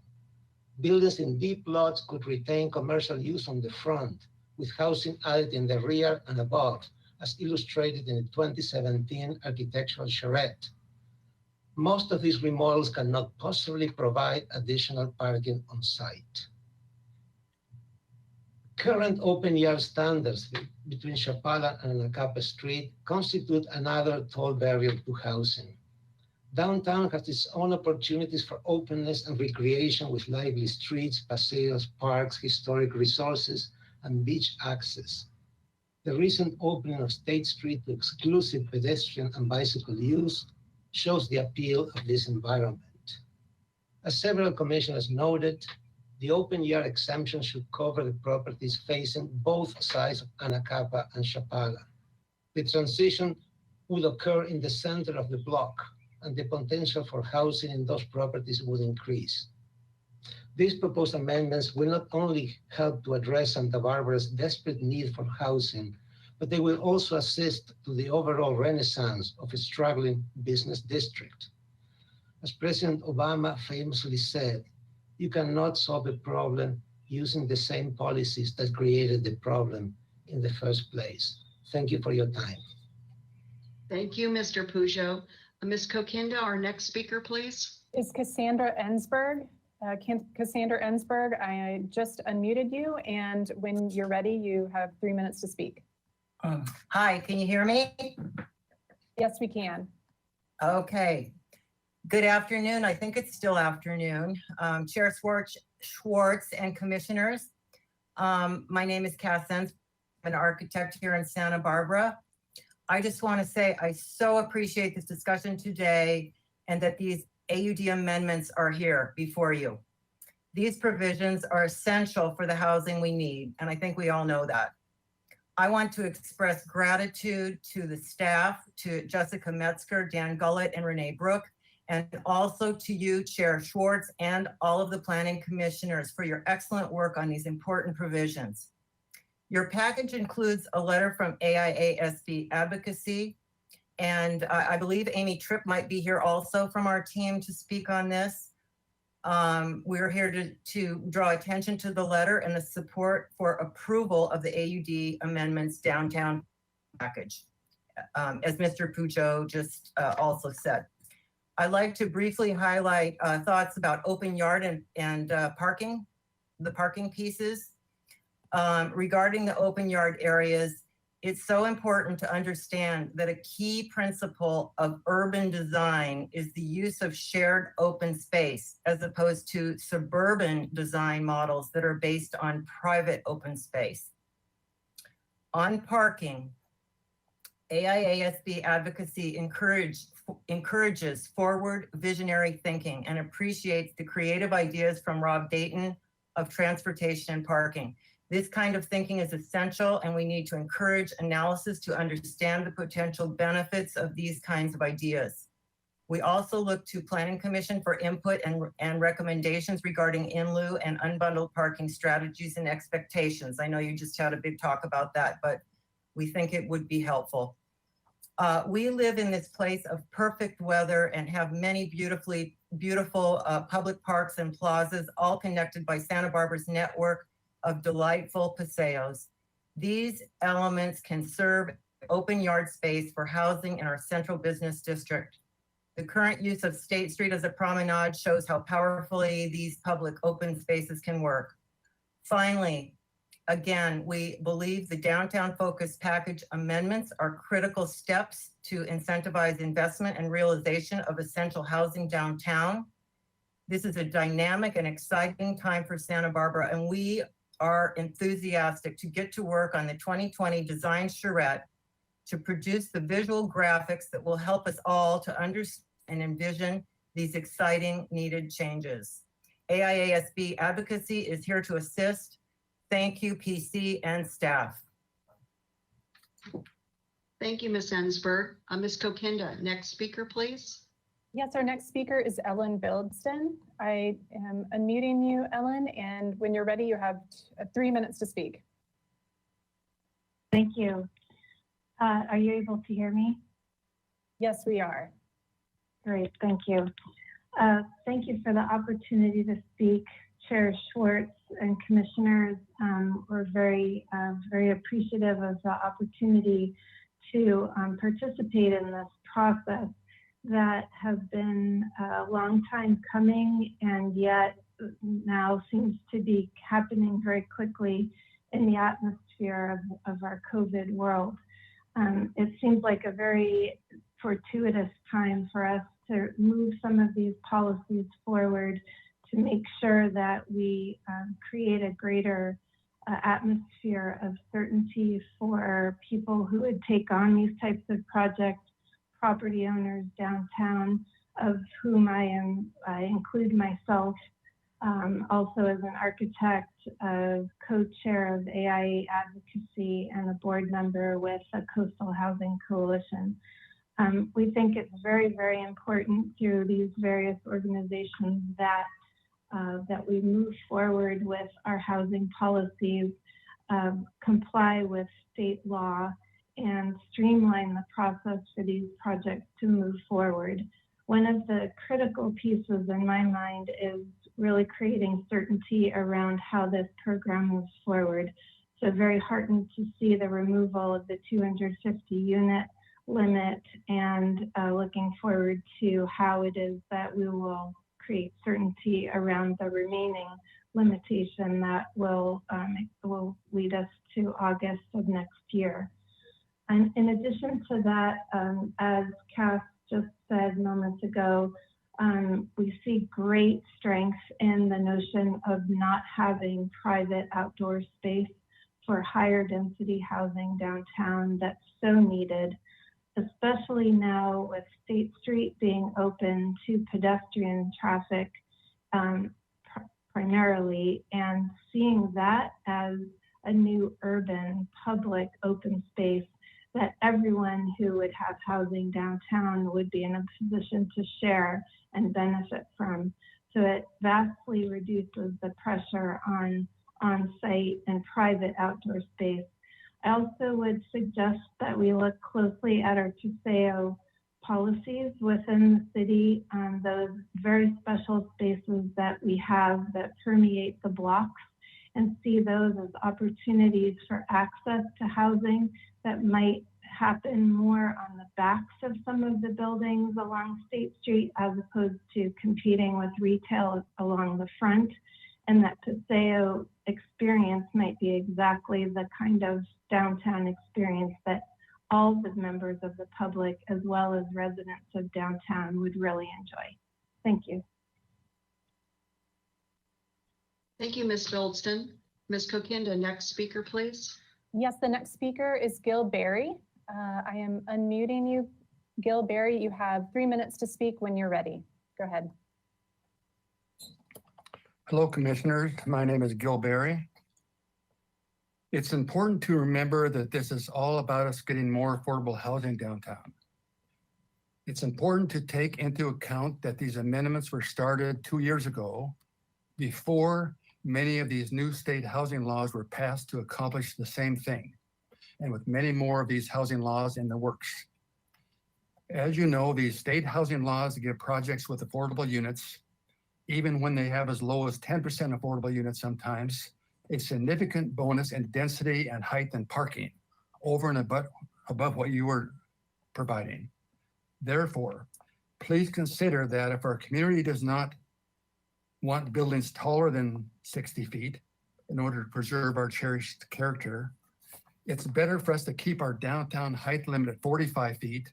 So when the state gives a 15-foot bonus, that brings it up to 60 feet. Rather than if we increase it now to 48 feet, then when one adds a state bonus of 15 feet, it would come to 63 feet. Please also take into consideration that during our 4-year general plan process, fully half the community wanted a 40 feet height limit and half wanted 50 feet. The two groups compromised about 8 years ago at 45 feet.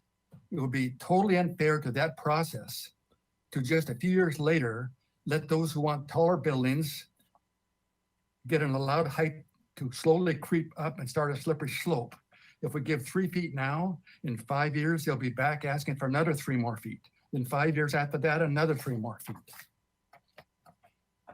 A few architects complain that it's challenging to do a 4-story building in 45 feet.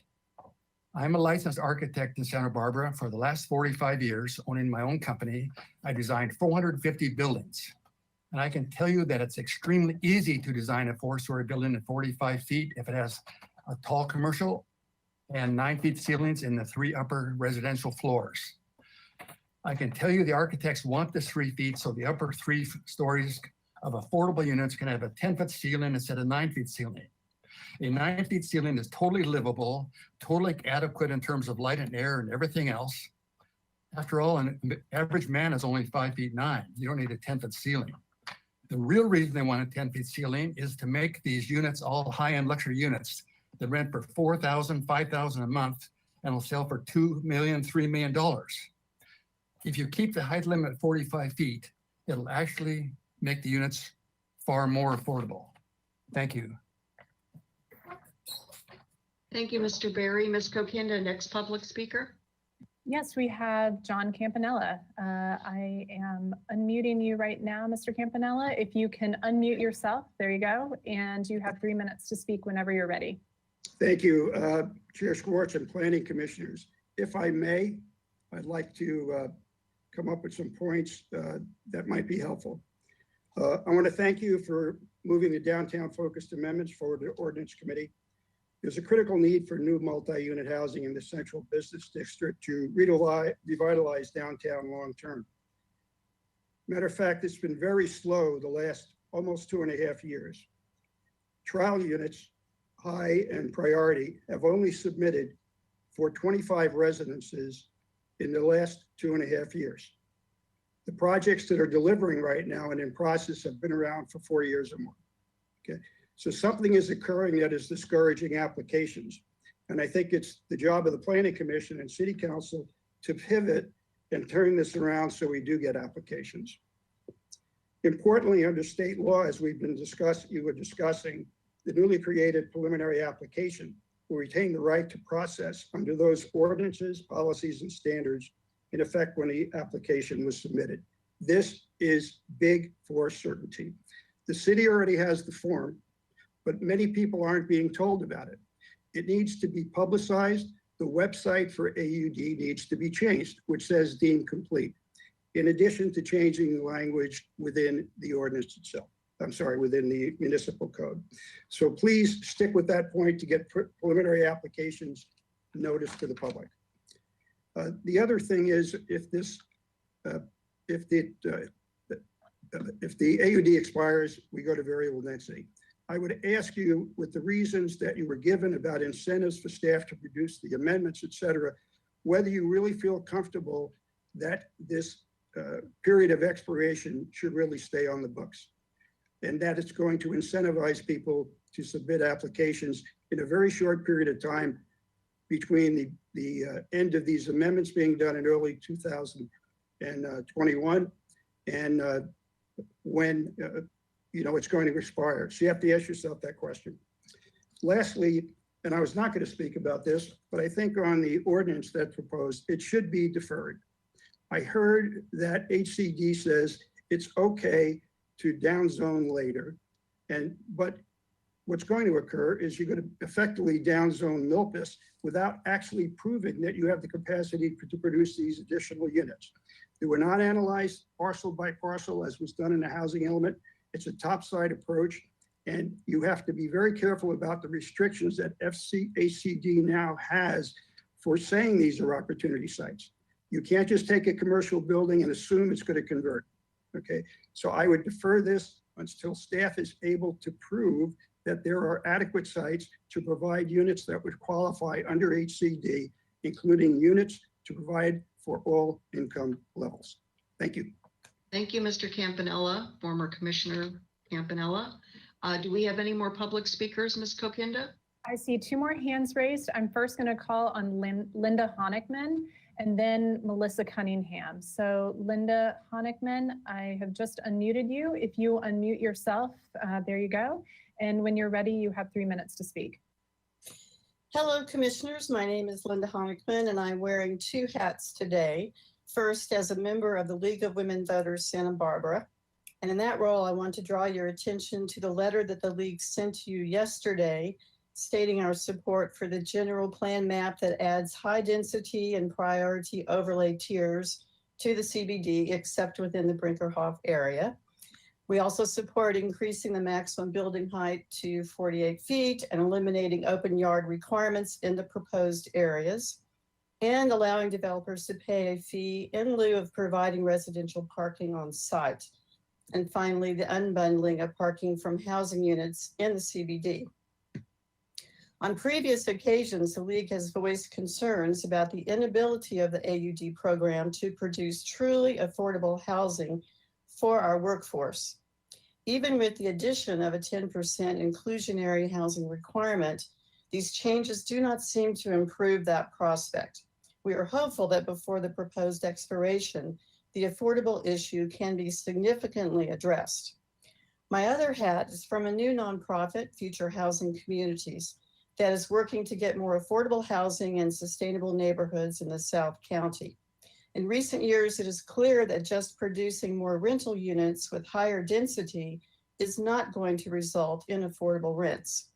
If you take a bird's eye view of where affordable units for all income levels can be located, and you try to imagine where another 3,000 to 5,000 units could be located within the city of Santa Barbara to accommodate updated RHNA numbers, the downtown area is the logical choice, especially for local workers and local residents. With allowable unit size of 900 square feet, even for studios, and no strong local preference aspect, we will not get significant numbers of affordable units for locals. It would also be helpful for seeking significant grant money available from the state's cap and trade funds if a particular area could be targeted for development of affordable housing at a major transportation hub as soon as possible. Thank you. Thank you, Ms. Honigan. And I think we have one more speaker. Is that right, Ms. Kokinda? That is correct. I'm going to call on Melissa Cunningham. If you could, I've just unmuted you. If you could unmute yourself using, there you go. And you have 3 minutes to speak when you're ready. Okay, thank you so much. I will keep my comments brief. I know it's been a long afternoon and you're not done yet. Good afternoon, evening, Chair Schwartz, commissioners and staff. I'm Melissa Cunningham, the Executive Director of Coast, and I'm here today to give brief comment on behalf of Coast and in partnership with SB Bike in support of the AUD amendments. We are grateful that you have included in lieu fees for parking in the Central Business District. But I would like to say, instead of stating that the fees can be used for any transportation and parking projects and programs, that we at Coast and SB Bike would like to see the fees collected prioritized towards active transportation infrastructure and projects above just any transportation. This could include more bicycle parking and storage, sidewalk upgrades, and transportation credits, to name just a few ideas. I thank you for all the hard work that you've done and will continue to do on this project, and for what you've included in the AUD so far with the in lieu fees and unbundled parking. And I'm asking you to just go even bolder in support of active transportation. Thank you. Thank you, Ms. Cunningham. Ms. Kokinda, does that close out now public comment today on this item? That's correct. I do not see any more hands raised at this point in time. Okay, so at this point, I have 5:56. Let's call it 6 o'clock. I'm going to take a 5-minute break, but I want to ask commissioners, because we will need a quorum for a vote ultimately when we come back to deliberations. Are there any commissioners who have a hard stop time? I know that Ms. DeBusk in her previous email to us encouraged all of us on these types of hearings to leave our complete afternoon, early evening open, or advise her and myself as to whether or not you have any other commitments. When we come back, please let me know if you have any hard stop items, and I'll consider that in the sequence. Yes, Ms. Rydell? This is Heidi Rydell. Before we close public comment, would you be able to just acknowledge the written public comment that you received for the record? Let's do this because I've discussed how to do that efficiently with Ms. Ostringer. There are too many public comment letters for us to review item by item. And Ms. Ostringer has approved me using a process this year where we're simply going to acknowledge that we have received a number of letters. Ms. Rydell, I'll also take up with you separately, not in this hearing, that I believe some of the letters may not have reached the Planning Commission. Perhaps they arrived after cutoff or when you were not in the office, but we'll address that at another time. Simply put, though, could you please let the public know how they can receive confirmation that their written communication was received and forwarded to the Planning Commission, and if there is a repository of those letters where they can be viewed? I think I'd like to handle it that way today. Yes, any public comment that is sent to the PC secretary inbox will be processed regardless of whether or not I'm in the office. That's our admin team will handle it, or I can handle it while I'm working from home. So anything that is received in the PC secretary inbox will be processed to the commission. And our staff does its best to, if anything is sent directly to a member of staff rather than the PC secretary inbox, they do their best to send it to me as well so I can process it to the commission. So if it is sent to the PC secretary inbox, it will be processed and sent to the commission.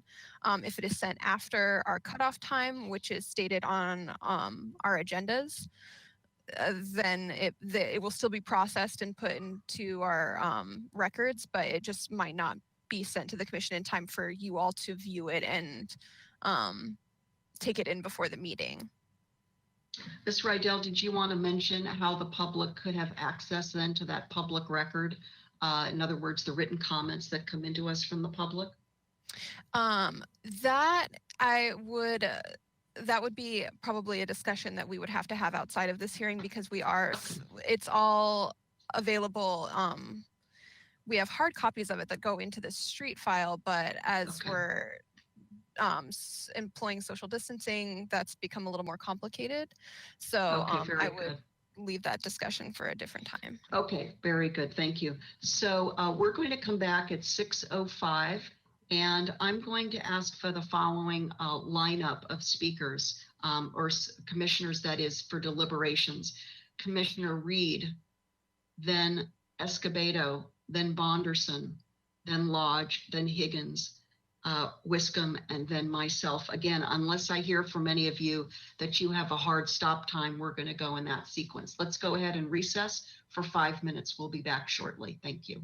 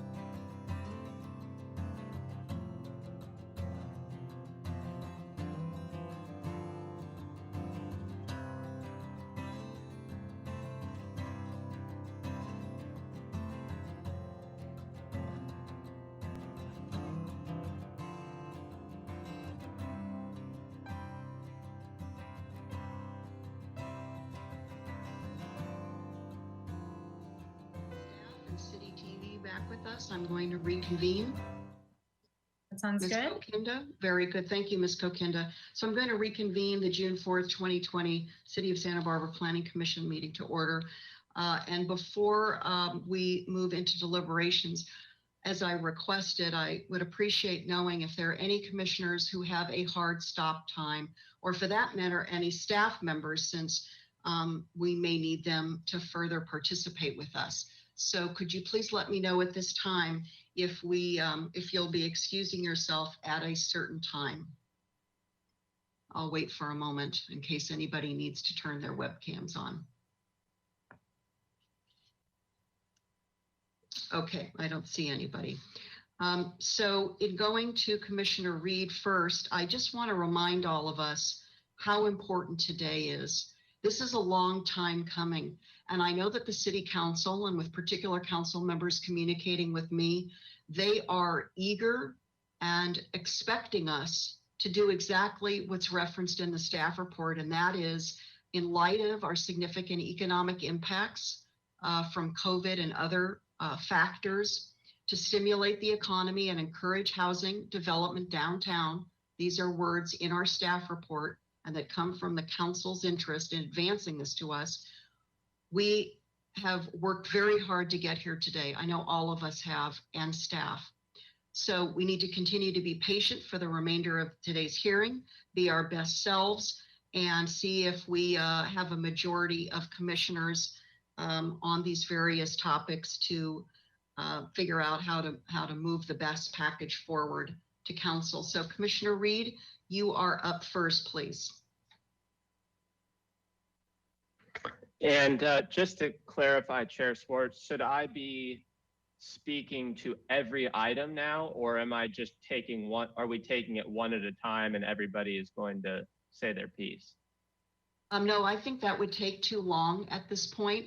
What I would like to recommend for time efficiency, unless I hear from Ms. Metzger or any other staff member that they want us to proceed differently in a way that would help them prepare now to go on to ordinance committee. We are going to view our work today as a package. So the question remains on certain items, is there a majority of commissioners who want a different approach on any of the items, and or to separate any of these items for individual straw poll or formal votes?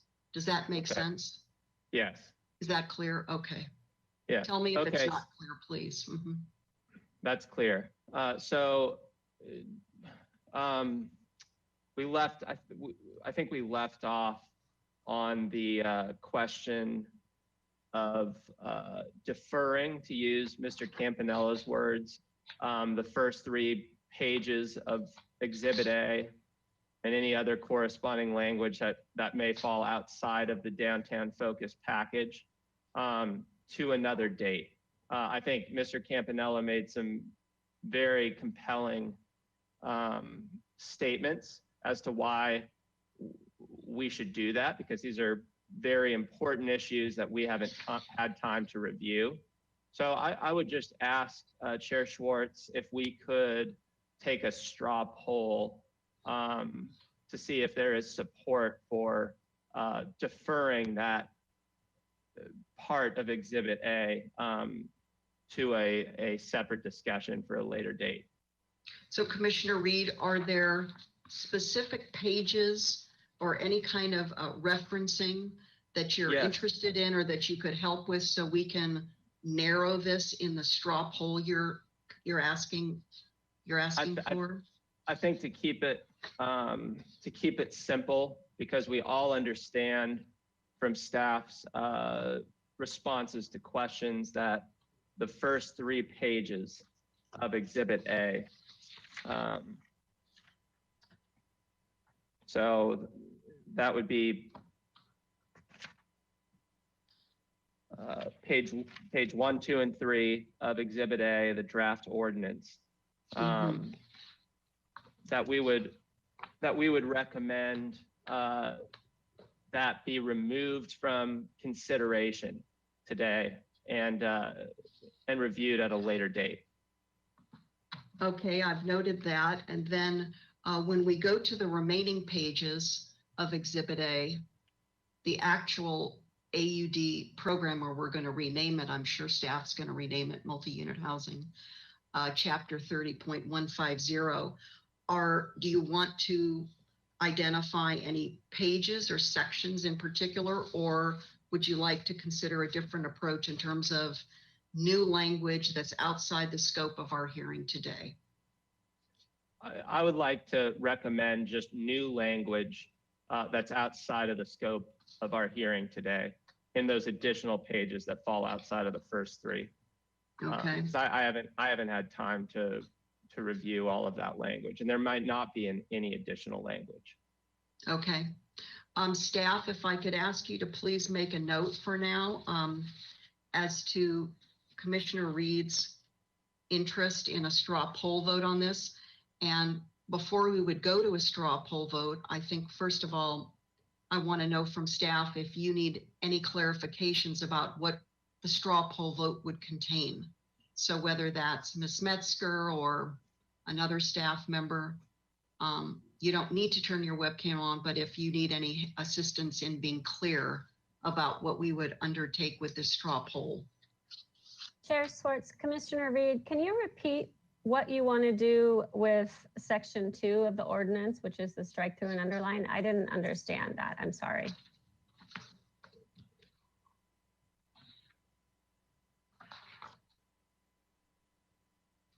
So, Ms. Metzger, you're referring to the clarification Ms. Brooke gave us on the range of residential unit sizes? Okay, thank you. I think that was just that the recommendation was just to clarify the language on that. I'm sorry, Commissioner Reed, can I just ask, I thought I heard you in your request for a straw poll and pertaining to the program language itself, that if there are any redlined, or red highlighted new language that we're not going to get into in detail today because they reference AUD provisions, potential amendments outside of today's scope, which is again only downtown housing package amendments, that staff could identify those, peel them off. We're not going to take them up because in fact, again, we were not to take them up today. So we shouldn't even be looking at them, referencing them. Is that what you're getting at? Correct. Okay. Is that clear, Ms. Metzger? Does that make it a little clearer when we go to a straw poll vote? Or Ms. Brooke? Madam Chair, it is, yes, thank you. And we were really careful not to include anything in the section 2, which is that first page of that is what Mr. Bolton has up. Other than if there is a typo or something, but we'll look through it again really carefully and make sure, because we didn't want to, in the actual amendments to the AD program, go beyond what council asked us to do. But I understand the straw poll. It's both section 1 and section 2 of the ordinance that you're referring to. Any future action or anything outside of CBD focused, yeah, we can carry that out. So Ms. Brooke, while you're still on, do you have, oh, I spoke too soon. She left us. Ms. Brooke, in terms of process, we want to now move as swiftly but as clearly as possible. For this straw poll vote, do you have any recommendation for me whether we just go ahead and proceed now with the vote, or would staff like to hear all commissioner deliberations and we do a straw poll vote at the conclusion of the deliberations? Do you have a preference or recommendation for me? Madam Chair, I know that there's a desire, I believe, to try to put forward a package of amendments to the council.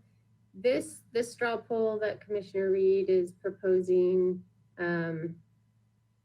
is a little bit of a one-off, and so I think that vote is okay. So I'm comfortable with that being separate because it's more procedural in nature.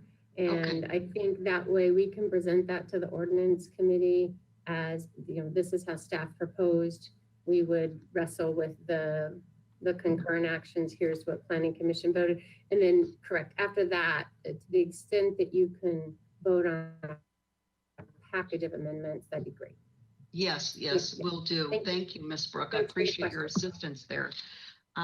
So in the essence of time, and we're not going to curtail any other deliberations either of Commissioner Reed or any of the other commissioners, I am going to ask Ms. Rydell to do a voice by commissioner straw poll vote. But before I ask Ms. Rydell to proceed, are there any questions from any of the commissioners about what this straw poll vote contains that Commissioner Reed articulated, Ms. Brooke clarified? I think I'm clear about what he's asking. Commissioner Bonderson, specific to the straw poll vote only, yes. I just want to say that I was going to propose something very similar to Commissioner Reed for the same reasons he presented. I just want to make sure that we are staying specific not only to the language that we've discussed, but also to the 5 topics that will keep us extremely focused on the scope of this package of amendments. I mean, we were asked to focus on the downtown That's right. issues. So are we That's right. looking at these 5 issues as 5 issues, and any other language will be dismissed for our approval? Be set aside. In other words, we're honoring the scope that council advanced to us by only looking at, by only considering, and by only voting on just the language that pertains to those amendments that are comprised in the downtown focus package. Yes, staff has included many other things in our packet today, and I want to acknowledge, I know that has caused confusion and some distraction for commissioners. So we're driving down to the end of the road here today, and we just want to focus on and have our votes focus on just those amendments that Ms. Metzger reviewed in her presentation. And to acknowledge there is other language and there are other amendments that are referenced in our package that are not in our purview today. Some of that is referenced in what's called section 1, and others are in what Ms. Brooke now refers to as section 2, which is the body, the ordinance. So it's basically just to say, let's set aside or strip out, and staff can do that, everything that is not downtown focused. We weren't to discuss it, we weren't to make findings, we're not to vote on it, and we're now going to focus on just that package that Ms. Metzger presented on earlier this afternoon. Is that Thank clear you. now? Yes, thank you very Okay. much. And just to confirm, once they strip it out, that narrower document with a narrower scope, that's the only thing that is going to be sent back to council with our recommendations. It'll be sent to the ordinance committee first, June 23rd. Yes, thank But none you. of the other things, it's gonna get streamlined down, and a smaller document will get sent over. Am I clear on that? Ms. Brooke? Thank you, Madam Chair. We will present to the ordinance committee options. So we will present to the ordinance committee what the planning commission recommends.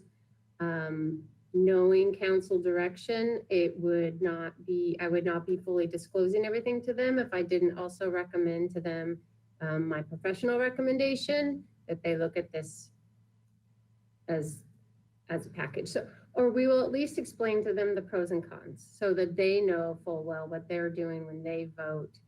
And I'm speaking specifically to the section 1 amendments of striking any of that reference to potential future actions. We'll explain to them why we had proposed it, and we'll explain to them, however this vote comes out, what planning commission decided to do. Certainly, we'll present both. Okay, anything else, Ms. Bonderson? I want to keep moving. Are you clear from Ms. Brooks' answer?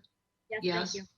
Okay, Commissioner Lodge, to the specific topic of setting aside all language that is not in our scope of review today. I understand what's before us. My question is whether there's going to be any opportunity to make any comments as about why the commissioner votes the way they do. I think there's a whole lot of material comment that might be made. I'm sorry. No problem, Commissioner Lodge. Yes, can I answer that? Yes, once we start to move through deliberations, those are going to be your comments. And when we get to the full vote on the package, if there is a commissioner or there are commissioners who for some reason don't support the package, then any of those comments must come forward in the meeting minutes. Ms. Rydell will capture them. Staff is taking notes as we've proceeded throughout our hearing today. But be assured that individual commissioner comments will be captured and included as I've been promised by staff, will be included in the meeting minutes that will then be forwarded to ordinance committee and then on to the full council. Okay. Does that answer the question? That answers the question, yes, thank you. Okay, thank you. Commissioner Wiscombe, to the specific matter that Commissioner Reed has put forward. Yes, thank you, Madam Chair. I'd just like to say that what I'm gathering from Commissioner Reed's recommendation of the straw poll vote is that we're stripping out anything in black. Is that correct? And just dealing with the red?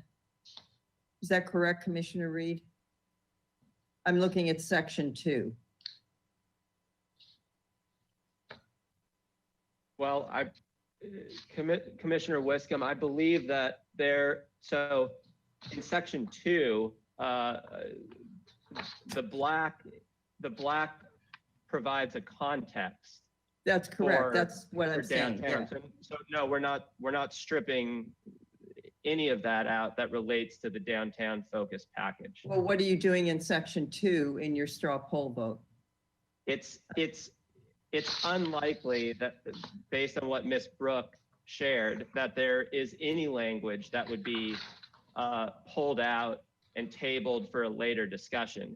She's just saying if there is language in there, because they did to the best of their ability, they made sure there wasn't language in section 2 that didn't relate to the downtown focus. If they find language that doesn't relate to the downtown focus, then the straw poll, if supported, would ask them to remove that from both section 1 and section 2. Okay, but in section 1, you're asking for it to be omitted completely. So Correct. I'm not, okay.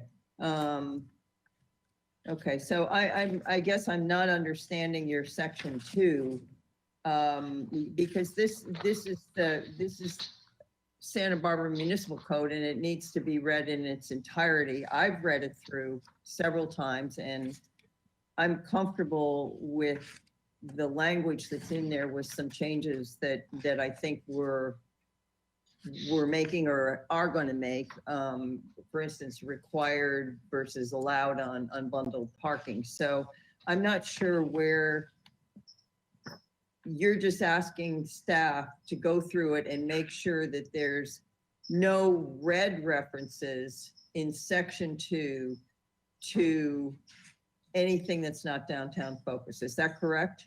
Correct. Okay, okay. And, I would offer up that in section 1, Madam Chair, I'd like to take them separately if we can, because I would offer up that there's another alternative for section 1. And section 1 is a very important part of this. And by changing a few words, we're not committing to downsizing. We're not committing to anything. We're not committing the city to that. And we're not recommending that to the city, but we're only putting forward what was recommended at the joint meeting and by city council in November and December of last year. So I would appreciate taking those separately. Thank you, Madam Chair. Okay, let me come back to Commissioner Reed. What is your take on your initial intent with the straw poll or request versus what Commissioner Wiscombe just said? Do you have particular view since you're the initiator of the straw poll request?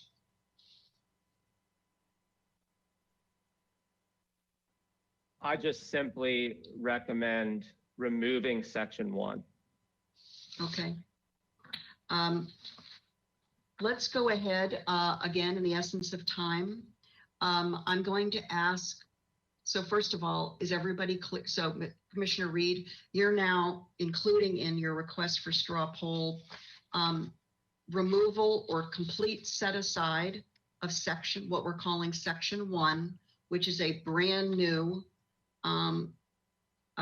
section or kind of preamble of sorts to the ordinance from the city attorney's office, and to section 2, the ordinance itself, asking staff to set aside or separate any new red line, I guess it would be new red highlighted language, or change language that does not pertain to our downtown focus package of amendments. Did I understand that? Okay, staff, did you get that, what I just said, and that Commissioner Reed concurred with as for the straw poll vote? Miss Brooke and Miss Metzger? Yes, Madam Chair, I just might add, this ordinance has 4 sections, only one of which will be codified. That's section 2. That goes into the municipal code. Section 1 is the preamble. It's usually, sometimes you might see it as whereas this and whereas that, and it sort of tells the story. It's the findings to adopt the ordinance. So, you know, you can have the straw polls structured how you want, but I'll just say we'll need some type of findings. Council will need some type of findings crafted at some point for whatever ordinance amendment they make. I understand. Sure. Okay. So, Commissioner Reed, how would you like to proceed? I'm happy to follow your request since you initiated this, and then we'll see where it goes. It can just be as simple as long as the findings and determinations in section 1 are directly applicable to whatever package we recommend to the ordinance committee, then those be included. Anything in section 1 finding and determination that falls outside of that scope should not be included at this point. Well, Ms. Brooke, that's a little general for me, and Commissioner Reed, I appreciate you're trying to make it easy. However, personally, I have issue with some language that's in here, and we're not going to spend time at 6:28 in the evening going through each of these paragraphs. So personally, I think it would be cleaner or easier and kind of more surgical to go back to what you were recommending, Commissioner Reed, which is to say, and if you want to do a separate straw poll, that's fine. We're setting aside section 1, and staff and the council can craft this however they want. But there is language in here, Ms. Brooke, that pertains to an AUD amendment that we have not taken up today. We will not be taking up today. And I think it's inappropriate for our council to move anything forward that we were not directed to take up by council, and we have not taken up in accordance with council. I don't want to get into the specifics. It'll take too much time. I've discussed this with Ms. Metzger actually as of yesterday. So let's figure out how to do this as surgically, as cleanly as possible. Commissioner Reed, what would you like to do? That would be fine. I think we need to move this item along. So, So 2 straw polls or 1 straw poll? What would you like to do? 1 straw poll. I want to keep this simple. And it can be the removal of section 1. That's fine. So then what do you want to do with section 2? Anything that it's what I've been saying. Anything that is relating to a future conversation, a amendment outside of the scope of the downtown focus package should be removed if there is anything. Ms. Brooke, do you have that you could articulate that so that Ms. Rydell could then proceed with a straw poll, a voice vote? Sorry, Madam Chair, do I have, I understand the 2 distinct votes. we're doing two distinct votes, correct, Commissioner Reed? This goes to precision and clarity, like I discussed earlier this afternoon, and how important that is in our documentation. It becomes the administrative record. So we're going to do two straw polls, Commissioner Reed, per your request. Chair Schwartz, you have a strong opinion on how this should be formatted, so I would defer to you on that. Okay, then I think what I'm going to recommend, Ms. Rydell, is to take the first straw poll vote on, and if Ms. Brooke has some particular language for me to use, that's fine. We are not going to vote on section 1. We're going to set it aside. And if you want to include a determination or reasoning or rationale, it's that it includes language that references potential AUD amendments that are outside the scope of the Planning Commission's hearing for today, which is the downtown focus package. So simply put, we're not going to reference specific paragraphs, specific language. Ms. Rydell, we're going to now go to the straw poll vote. Yes, Commissioner Lodge, before we do that? You're taking section 1 just off the table without anybody commenting on it, or whether it should be or voted on? The straw poll vote will allow you to vote whether or not you are in agreement with setting it aside for the reasons that I just mentioned. Let me be crystal clear. It includes language. You don't need to reiterate the reasons. I just want, Okay. it sounded as if you were saying, we're not even going to vote on it. Okay. Well, the straw poll vote will determine if there's a majority of commissioners, at least 4 of 7, who want to set this aside because it contains language associated with other AUD amendments that we were not authorized to discuss today per council direction. So to move something forward that council did not advance to us, but again, I don't want to drill down into the details, but I have done my own reading, is problematic in the larger scope of what council advanced to us today for our scope of review. And so, for example, it was not to determine anything pertaining to future amendments. And this document does reference language that impacts and affects other AUD amendments that will be forthcoming in the future, not on our docket for today. So I believe that's what Commissioner Reed is getting at in terms of a straw poll. And it's up to you whether, you know, it's an up or down if you want to separate it out and not vote on it, not vote to, it's really not, it's voting not to forward it as is to ordinance committee and council. And staff will do whatever they think is right. This, you know, they're a separate body, and they'll make their determination about what needs to go to council. We're here to render our own decisions as we think best, and that's what I understand Commissioner Reed wanting the straw poll on. And we'll see where it comes out. So let's do that. Ms. Rydell. Yes, I am ready to take could you please the roll help call us? vote. Yes, Thank you. of course. So we have the straw poll vote on the floor, and I will begin the roll call vote. Chair Schwartz. Yes. Vice Chair Wiscombe. Yes. Commissioner Bonderson. Yes. Commissioner Escobedo. Yes. Commissioner Higgins. Yes. Commissioner Lodge. No. Commissioner Reed. Yes. Okay, very good. Thank you for your patience, Ms. Rydell, in helping us through that. You're always so patient with us. I just want to acknowledge that. And so I think staff is clear now that we're going to set aside section 1. So we don't need to talk about that anymore for the rest of our deliberations. Let's go to the second straw poll vote. Oh, yes, Ms. Bonderson. I don't know if it's appropriate, but I am very curious to know perhaps the reason that Commissioner Lodge voted no. Is that something that we are allowed to ask at this time? Yeah, she can certainly come back on and just simply give her reasons for that, and that'll be part of the meeting minutes. Commissioner Lodge? Thank you, Madam Chair, and Commissioner Bonderson. I voted no because I see that section as a kind of placeholder. And it's there not that we are discussing the changing of the zoning of the removal of the priority overlay on Milpas, but because that, as the way the state law is, you're supposed to do that at the same time.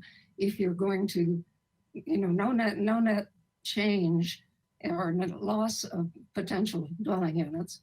And it is simply there to set a framework for when we do get to that. And I know some of you haven't been through all the discussion, but certainly there was a lot of it, and workshops and lots of public participation that led to the decision, which the council did decide to take the priority overlay off of Milpas Street. And it isn't that we didn't get council direction to do that. It's just we're not talking about. Thank you, Commissioner Lodge. Talked about today, but I think section 1 needs to remain in order to give us the flexibility in dealing with it when it does come back to us. And Ms. Rydell will certainly note that, and that'll be in the meeting minutes. Now, so that was Ms. Rydell, you had a 6-1 vote, is that correct? And then I'll go to you, Commissioner Lodge. Wiscombe, I just want to make sure Ms. Rydell got it as a 6-1 if I heard correctly. Is that right? Yes, that is correct. Okay, Commissioner Wiscombe, please. Thank you, Madam Chair. Just very briefly, I'd like to respond. I agree with Commissioner Lodge, but I voted in favor of Commissioner Reed's recommendation. And the reason why I did was because I feel that the language although the section 1 sets the foundation and it's very important, the language could have been changed there are just several words that could have been changed, as I said before, that would have made it fine, and it would have made it such that it was the will of the council at the time when we went through phase 1, which we're doing now, and phase 2, and it could have been changed to be satisfactory. Thank you. Thank you, Commissioner Wiscombe. I'll just add for myself that, and I respect Commissioner Wiscombe's proposal. It was a previous proposal to perhaps change a few words. However, and I'm not going to cite the language specifically, Ms. Metzger knows that I find actually there's some troubling language in here that I just simply couldn't even support. I don't think it belongs in a policy document, and we'll take that up another day. So that's a 6-1 straw poll. Commissioner Reed, if you would please come back on. We're going to go very quickly to the second straw poll vote that you initiated or you requested. And this should be very, very simple to do. Commissioner Reed, if you would please turn your webcam back on.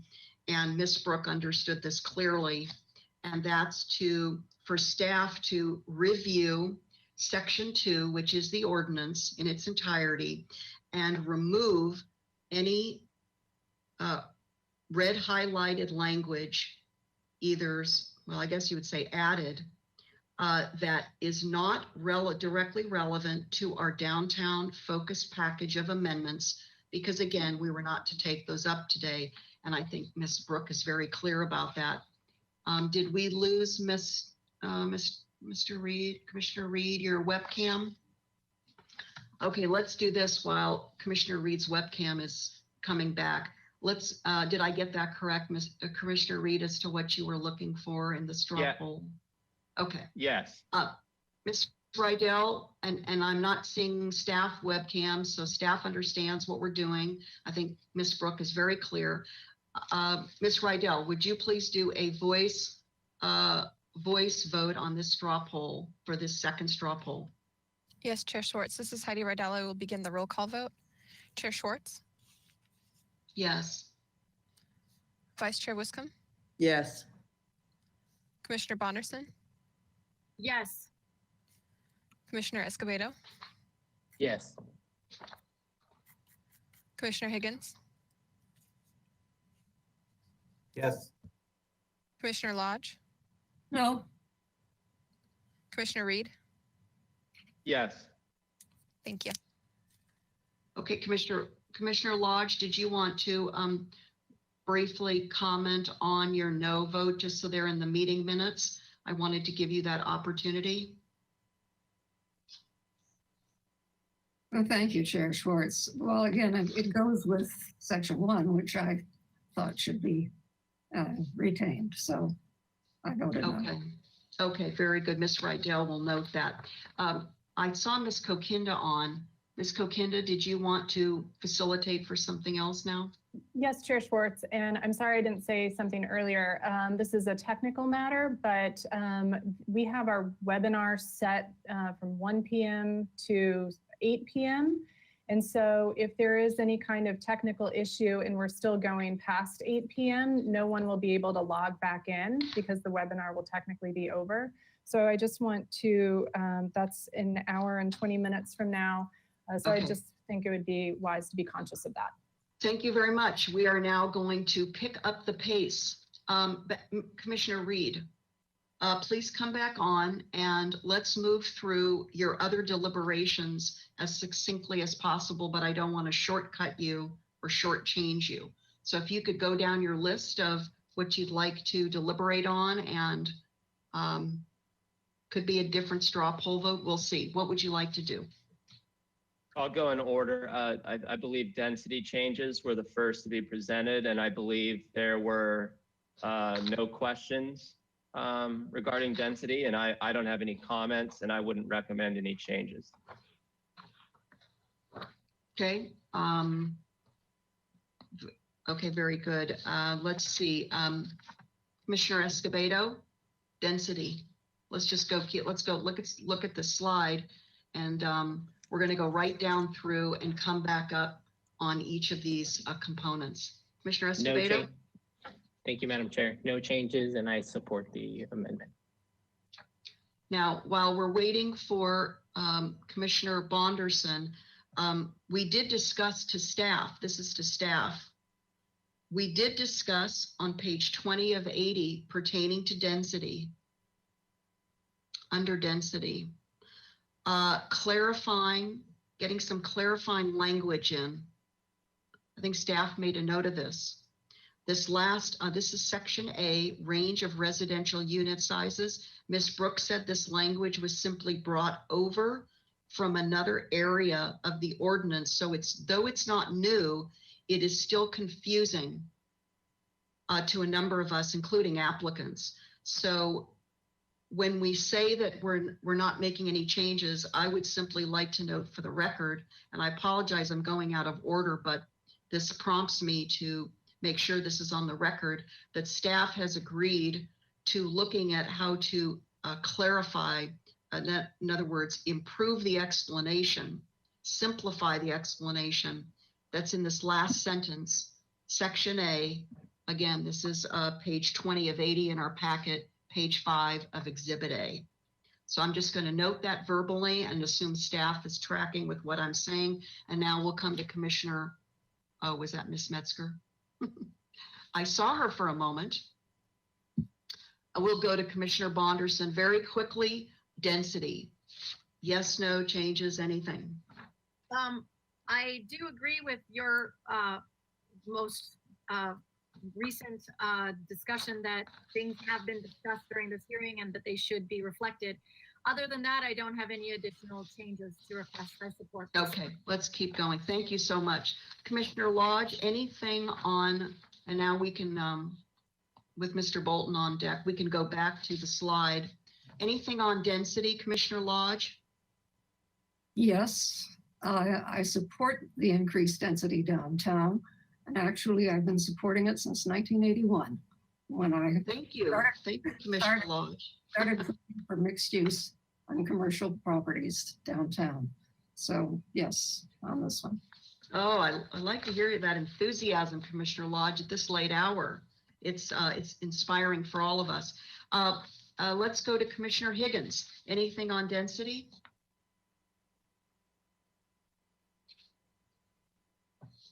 I don't think you're. Commissioner Higgins, we can't hear you. If you could try to reconnect. It looked like your audio is. There you go. We can hear you, Commissioner Higgins. Go ahead. Anything on density? And it appears that now he froze up again. Well, if you can hear me. There we go. We can Okay, hear if you can you. hear me, I support the density changes in the ordinance. Okay, excellent. And Commissioner Wiscombe, on to you. Anything you'd like to add, change? Yes, no, I support density. I would like, as you mentioned, Chair Schwartz, I would like staff to look at that item number A, range of residential unit sizes, and perhaps have a, no.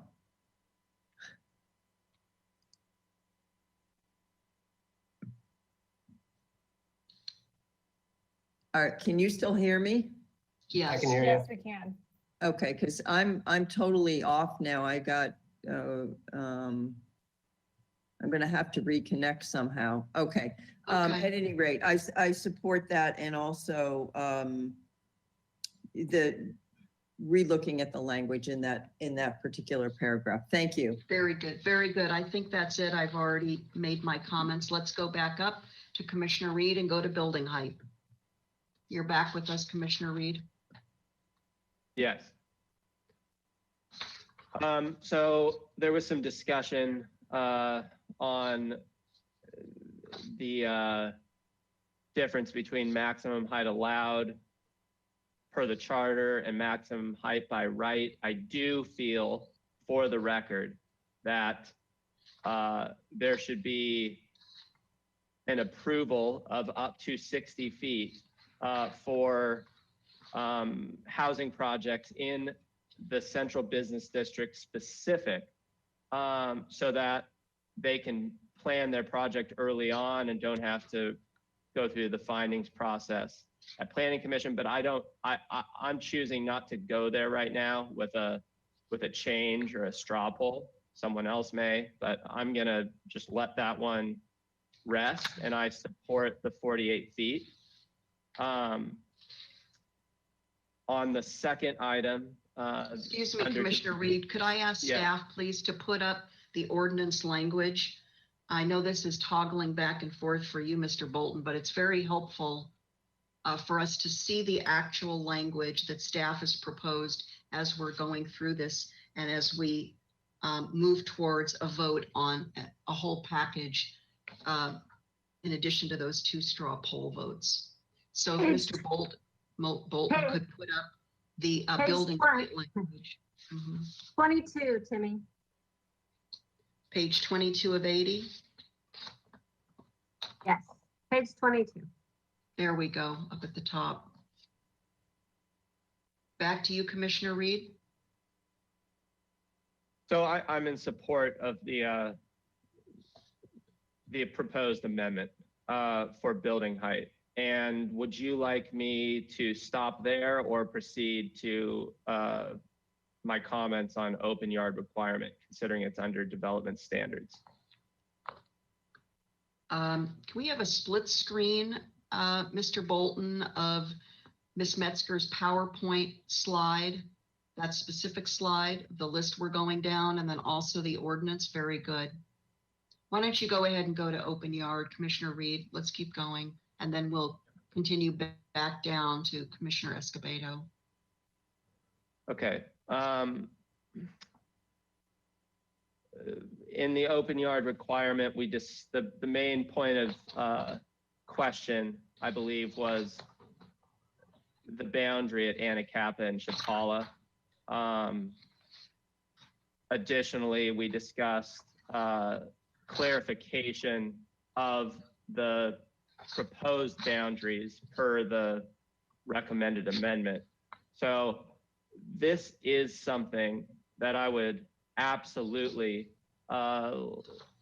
like to recommend, or I don't know what the format should be, if it's another straw poll, to recommend that the open yard requirement be applied to both sides of Anacapa and Chapala. Okay, Commissioner Reed, could I ask you to pause for a moment? Mr. Bolton, this is page 10 of Exhibit A, page 25 of 80 in our packet. If you'd please go to, this is now referred to as paragraph 3. There you go. If you could enlarge that while Commissioner Reed. Thank you. That's very helpful. Back to you, Commissioner Reed. I think public comment spoke to this well. Mr. Peugeot and the AIA Santa Barbara advocacy speaker spoke to the significance of open yard and urban design, that it's a key principle of urban design. And the AIA document that came in through public comment states, which I think is important for the record, considering where I'm approaching this issue is from a design perspective as well as functionality. They state that we question, they state that AIASB strongly supports elimination of the open yard as stated, and suggests that the area include the 100 blocks so that both sides of Chapala and Anacapa can develop in ways that relate. I believe that we have to include both sides for consistency, relatability. I fully support the extension of that boundary to both sides of Anacapa and Chapala, and I also support clarifying the boundaries within that zone so that it applies to both sides of the street. We're running perpendicular to Anacapa and Chapala through State Street, etc. So you're referring to the 0 and 100 blocks, both sides of the streets. That's what you're talking about? Correct. Okay, let's keep that in mind, and I'd like to hear if the other commissioners, if there's other support for going beyond the 0 blocks to the 100 blocks.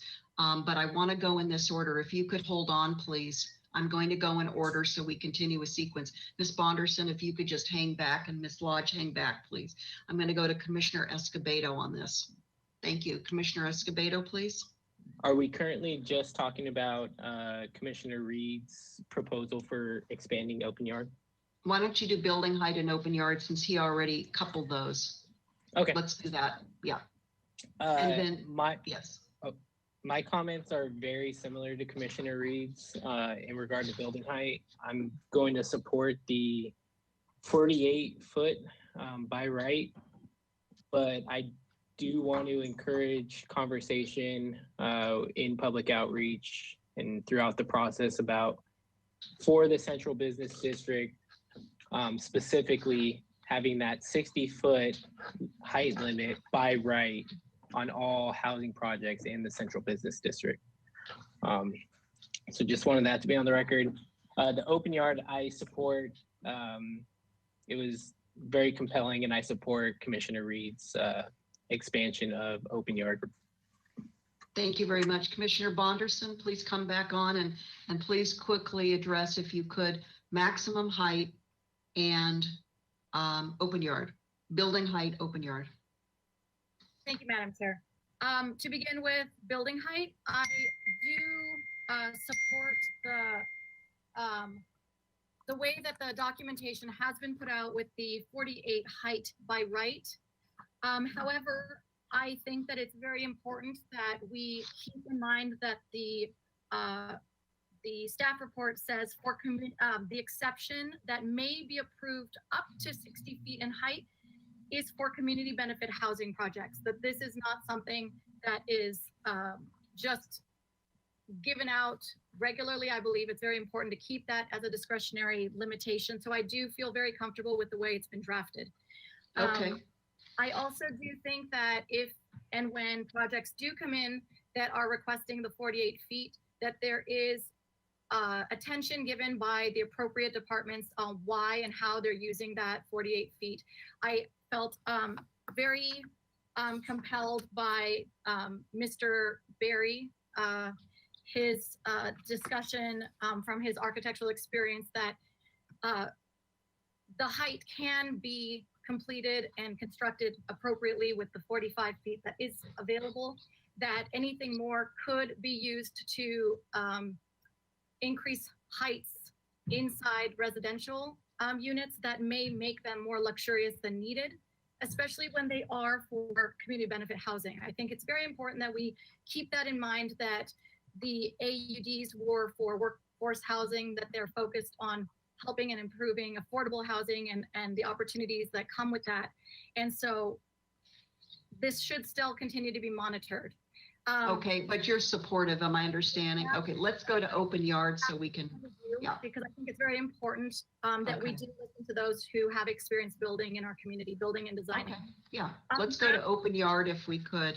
Yes, as for open yard requirements, I do strongly support the recommendation to extend the open yard boundaries to both sides of Chapala and both sides of Anacapa. I think that it's very appropriate to do so.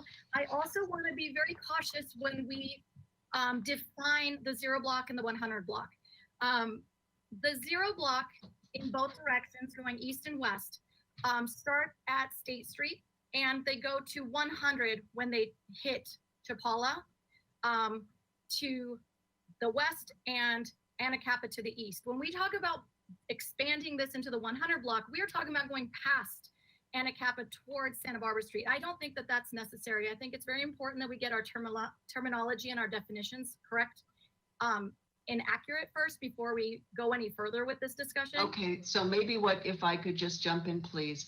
Because I want to move this along, and maybe Commissioner Reed can contemplate whether, as we go to the other commissioners, whether a straw poll vote is necessary on expanding from 0 to 100 blocks. But I hear what you're saying, and we can come back and do that straw poll vote, and you can express your opinion at that time if I was understanding what you were just saying.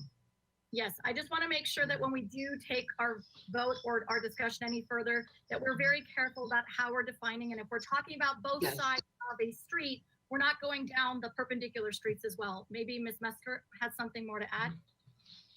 Yes, thank you, Commissioner Bonderson, Chair Swartz. I think the best way to delineate what you're trying to do is to say the parcels adjacent to each of the streets. So then it captures both sides, but doesn't go all the way to the next street. Okay, we'll come back. I don't know if that's what Commissioner Reed had in mind. We can check with Commissioner Reed. I just wanted to make sure that that was added. From my point of view, that's important. I also wanted to articulate the discussion that we did have earlier about being very specific about describing and defining the boundaries to be more accurate and to describe the areas appropriately from all sides, and including the visual graphics as part of the documentation to help support anyone who's viewing and using these ordinances in the future, so that there are questions remaining when a user is using the guidance. Thank you very much. Okay, thank you. Let's go to Commissioner Lodge, please. So we're looking again to have your comments on whether you support staff's proposal, proposed language, building height, open yard. I do not support either one, and so therefore I obviously don't support expanding the area without open yard. If you look at the buildings downtown from satellite view, from overhead, almost every building has a flat roof. There is place for open space for residents to be able to use that can be utilized. It is so stifling to not have a place where you can set foot outside on what people are with the 48 feet. What you're giving instead is more space overhead. What is the use of that? For livability, people need room that they can move into, not room or space overhead they can look up at. I'm very concerned about both of these provisions and what they're doing to livability when it isn't necessary to do that. Thank you, Commissioner Lodge. I know you've been very expressive about this as I've come to know you over the years. And so I appreciate your comments, and they certainly will be captured in our meeting minutes. So if I could, I'd like to go to Commissioner Higgins on building height, open yard, as staff has proposed them and as we've been discussing, and also to Commissioner Reed's interest in whether or not there's commission support to move beyond the 0 blocks to the 100 blocks when we are talking about open yard. Commissioner Higgins, please. Sure. I'll support both. But I want to recognize what the speaker, Mr. Berry, I believe, said about the stacking of more height with affordable or bonus density. I just don't think we have, as a city, as a planning commission, been given really good understanding of how that will work. And if and I recognize we don't really know, we may not know, but I'm concerned about not knowing. I'm concerned about the comments made that the stacking of something by right on top of something else given out by bonus density is maybe not what we're talking about here today, but it's not enough to preclude me supporting another 3 feet. And now we're talking, I feel like we're being a little incongruent too with respect to these amenities. Parking is an amenity, extra plate height's an amenity, and open yard is an amenity too. And all of those amenities add to the value of the property in terms of rent and sales price. And so removing all of those things is kind of would be a congruent path forward to affordable housing. But that being said, I support both of the items at this time, knowing that this is coming back again later on in the year at some point in a fuller package where we'll have yet another time to hack through this.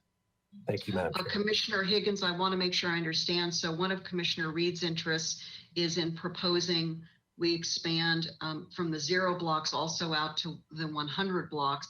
Are you saying that you're in support of that under the open yard exemption?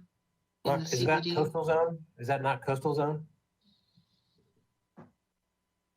We're looking at the language on page 10 in Exhibit A in our section 2.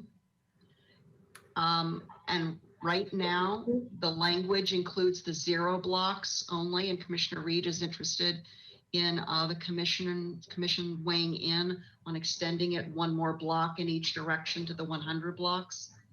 Ms. Brooke?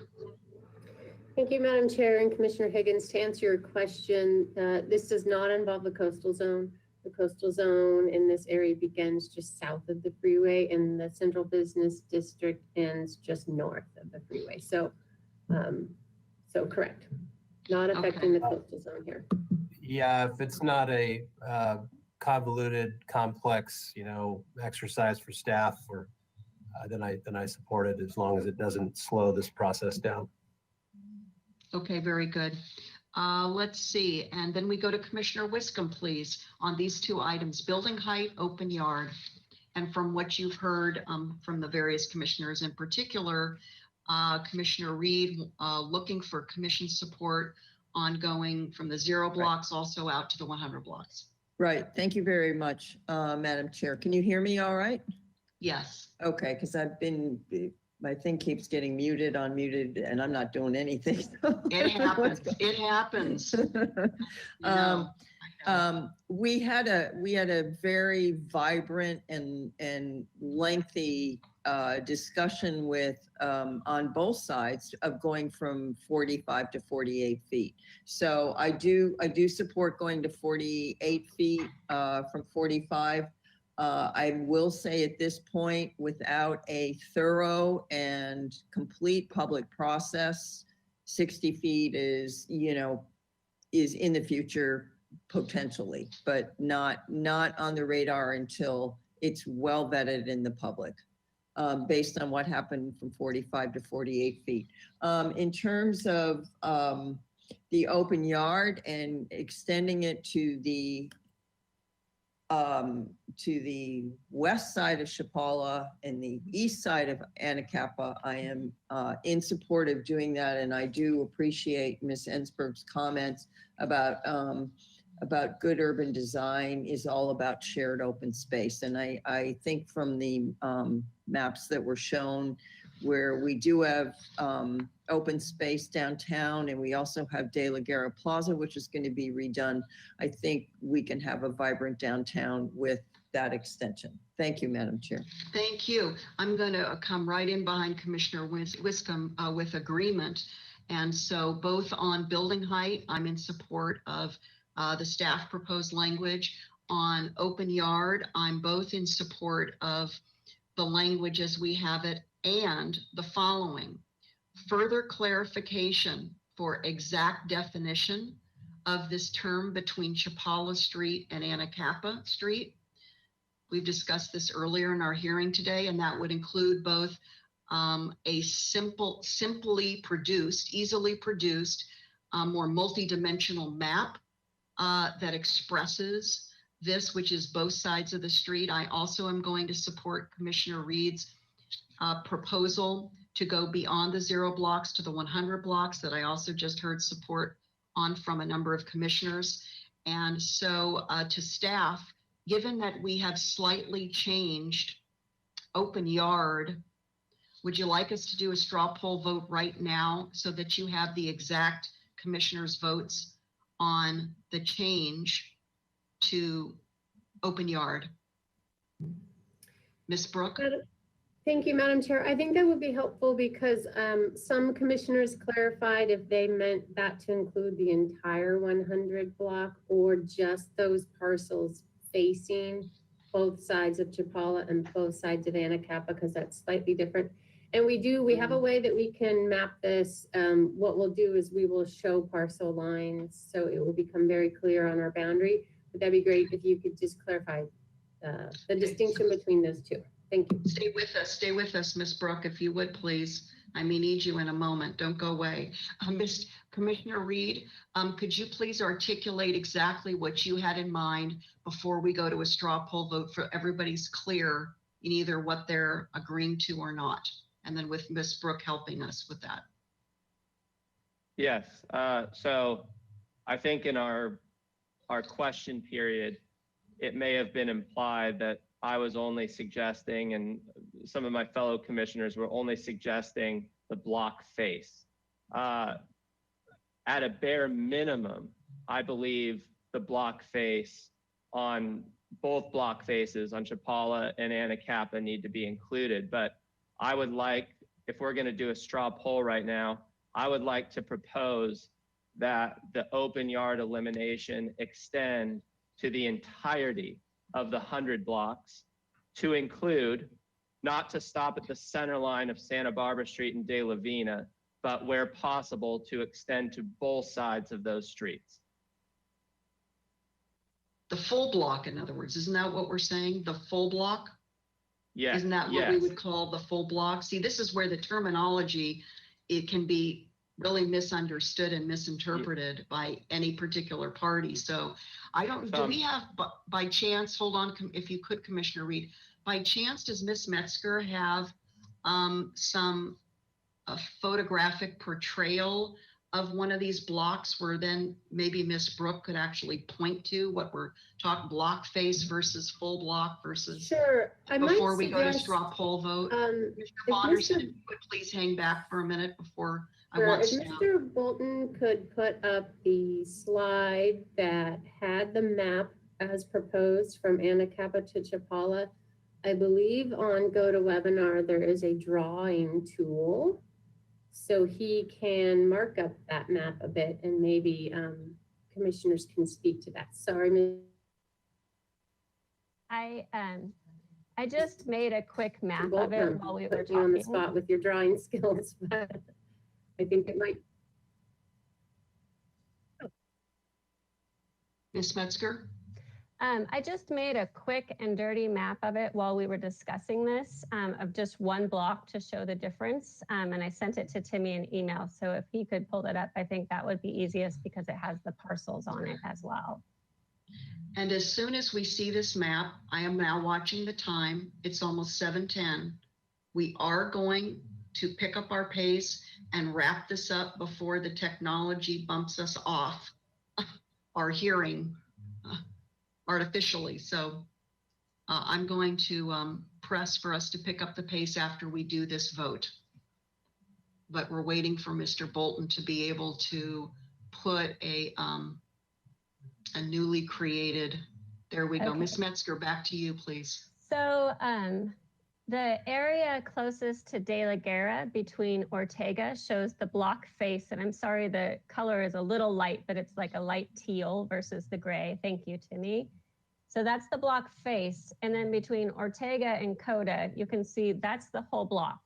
So that's the difference in what we're unsure of as staff as to what the direction should be.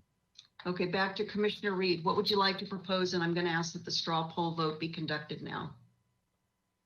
I propose that it be extended to the entirety of the 100 block and that it include both sides of Santa Barbara Street and De La Vina. Okay, So very it good. would include the both block faces of Santa Barbara Street and De La Vina. Okay, Ms. Rydell, I think you have that, and I think the rest of staff has that. I'm going to now, Ms. Bonderson, we need to move through the straw poll. It's got to be, we really now are at the essence of time. We can vote up or down on it, and however it goes, that's fine. Do you have one last clarifying question?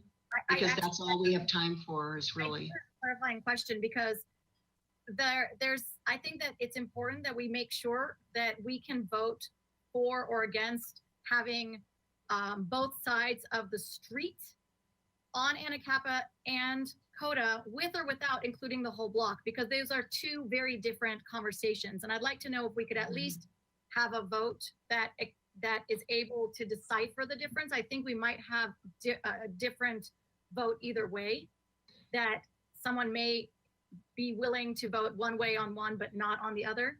So I don't want to lose the opportunity here by having such a limited vote. Okay, let me ask you to pause for a moment, please. I want to go to Mr. Gullett because Mr. Gullett and I have had a number of conversations leading up to today. And Mr. Gullett, would you please confirm staff has assumed, and we came into this hearing assuming that even in the 0 blocks, it is both sides of the street. Isn't that what you and I have continued to concur on? No, there's confusion Zero there. block. Okay, go ahead. So there's confusion there. So how staff wrote it and how we've talked about it is it's the actual street. And I see where there's confusion in assuming it's all those properties addressed on the street. So how it's shown here and how it's written is how staff proposed this to Planning Commission before and what we talked about with City Council. And I just wanted to speak quickly to what Commissioner Reed was proposing. So he was proposing to pull into the blocks of De La Vina and Santa Barbara Street and then all those parcels fronting them. So this would take up almost the entire CBD. So if that's the recommendation from Planning Commission, I would suggest considering just saying in the entire CBD to not require open yard. Commissioner Reed, this was your initiated request. Could you please? Yeah, respectfully, I would like to keep it as proposed. Okay, what about clarifying back to Commissioner Bonderson's question of perhaps having any confusion as to what we mean, both sides of the street, 0 blocks, 100.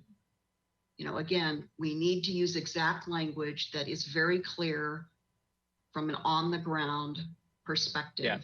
An application comes in. Could you help us with that from what you were thinking?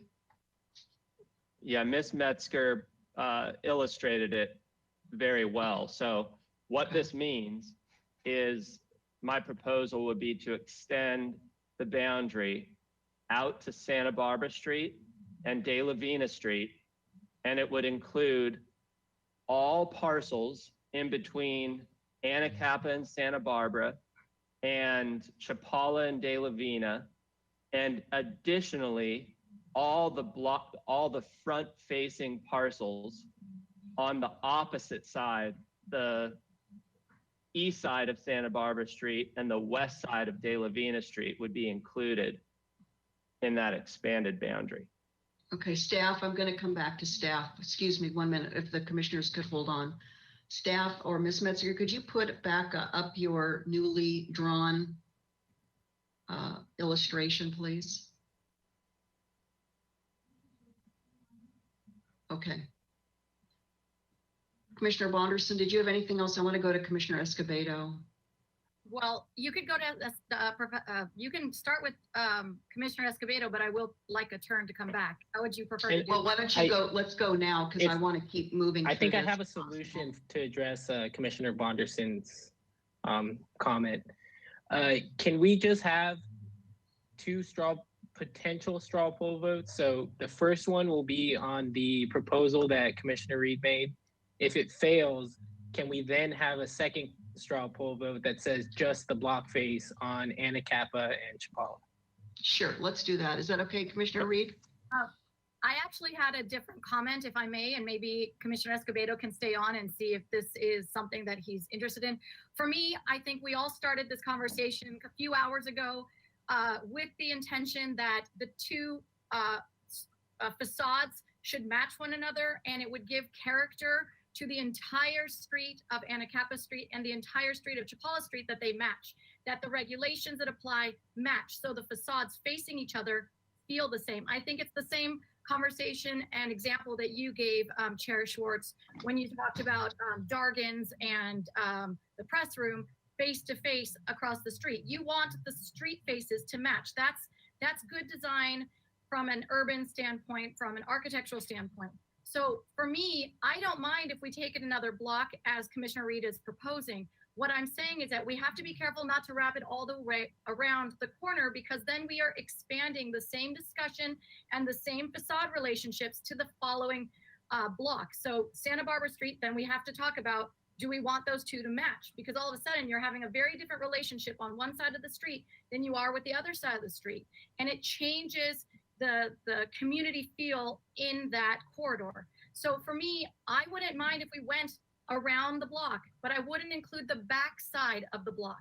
So I don't know how you'd like to rethink this, or if you want to have two different straw polls as Commissioner Escobedo would like to propose. Whatever you'd like to say, that was what I wanted to put in for my 2 cents. I would like to make sure that a vote goes in that matches around the streets, so that they are face to face and that they continue a corridor that matches. Thank you very much. Commissioner Escobedo, anything to follow on before we go back to Commissioner Reed? No, I just want to move on to get this done with, because we have a lot of the meeting left and not much time. Okay, so back to staff. If we do a straw poll vote, can you help facilitate the language between two straw poll votes, or do we need to just, I don't know if we need to relinquish this for now in the essence of time, or I don't want to ignore Commissioner Reed's interest, but Ms. Metzger? Yes, so we could do 2 straw polls with the 2 different ideas. That wouldn't be a problem. Okay, can I ask you to assist us, Ms. Metzger, in articulating the Yes. 2 different, because I think you'll be very adept at being able to articulate it. So Ms. Rydell, if you would please, working in tandem with Ms. Metzger, she's going to articulate the 2 different straw poll votes, and if you would please facilitate the vote. So the first straw poll would be following Commissioner Reed's example of eliminating the open yard requirement in the CBD on both up to Santa Barbara and De La Vina streets, including both block faces. And do you have with your cursor, can you just illustrate that one last time before we go to the vote? Yes. What does block face mean as opposed to no block face? So Mr. Bolton, we're going to go up to Santa Barbara. So if you just show those narrow parcels between Ortega and Coda that aren't highlighted, but yeah, so it would include those and everything on either side, the first block faced. Okay, that's the first straw poll. Ms. Rydell? Thank you, Chair Schwartz. I will begin the roll call vote now. Chair Schwartz, No. Vice Chair Wiscombe, No. Commissioner Bonderson, No. Commissioner Escobedo, Yes. Commissioner Higgins, Yes. Commissioner Lodge, No. Commissioner Reed. Yes. So for the record, that is a total of 3 yeses and 4 nos. Okay, so that fails. Let's go to the second straw poll, and please, with Ms. Metzger's help, and the cursor outline this alternate proposal that Commissioner Reed articulated. So I believe the Or I believe if I alternate, should say that, okay. Mhm. the alternate proposal was to extend the pink area shown on the map to include the block faces on the other side of both Anacapa and Chapala.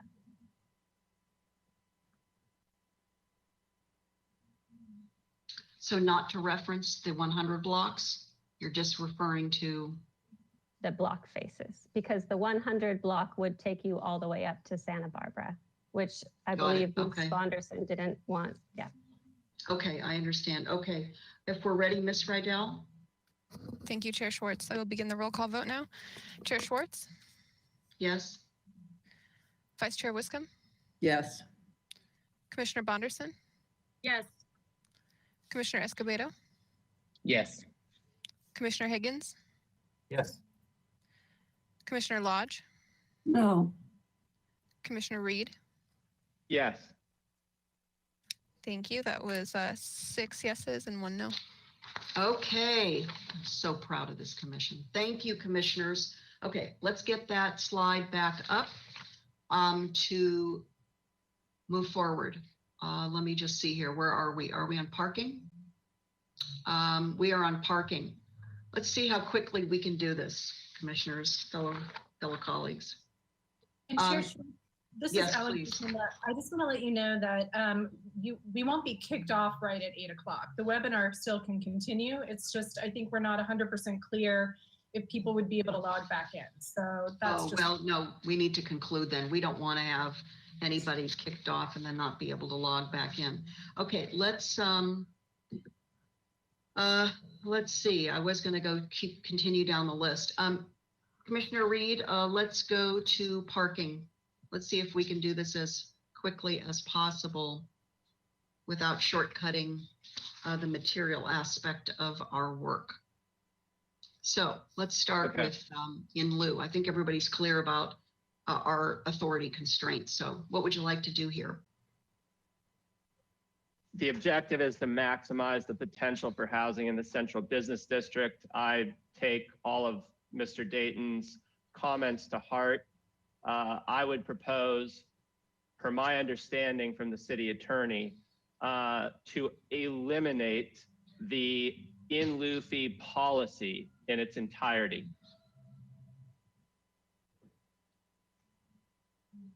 Did you want to go on to unbundled parking? Just so we can get both the parking items together and then move through the commissioners? Yes, Commissioner by commissioner? so it's my understanding for unbundled parking that Mr. Dayton changed his position from the staff report and the ordinance and reverted back to the council's recommendation, which was allow versus require. So I support the language being allow unbundled parking. Okay, and we have in front of us, just to reference this, Mr. Bolton has up on the screen, unbundled parking. If you could move that up just a little bit, Mr. Bolton. Off-street automobile parking spaces for residential units, and the word shall is going to be changed to the word may be leased or sold separately from the residential unit. That's what we're talking about. Okay, so let's go quickly, and again, I really do mean quickly, to Commissioner Escobedo. Thank you, Madam Chair. In regards to in lieu, I would also support getting rid of the entire in lieu program, but I would like to replace it with a parking maximum. So it gives the developer flexibility to provide parking or not provide parking and maybe maximize those parcels. And I do support unbundling and changing that shall to may. Okay, thank you. I'll keep that in mind in terms of maximum as we finish. Commissioner Bodderson, let's go through this again as quickly as we can in those two components. Yes, thank you, Chair Schwartz. I am in agreement with keeping the in lieu fee, and I support unbundling the parking. Thank you. Okay, Commissioner Lodge. I support unbundling and, excuse me, the removal of the in lieu fee. Thank you, Commissioner Lodge. Commissioner Higgins? I support removing the entirety of the fee. I actually support, I don't support the change to unbundling being a option. I think it should be a requirement.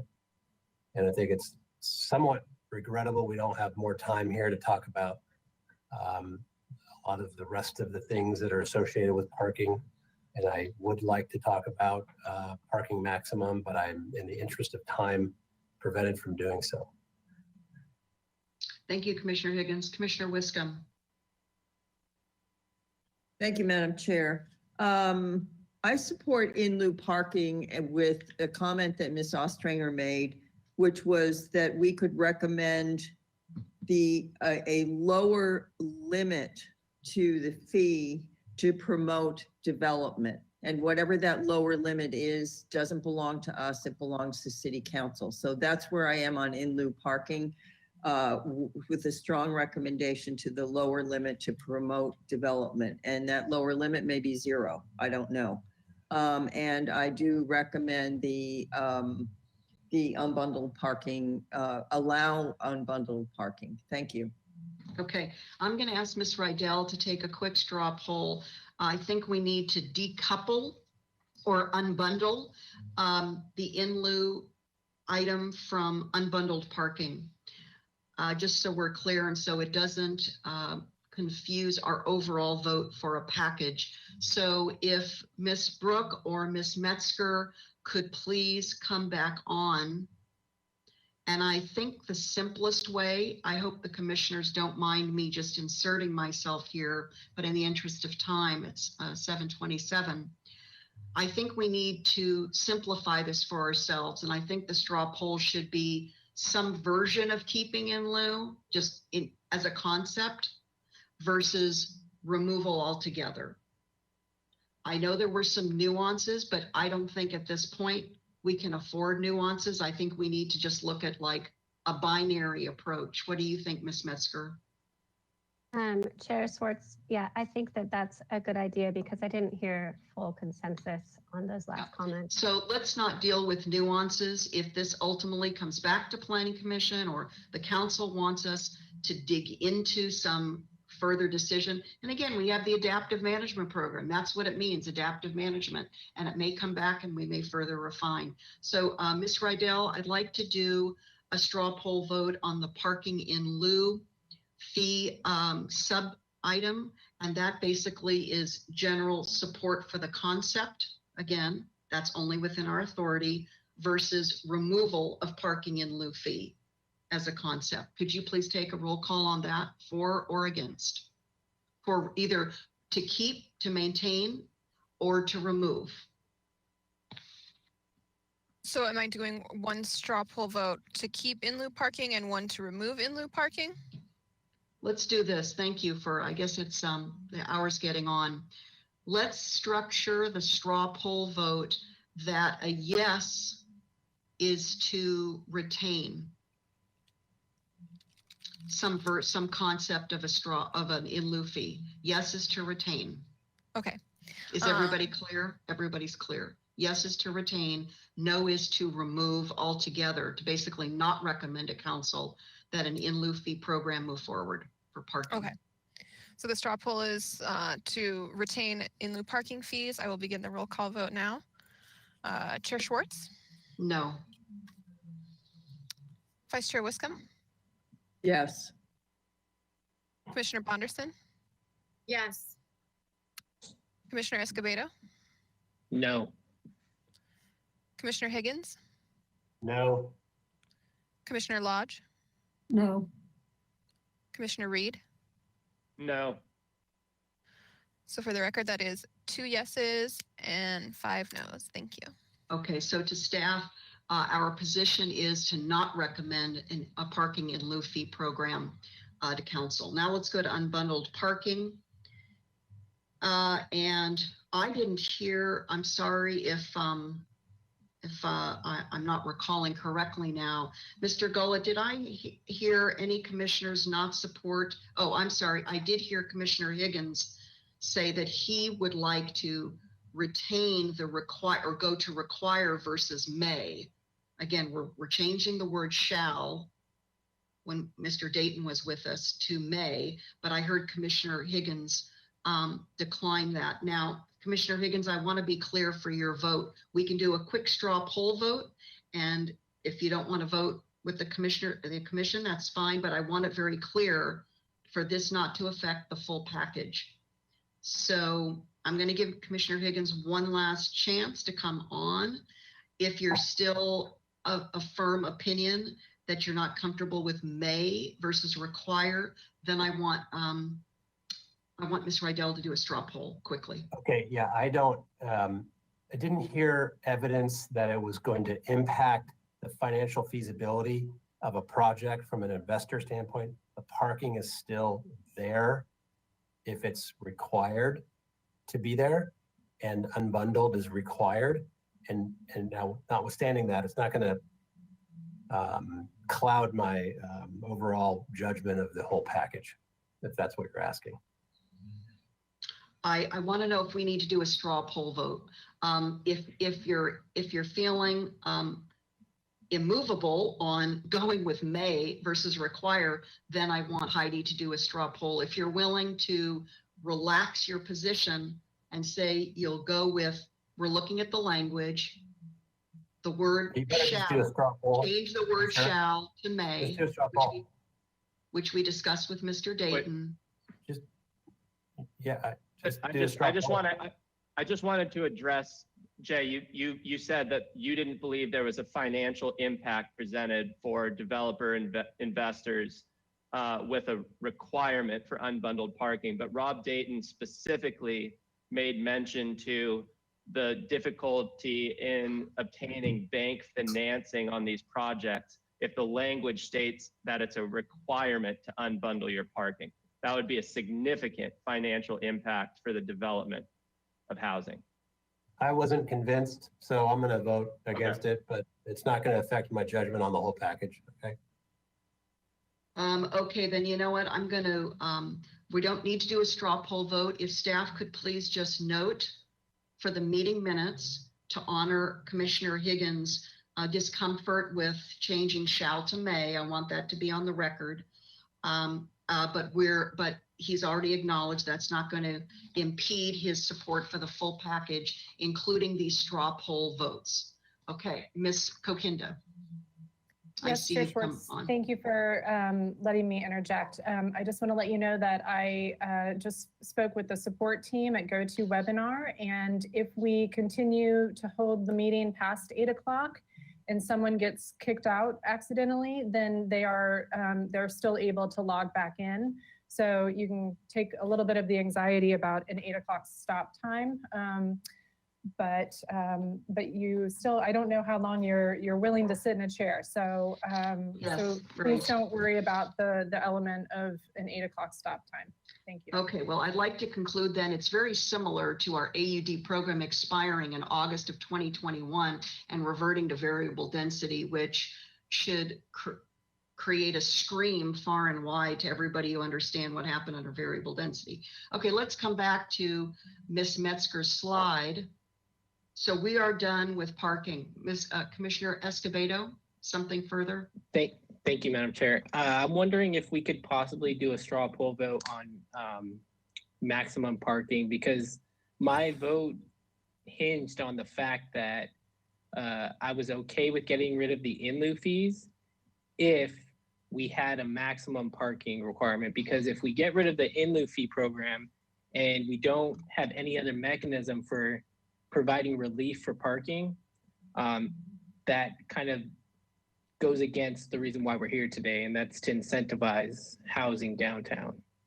Well, let me just ask you, Commissioner Escobedo, with the new introduction per council approval of a 24/7 permit program, starting with 3 garages at 100 permits, does that not satisfy a concern or an interest you have in allowing residents who move downtown to have nearby off-site parking at their own separate expense?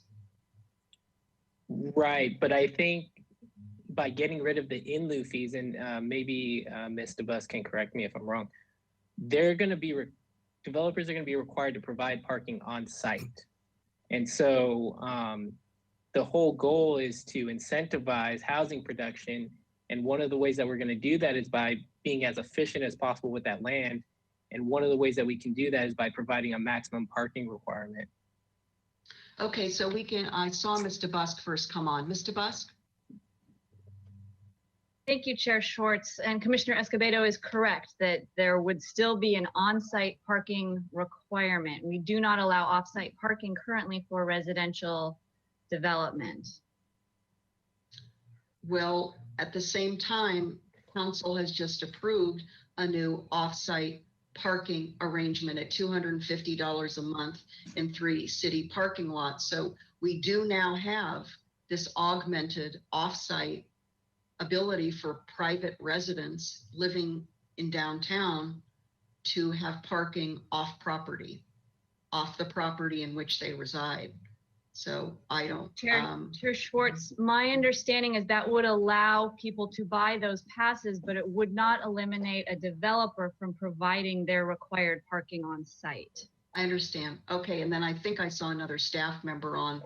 One moment, Commissioner Higgins. I didn't know if another staff member wanted to say something. I'm sorry, I didn't see the webcam come and go. Let's go to Commissioner Higgins while we're looking to see if Ms. Metzger or another staff member wants to come back on. Oh, there's Ms. So I Brooke. think if I'm hearing Commissioner Escobedo correctly, he's just asking for a straw poll, I think, on the concept of maximum parking. And I would be interested in that too, with the context that we're not going to talk about what the number would be. So I mean, we can get into the weeds for a lot. I want to hear what my commissioners have to say about that. I personally would be interested in that discussion at a later date. So I would vote yes to a discussion about that tonight. Ms. Brooke? Thank you, Commissioner Higgins. Ms. Brooke? Thank you, Madam Chair. Mr. Bolton, if you could switch to the ordinance and please put up page 23. I want to just point out what Ms. DeBusk was referring to. So if you scroll up a little bit, F1 within the Central Business District, this paragraph, this section starts off with saying projects within this area shall provide a minimum of 1 off-street parking space per residential unit, except as provided below. And the exception is the payment of the in lieu fee. So what Ms. DeBusk was saying was if you eliminate all reference to an in lieu fee, if you eliminate little letter A there, the default would be that 1 space must be provided on site per unit. So we just want to make sure cautioned about that change. Thank you. Thank you. Oh, I see. Okay. Well, we're going to have to finesse that a bit. Commissioner Wiscombe. Thank you, Madam Chair. And that's the reason why I voted for the in lieu fee, is because of that particular clause. So I think we're now in a position where the in lieu fee has been recommended to be eliminated by our commission moving forward to City Council. And I think we're in a position now where we need to replace it with a parking maximum. Thank you. Let's go back to I want to ask Commissioner Reed something, because you, I think, initiated a discussion about not supporting this as a concept So I'd like to know your take, Commissioner Reed, on parking maximum to what Commissioner Escobedo was talking about just a few moments ago and is interested in. Yes. The caveat, the assumption was that there would be no parking requirement. So whatever is necessary to facilitate that, I wanted the removal of an in lieu fee while maintaining a zero parking opportunity for housing development in the central business district. So if the maximum parking of up to one space per unit, but you don't have to provide any if you don't want to, and there's no fee attached, is the mechanism, then I fully support that. Okay, did staff get that language that Commissioner Reed just mentioned? If you can get that language, I'd like to come back and do a new straw poll while you're telling me, Mr. Gullett. Chair Schwartz, so this would be a fairly easy language change. So instead of the minimum of one off-street parking space per unit, it could be a maximum of one. One was mentioned before. This could be part of your recommendation to City Council. I mean, this is an expedited package due to our current economic situation. So I think that kind of recommendation is valid. And great. Thank you so much, Mr. Gullett, for your contribution there and your guidance. So I'm in support of where this is going for a new straw poll. So I think what we need to do, Commissioner Higgins, did you have anything else before we do a different straw poll? Well, I think in line with Commissioner Wiscombe's comments, that's the reason I voted to keep a mandatory decoupling in there, because it still provides freedom to the developer to do something with the parking that has to be there if it's a one per. So now we're into a different galaxy of maximum parking, but So up to one, a maximum of up to one, but not having to provide it. That's the latest interpretation I just heard. Just my fear with that is it's a little bit different. Well, it's probably going to be perceived as a lot different than what was in our package, and how that is digested through the rest of the process, to me, appears rockier than staying within the confines of our unbundled mandatory with zero or no inclusionary. But that seems like a safer direction or arrow to shoot. Mr. Gullett? I just wanted to mention that the Planning Commission did discuss parking maximums back in November at length. So it's not a new concept to AD program amendments. And there's a majority that isn't in support of in lieu fees. So the question I have is what replaces that? It could be no parking at all. I think a parking maximum would be more palatable. And that's where I see a way forward. So the concept was perhaps discussed, but the nitty gritty is what tends to throw us off, and will throw this off. Half, quarter, bedroom count, et cetera, square footage of the unit, it gets a little sticky. So let me ask staff, before I ask Ms. Rydell to set aside the straw poll vote that we just did and substitute it for a new straw poll vote, I want to ask staff if there's an opportunity between now and when council would need to take this up as enactment for us to work with staff in clear definition of this concept of a parking maximum, allowed to be provided, but zero, no parking required to be provided. We're not going to wordsmith it right now at this hour, but if we take a straw poll right now with some general parameters around this, how can we help staff craft the specifics? Mr. Gullett? This would be a fairly simple language change. We would eliminate all of the reference to in lieu fees. Under subsection A would be deleted, and everything that referred to it would be deleted, and it would just require a maximum of one off-street parking space per unit. If that's the recommendation of the Planning Commission, and how we present that to City Council is yet to be determined. So it would be a maximum of one allowed. That's allowed. Yeah, maximum. Zero of one. required, maximum allowed.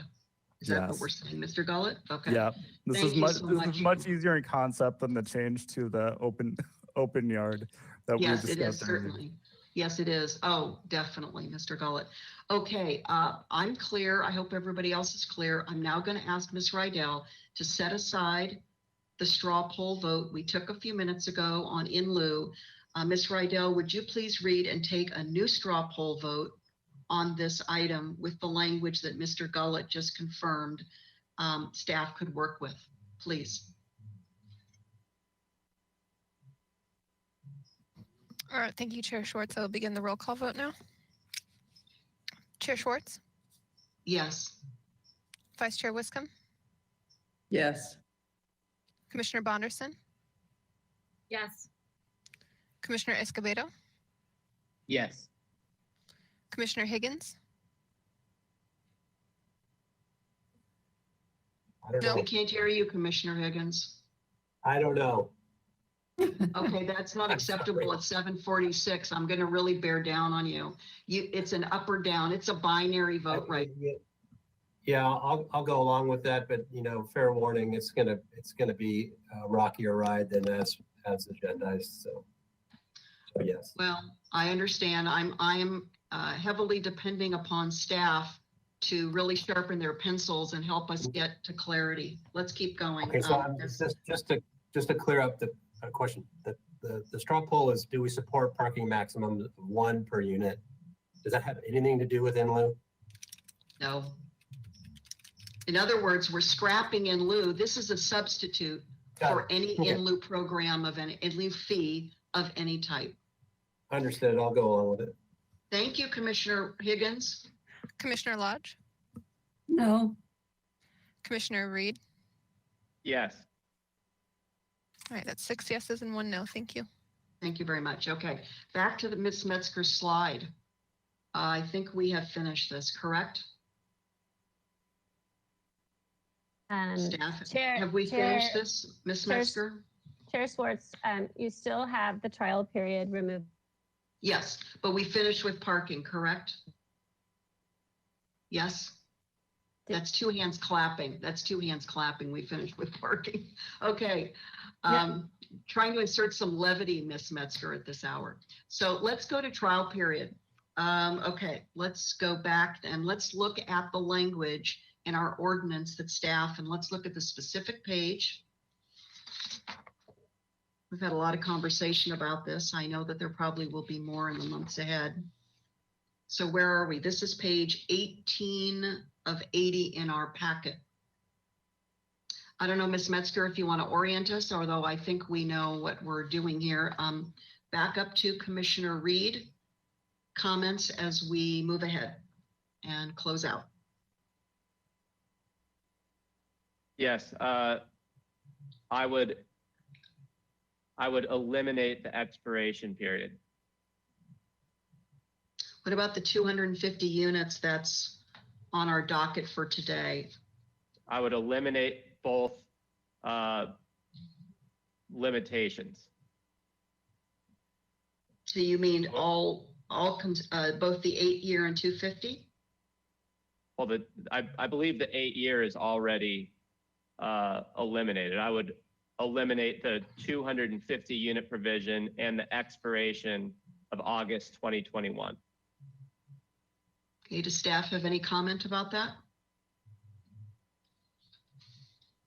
In other words, there's no, if I'm hearing Commissioner Reed correctly, staff, there's no what I'll call a temporal restriction on our new multi-unit housing program policy. It's basically, we'll remain in perpetuity until the council enacts something different. Ms. Brooke? Yes, correct. That's how I understand that. If the initial program period language is struck, then what remains would be in place for until some other such time period. it's changed, right? Right, Just like correct. all of our other policies, right, Ms. Brooke? Okay, I'm going to go to, again, right down the line. Commissioner Escobedo, please, would you come on and comment?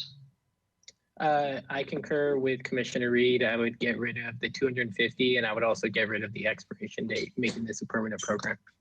Thank you, Mr. Escobedo. Commissioner Bonderson, specifically to what we've now heard from both of our other colleagues. Your audio is not on, Commissioner Bonderson. Thank you very much. You can hear me, right? Yes. Thank you, Madam Chair.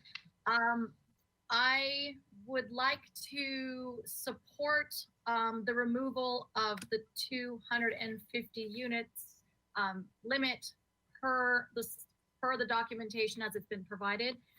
However, I do not support removing the expiration date. My understanding is that it's there for a very specific purpose that serves staff, and I'd like to support them on this. Okay, let's go to Commissioner Lodge, please.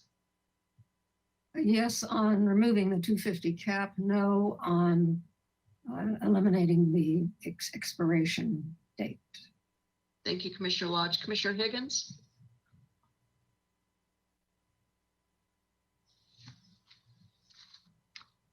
So I want to provide the certainty in the process. I think it's clear we need to eliminate the quantitative cap. The temporal one, I would like to hear from my Commissioner Lodge and Bonderson about where they're headed with that, why they don't feel like, or why they feel that should still be in there. I'll just say, I feel like it.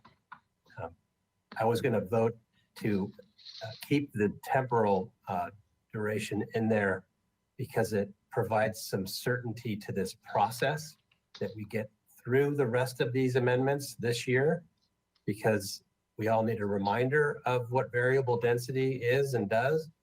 And if it's there, everybody's got to look at it and deal with it. And institutional knowledge and memory here may not be intact with regard to what that program was all about. But I don't want to toy with a strong majority on this either.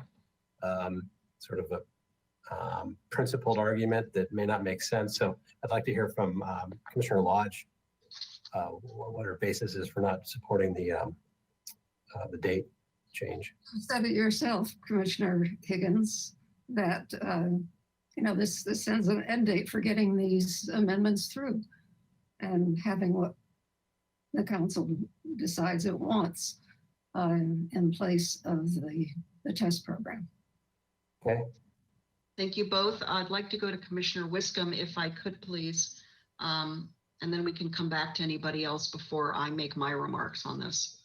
Commissioner Wiscombe, would you let us know your thoughts, please? Thank you. Thank you, Madam Chair. My thoughts are, from hearing the arguments, I appreciate Commissioner Higgins' query of Commissioner Lodge, and I totally agree. It gives us an end date to get through this and not revert back to variable density, which none of us want to do. So I will vote to eliminate the 250 unit cap and keep the date of August 2021. Thank you. Commissioner Escobedo, you had something additional? Yeah, I just wanted to speak to that point, and I totally get it when it was discussed back in November and December, but we're living in a COVID reality where we know that we are going to get this done. We know that City Council made it very clear that they want these amendments in place as soon as possible. We've heard it from staff.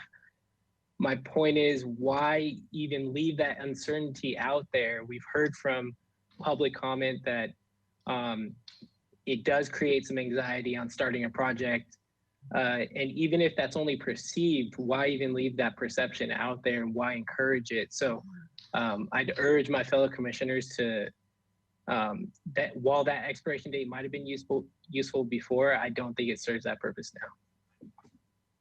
Any other commissioner comments on this before I comment? Commissioner Reed, were you going to come back on before I comment? Yeah, I fully support what Gabe or Commissioner Escobedo is pointing out.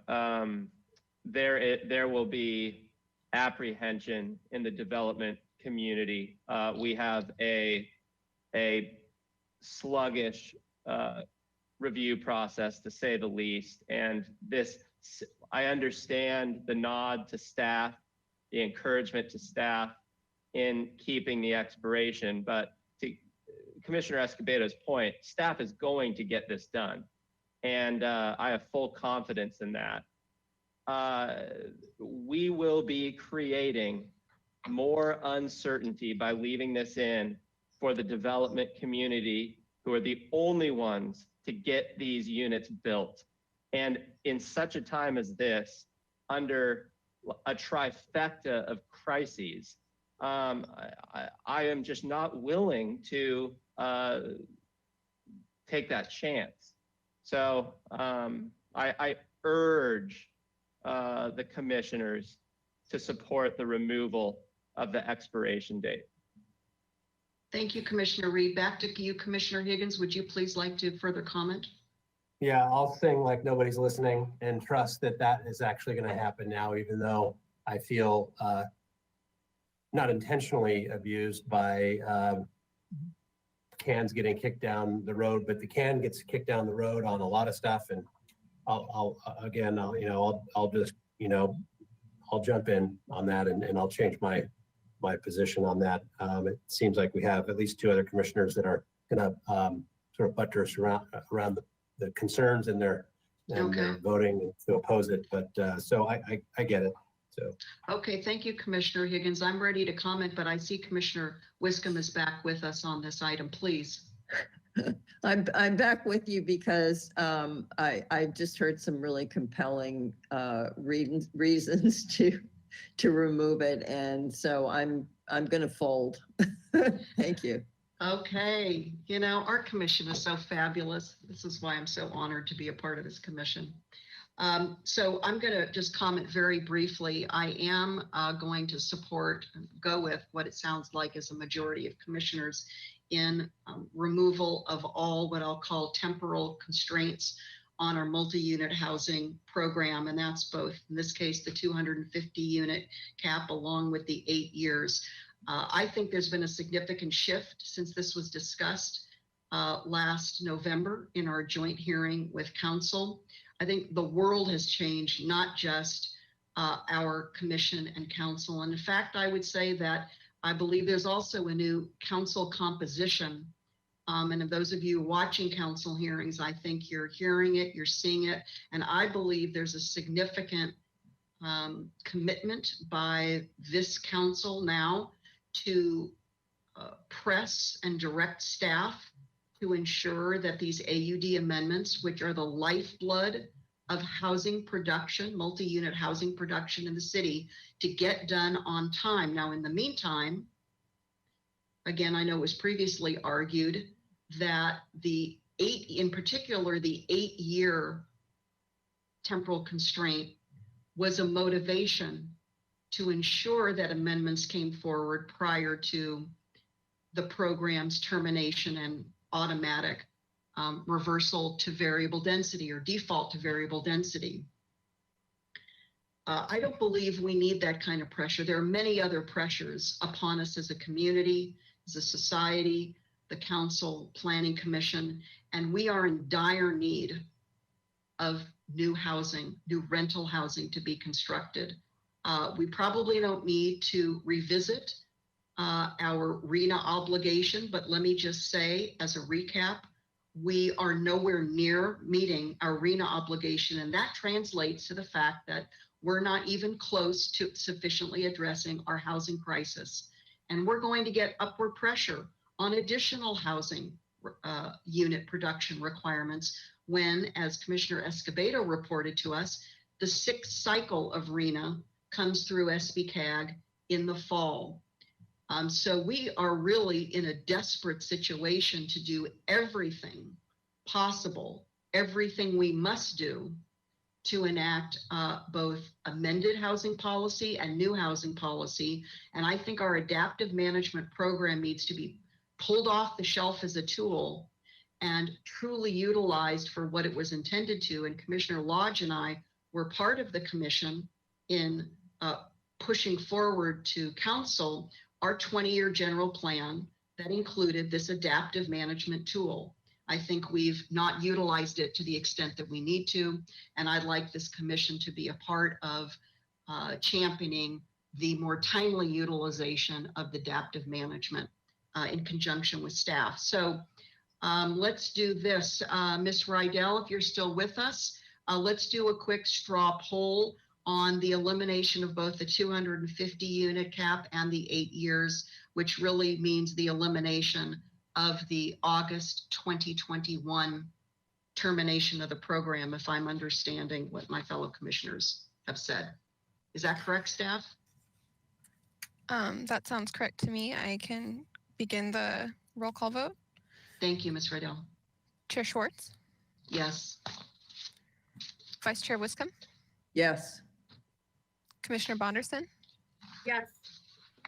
Commissioner Escobedo, Yes. Commissioner Higgins, Yes. Commissioner Lodge, Yes on the 250, no on the time period ending in 2021. Commissioner Reed, Yes.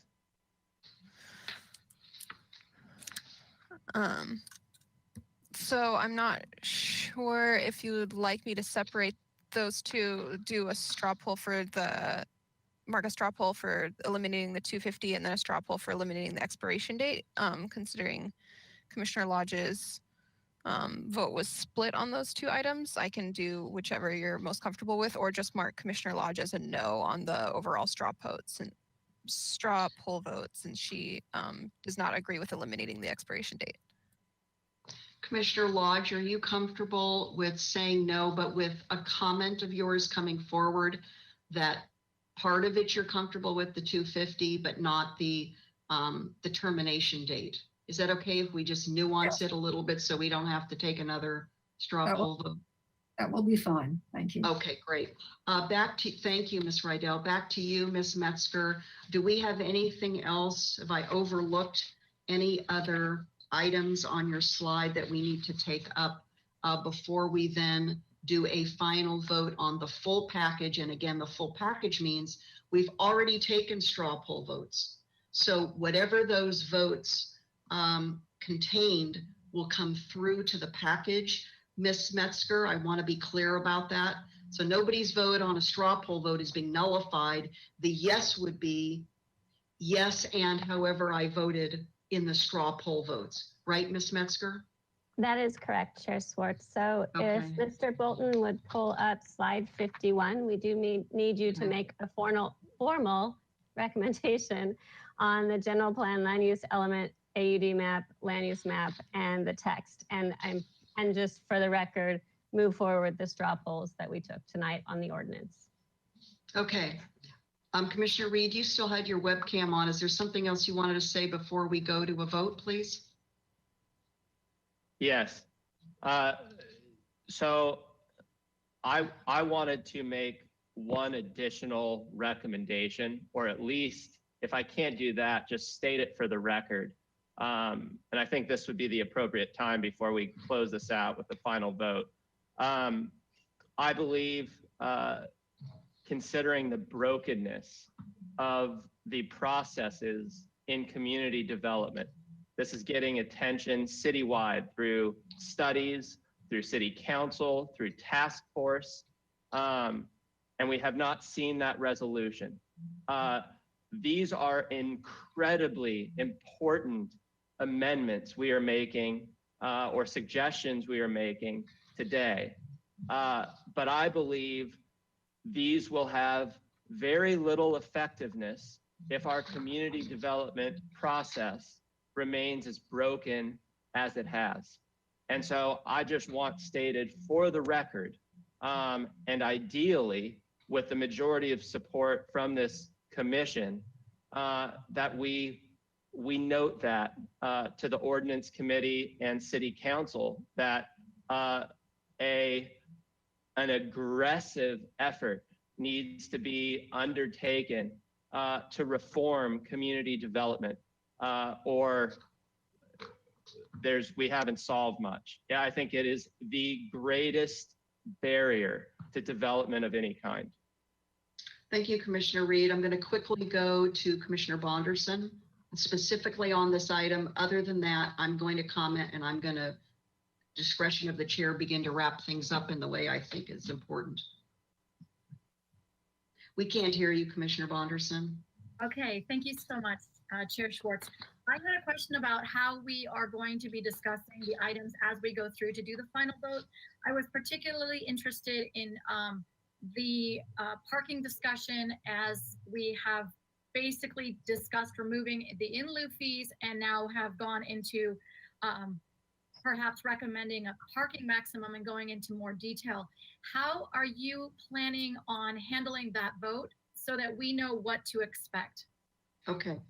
And I would like either, in answering your question, I would like either Ms. Brooke, well, one of the staff members, whoever's appropriate, to please come on to validate my understanding that we're in alignment on how I am inclined to move forward to a package vote. And I am going to come back to Commissioner Reed's commentary a moment ago. We're not going to go back through any details. We've done that. So we've taken our straw poll votes. We've had our deliberations. I want us to now conclude, or near conclude, with a process that we vote on a whole package to say, yes, I agree on everything that was within our scope of authority. And that includes my personal, your personal straw poll votes on the various items. I don't believe that we need to, unless staff tells me, we actually have to enumerate the categories or straw poll votes. I entrust staff to very carefully document this, and Ms. Rydell will very carefully listen to our tape to ensure that everything gets transcribed correctly. It's going to be very important because this is not coming back to us before it goes to ordinance committee. So if you voted no on something to keep something or to remove something, that will follow through to your overall vote saying, move the package forward with my sub votes. I'll call them sub votes, like a minor vote and major vote. That's kind of how I'm thinking of it. Everybody's vote will be honored on everything you voted on these straw polls. And then the rest of the package that you supported, that will come through. So it's yes and, not yes, kind. Does that make sense? Yes, so just to confirm, when we do go through to validate the final decisions for our votes on each, on the packet overall, we are going to hit each one, say yes or no, and our reason, and then that just moves on. Is that correct? That was not my impression. Ms. Brooke, could you please help us with this? Sure, Madam Chair. I might suggest, I've been keeping track of the amendments on the straw polls as you've been going along and making those edits. So I'd be willing to take a crack at summarizing what I've edited and see if I've captured your various straw polls. I'll paraphrase it. I won't use exact wording, but is that something you're comfortable with? And then that way you could take a single vote if you want to try to do that? Yes, I would like to do that. If you could just stand by, Ms. Brooke. Commissioner Lodge, did you have anything else before I further comment? Well, I guess this is really on Commissioner Reed's subject. Is that something that is appropriate since it's not on the agenda?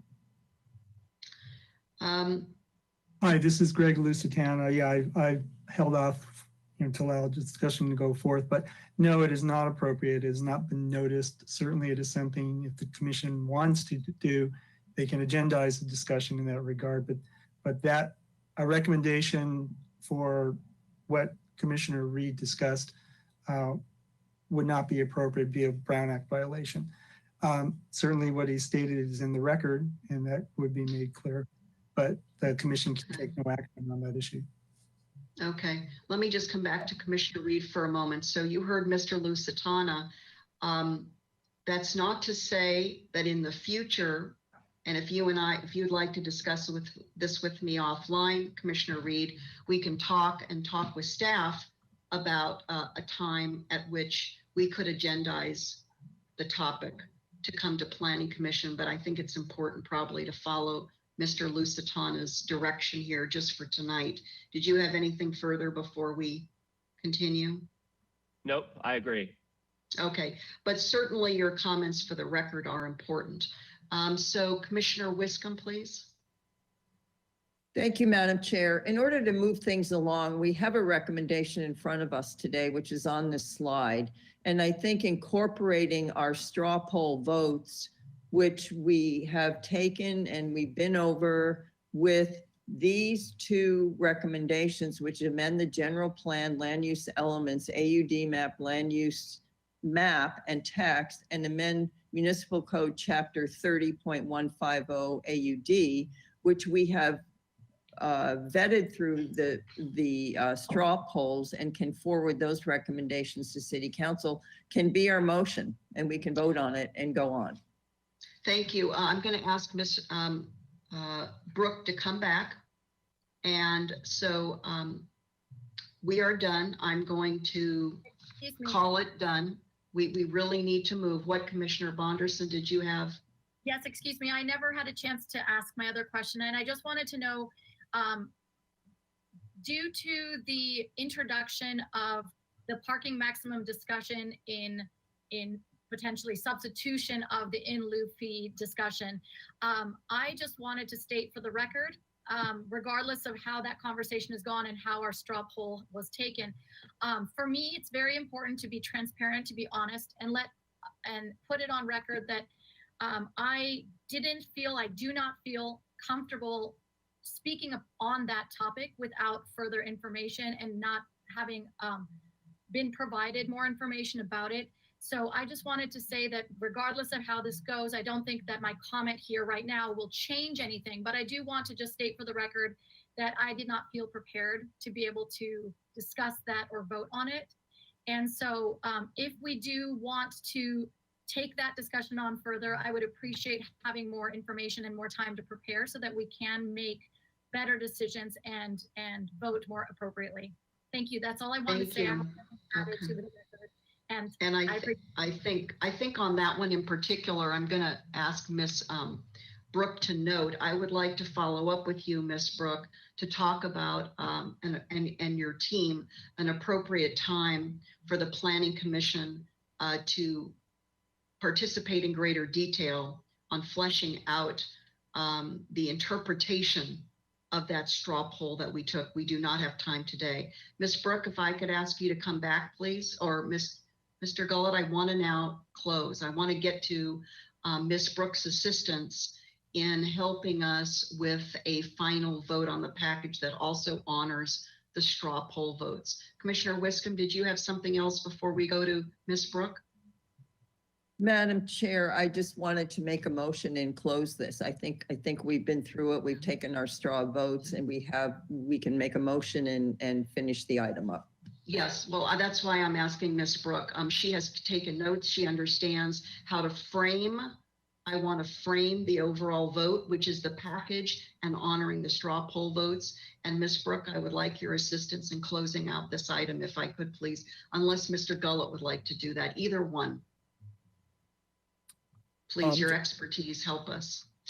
Chair Schwartz, I was just hoping to address Ms. Bonderson's concern about parking maximums and that not being discussed in the staff report. And just very briefly. So the proposal was for in lieu fees, which it's essentially a parking maximum with a zero fee. That's the same as a parking maximum. So with an in lieu fee, you can buy down your parking requirement to 0. And then with a parking maximum, you could just provide 0. There just isn't a fee on top of it. So I Thank you, Mr. was Gullett. trying That's- to help Ms. Bonderson. That's very helpful. These are very complex concepts in a sense, you know. Back to you, Ms. Brooke, could you please help us wrap this up? Sure, let me see how I do. So on the first bullet of today's recommendation, you have not taken any straw polls to modify any of the general plan land use text, AUD map or land use map. So all I'm going to speak to is the second bullet, which is the amendments to the municipal code. So I'll walk through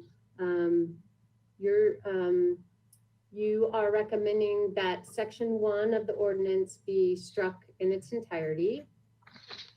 Rolling down to section 2, this is actual chapter 30.150 of the municipal code. We would strike any reference to an initial program period or expiration. So that will occur in a couple places at the beginning of this ordinance. And then getting down to the next change is actually quite a ways down into parking. So here's how I've drafted this. Projects developed under the AUD program shall observe the following parking requirements within the CBD.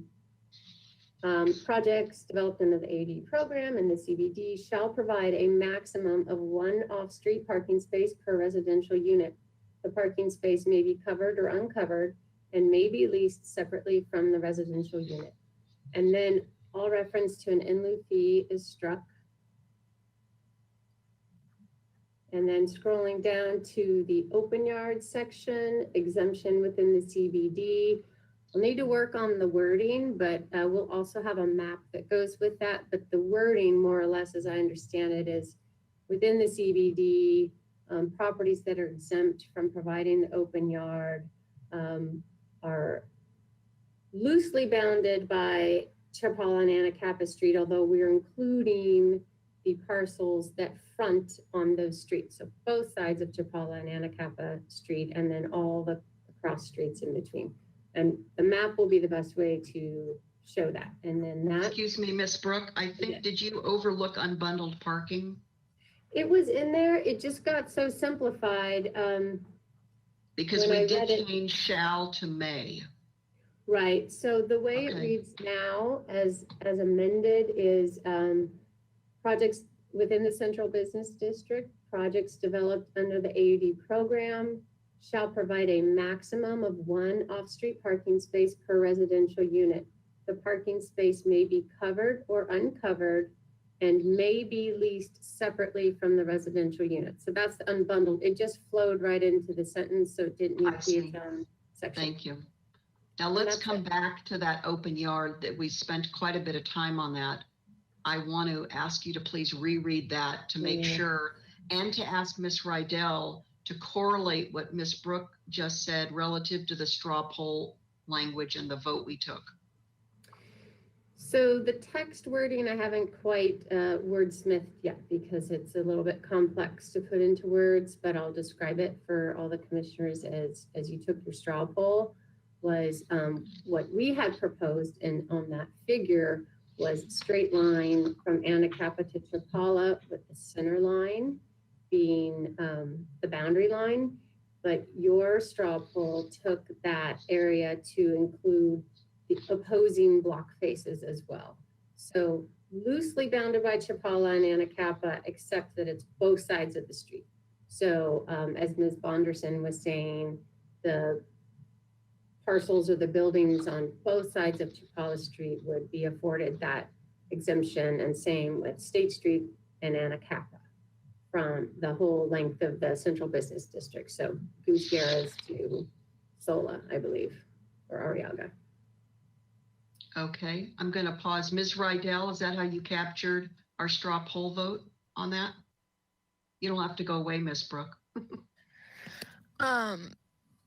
Yeah, I believe the first straw poll, I would have to go back and listen to the tape for the specifics, but that it was including yeah, those block faces, and then the second straw poll, if I took it down correctly, that would include the block faces of both Anacapa and Chapala, whereas the first one was the.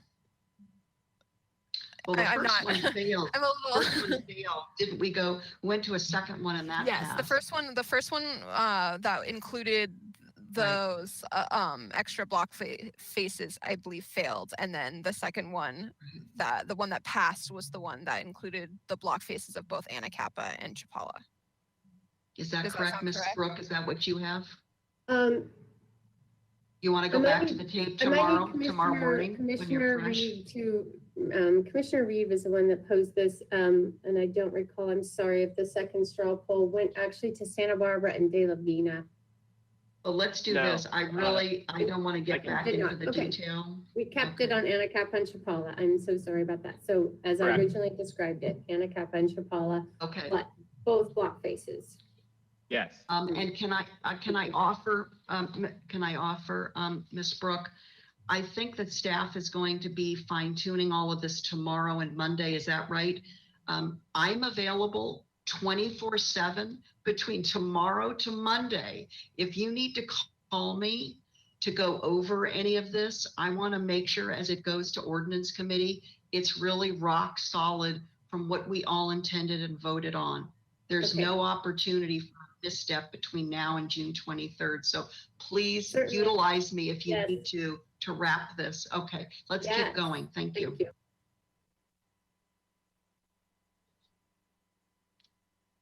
So did you want to keep going with the package vote as you had noted it, Ms. Brooke? Certainly, I was done describing the text amendments as you took straw polls. So that would be the package as I read it. That's the package. That's going to be our vote. Again, that means if you're voting yes, it means you're voting for everything we all agreed to vote on, and what's being brought forward are your straw poll votes. Everybody clear? We're going to go to a vote. Commissioner Wiscombe, you're nodding, you're clear? Yes? Yeah, yes, Madam Chair, I'm clear, and I'd like to make the motion, please. Oh, please, I'd like you to make the motion. Okay, And I'll second. so good. I think we understand everything that's going on. We beat this to death. So we have a motion and a second. Thank you. Thank you very much. And I would like to rephrase and say we've done an absolutely thorough job today. This is what the Planning Commission is intended to do. This is what we do, and this is what the council expects us to do, and the public for that matter. So with that, Ms. Rydell, let's do, well, actually protocol. I should ask if there's any discussion on the motion. Oh, there's none. Fantastic. Let's go to a voice vote, Ms. Rydell, on exactly what. Oh, hold on. I see a raised hand, Commissioner Higgins. Oh, we almost got it done, Commissioner Higgins. Okay. Sorry about what that. What would you like to say during the discussion before we vote? Okay, sorry to do this, but I'll try to make it quick. I think part of what the comment that Commissioner Reed made pertains to the format of the staff report. And it may have something to do with what Commissioner Bonderson was getting at in terms of better disclosures to the public. I just find that the staff report, I don't want to complain about this. It's fully legally embedded with, I think about 30% of the staff report is jargon that is hard to follow. And if you were to give that to anybody that hasn't been paying attention or is not otherwise a lawyer, it's really difficult to understand. All the words in the staff report have meanings to other constructs or words, and it's a real difficult read. And I want to just point it out because when AUD went through, it was, I'm going to guess, I don't remember for sure, similarly narrated, and we had a backlash.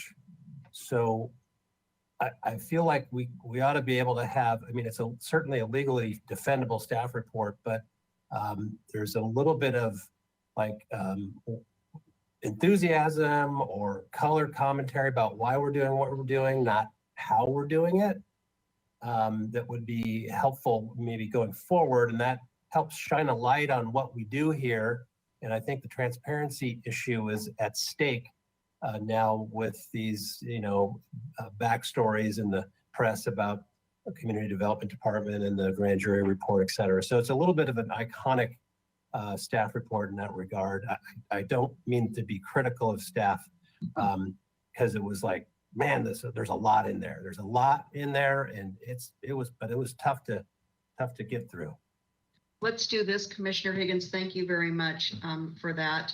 I'd like to take the vote unless there's any more discussion, but I would like to come back very, very briefly in wrapping something up, sort of a theme between Commissioner Reed and Commissioner Higgins. Commissioner Lodge, any discussion before I ask Ms. Rydell to take a voice vote on the package as Ms. Brooke has articulated it, and that staff will further clarify or define tomorrow or Monday?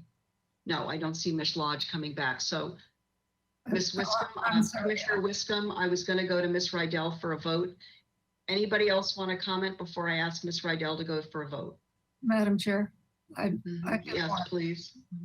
Yes, Ms. Lodge. I do want to explain, I will be voting no on the package because Okay. I think the kind of housing that the incentives that have been given to developers are such that the kind of housing that will be built will not be what the community needs and what it wants, or nor will it be livable. And I think the increased height will help change the character of Santa Barbara, as will certainly the discussion of going to 60 feet will totally change the character of downtown.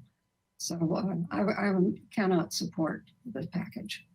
Well, I appreciate, you and I have been on this commission for quite some years, Commissioner Lodge, together. I appreciate your perspectives. I'm sorry that you're not in a place to support the total vote, but I respect that. And I'd like to go to a vote unless Commissioner Wiscombe has anything else to add before I ask Ms. Rydell. Thank you, Madam Chair. The only thing I want to add is a big, huge thank you to everyone on staff who's just done a great job, and to you. Also, I can't express what a huge job this is and what a huge hearing this was that I'm sure several staff members were regretting, but thank you, Commissioner Wiscombe. Appreciate that very much. Thank you so much. Thank you. Okay, before we go to a vote, Commissioner Bonderson? Thank you, Chair Schwartz. I also do want to extend my gratitude to everybody who was involved in this. This has been one of the biggest PC hearings that we've seen in a while, and certainly the first major one for three of us. And we couldn't have been as prepared and as informed without the support of everyone on the team. Staff made a great effort to provide extensive materials and opportunities for us to ask questions. And I think that that's very important. As Commissioner Higgins just expressed, transparency is very important. Preparation, making sure that we are all completely informed to the best of our abilities to come here and speak on behalf of the community and to make the best decisions that we can at the moment that we are given this material with the best outcome that we could put together as a group. And I just really want to express my gratitude for the patience that everyone has demonstrated. And also to wrap up my thoughts on this, I just want to say, I appreciate Commissioner Reed and Commissioner Higgins and really making an effort to bring together the importance of the idea that we do have to make improvements across the boards in order to move our amendments forward. When we put all this effort in and we're making all these big steps and expediting, a lot of these projects are being expedited at the moment due to COVID. we can't fall behind in one area as we're pushing forward in others. And so it's really important that we are able to make sure that the general public understands the language, that the information is clear and available to everyone. And the first opportunity that we have it would be very important for us to be able to make those improvements, document those improvements, talk about those improvements, and have council push them forward as well with us. So thank you so much. On that, and thank you everyone who's been involved with everything leading up to this very long meeting. Thank you. Made it several minutes longer, my dear. Okay, let's go to Miss Rydell. Miss Rydell, are you poised to take a voice vote by commissioner on exactly what Miss Brooke articulated? Yes, I am very poised. I will begin the roll call vote now. Chair Schwartz, Yes. Vice Chair Wiscombe, Yes. Commissioner Bonnerson, Yes. Commissioner Escobedo, Yes. Commissioner Higgins, Yes, and Godspeed. Commissioner Lodge, No. Commissioner Reed. Yes. Thank you. Thank you, Ms. Rydell. I'm going to conclude our hearing today where we don't have time to, and we're not going to spend time on liaison reports, but I want to pick up a couple of themes from some commissioners. First, on the issue of the planning and permitting process, certainly the council is leaning in on that if anybody has been watching the recent hearings, including Tuesday of this week. And I'm sure the Planning Commission will be asked to have some role in continuing to advise and support efficiency and improvement of the entitlement process. I also want to touch on what Commissioner Higgins mentioned, and to extend an offer, an olive branch of sorts, to Miss Brooke and her team. I would like an opportunity to perhaps have some kind of a working session. I'll let you and Miss Ostringer figure out the format for that. If we could provide you input as to how to potentially either streamline our staff reports or utilize language that from our collective experience, we think is more understandable and usable by the public at large, I think that would really serve us all well. And as we continue to move in historic ways, which I think we have done today, and again, I'm so proud of our commission and to be part of this commission, we are going to truly break new ground with this policy to free up through zoning, development standards, new opportunities, new encouragement for residential housing in our downtown core. So with that, unless staff has anything further, I'm going to wait a moment to see if staff would like to come back on. Otherwise, I'm ready to adjourn our meeting. Ms. Metzger, and again to you and Mr. Gullett, and I know the whole team, you've just been terrific. And this is an imperfect process, but you've been patient and professional and very collaborative. And that's certainly what I'm going to convey back to the council members who inquire of me. Yes, thank you very much, Chair Schwartz, and thank you for that. Just one thing, I don't think I heard a vote on the general plan portion of today's recommendation. The Ms. first bullet Brooke, could point. you come back on to make sure that we've covered that? Yeah, because Thank you. Ms. Brooke only covered the ordinance amendments. Actually, my vote was on both parts of the recommendation, amend the general plan, land use elements, AUD map, land use map and text. And if someone's not clear on that, I'm happy to repeat just the first part. But my vote was on my motion was on both. Great, thank you. And Ms. Rydell, is that clear in your minutes of this as well? If what I basically used in the minutes, and obviously we can go over this as staff later on, but the slide that is up right now, I basically copied word for word and figured we could work on the wording as to how to incorporate the straw poll votes Thank you so much. Okay, I'm going to conclude today's hearing. Thanks again to everyone, including the public who I know has been watching and participated through public comment. Again, my offer to staff, because I know you're going to be working very quickly tomorrow and Monday to pull all of this together, that then will ultimately go to Ordinance Committee on June 23rd, I believe it is.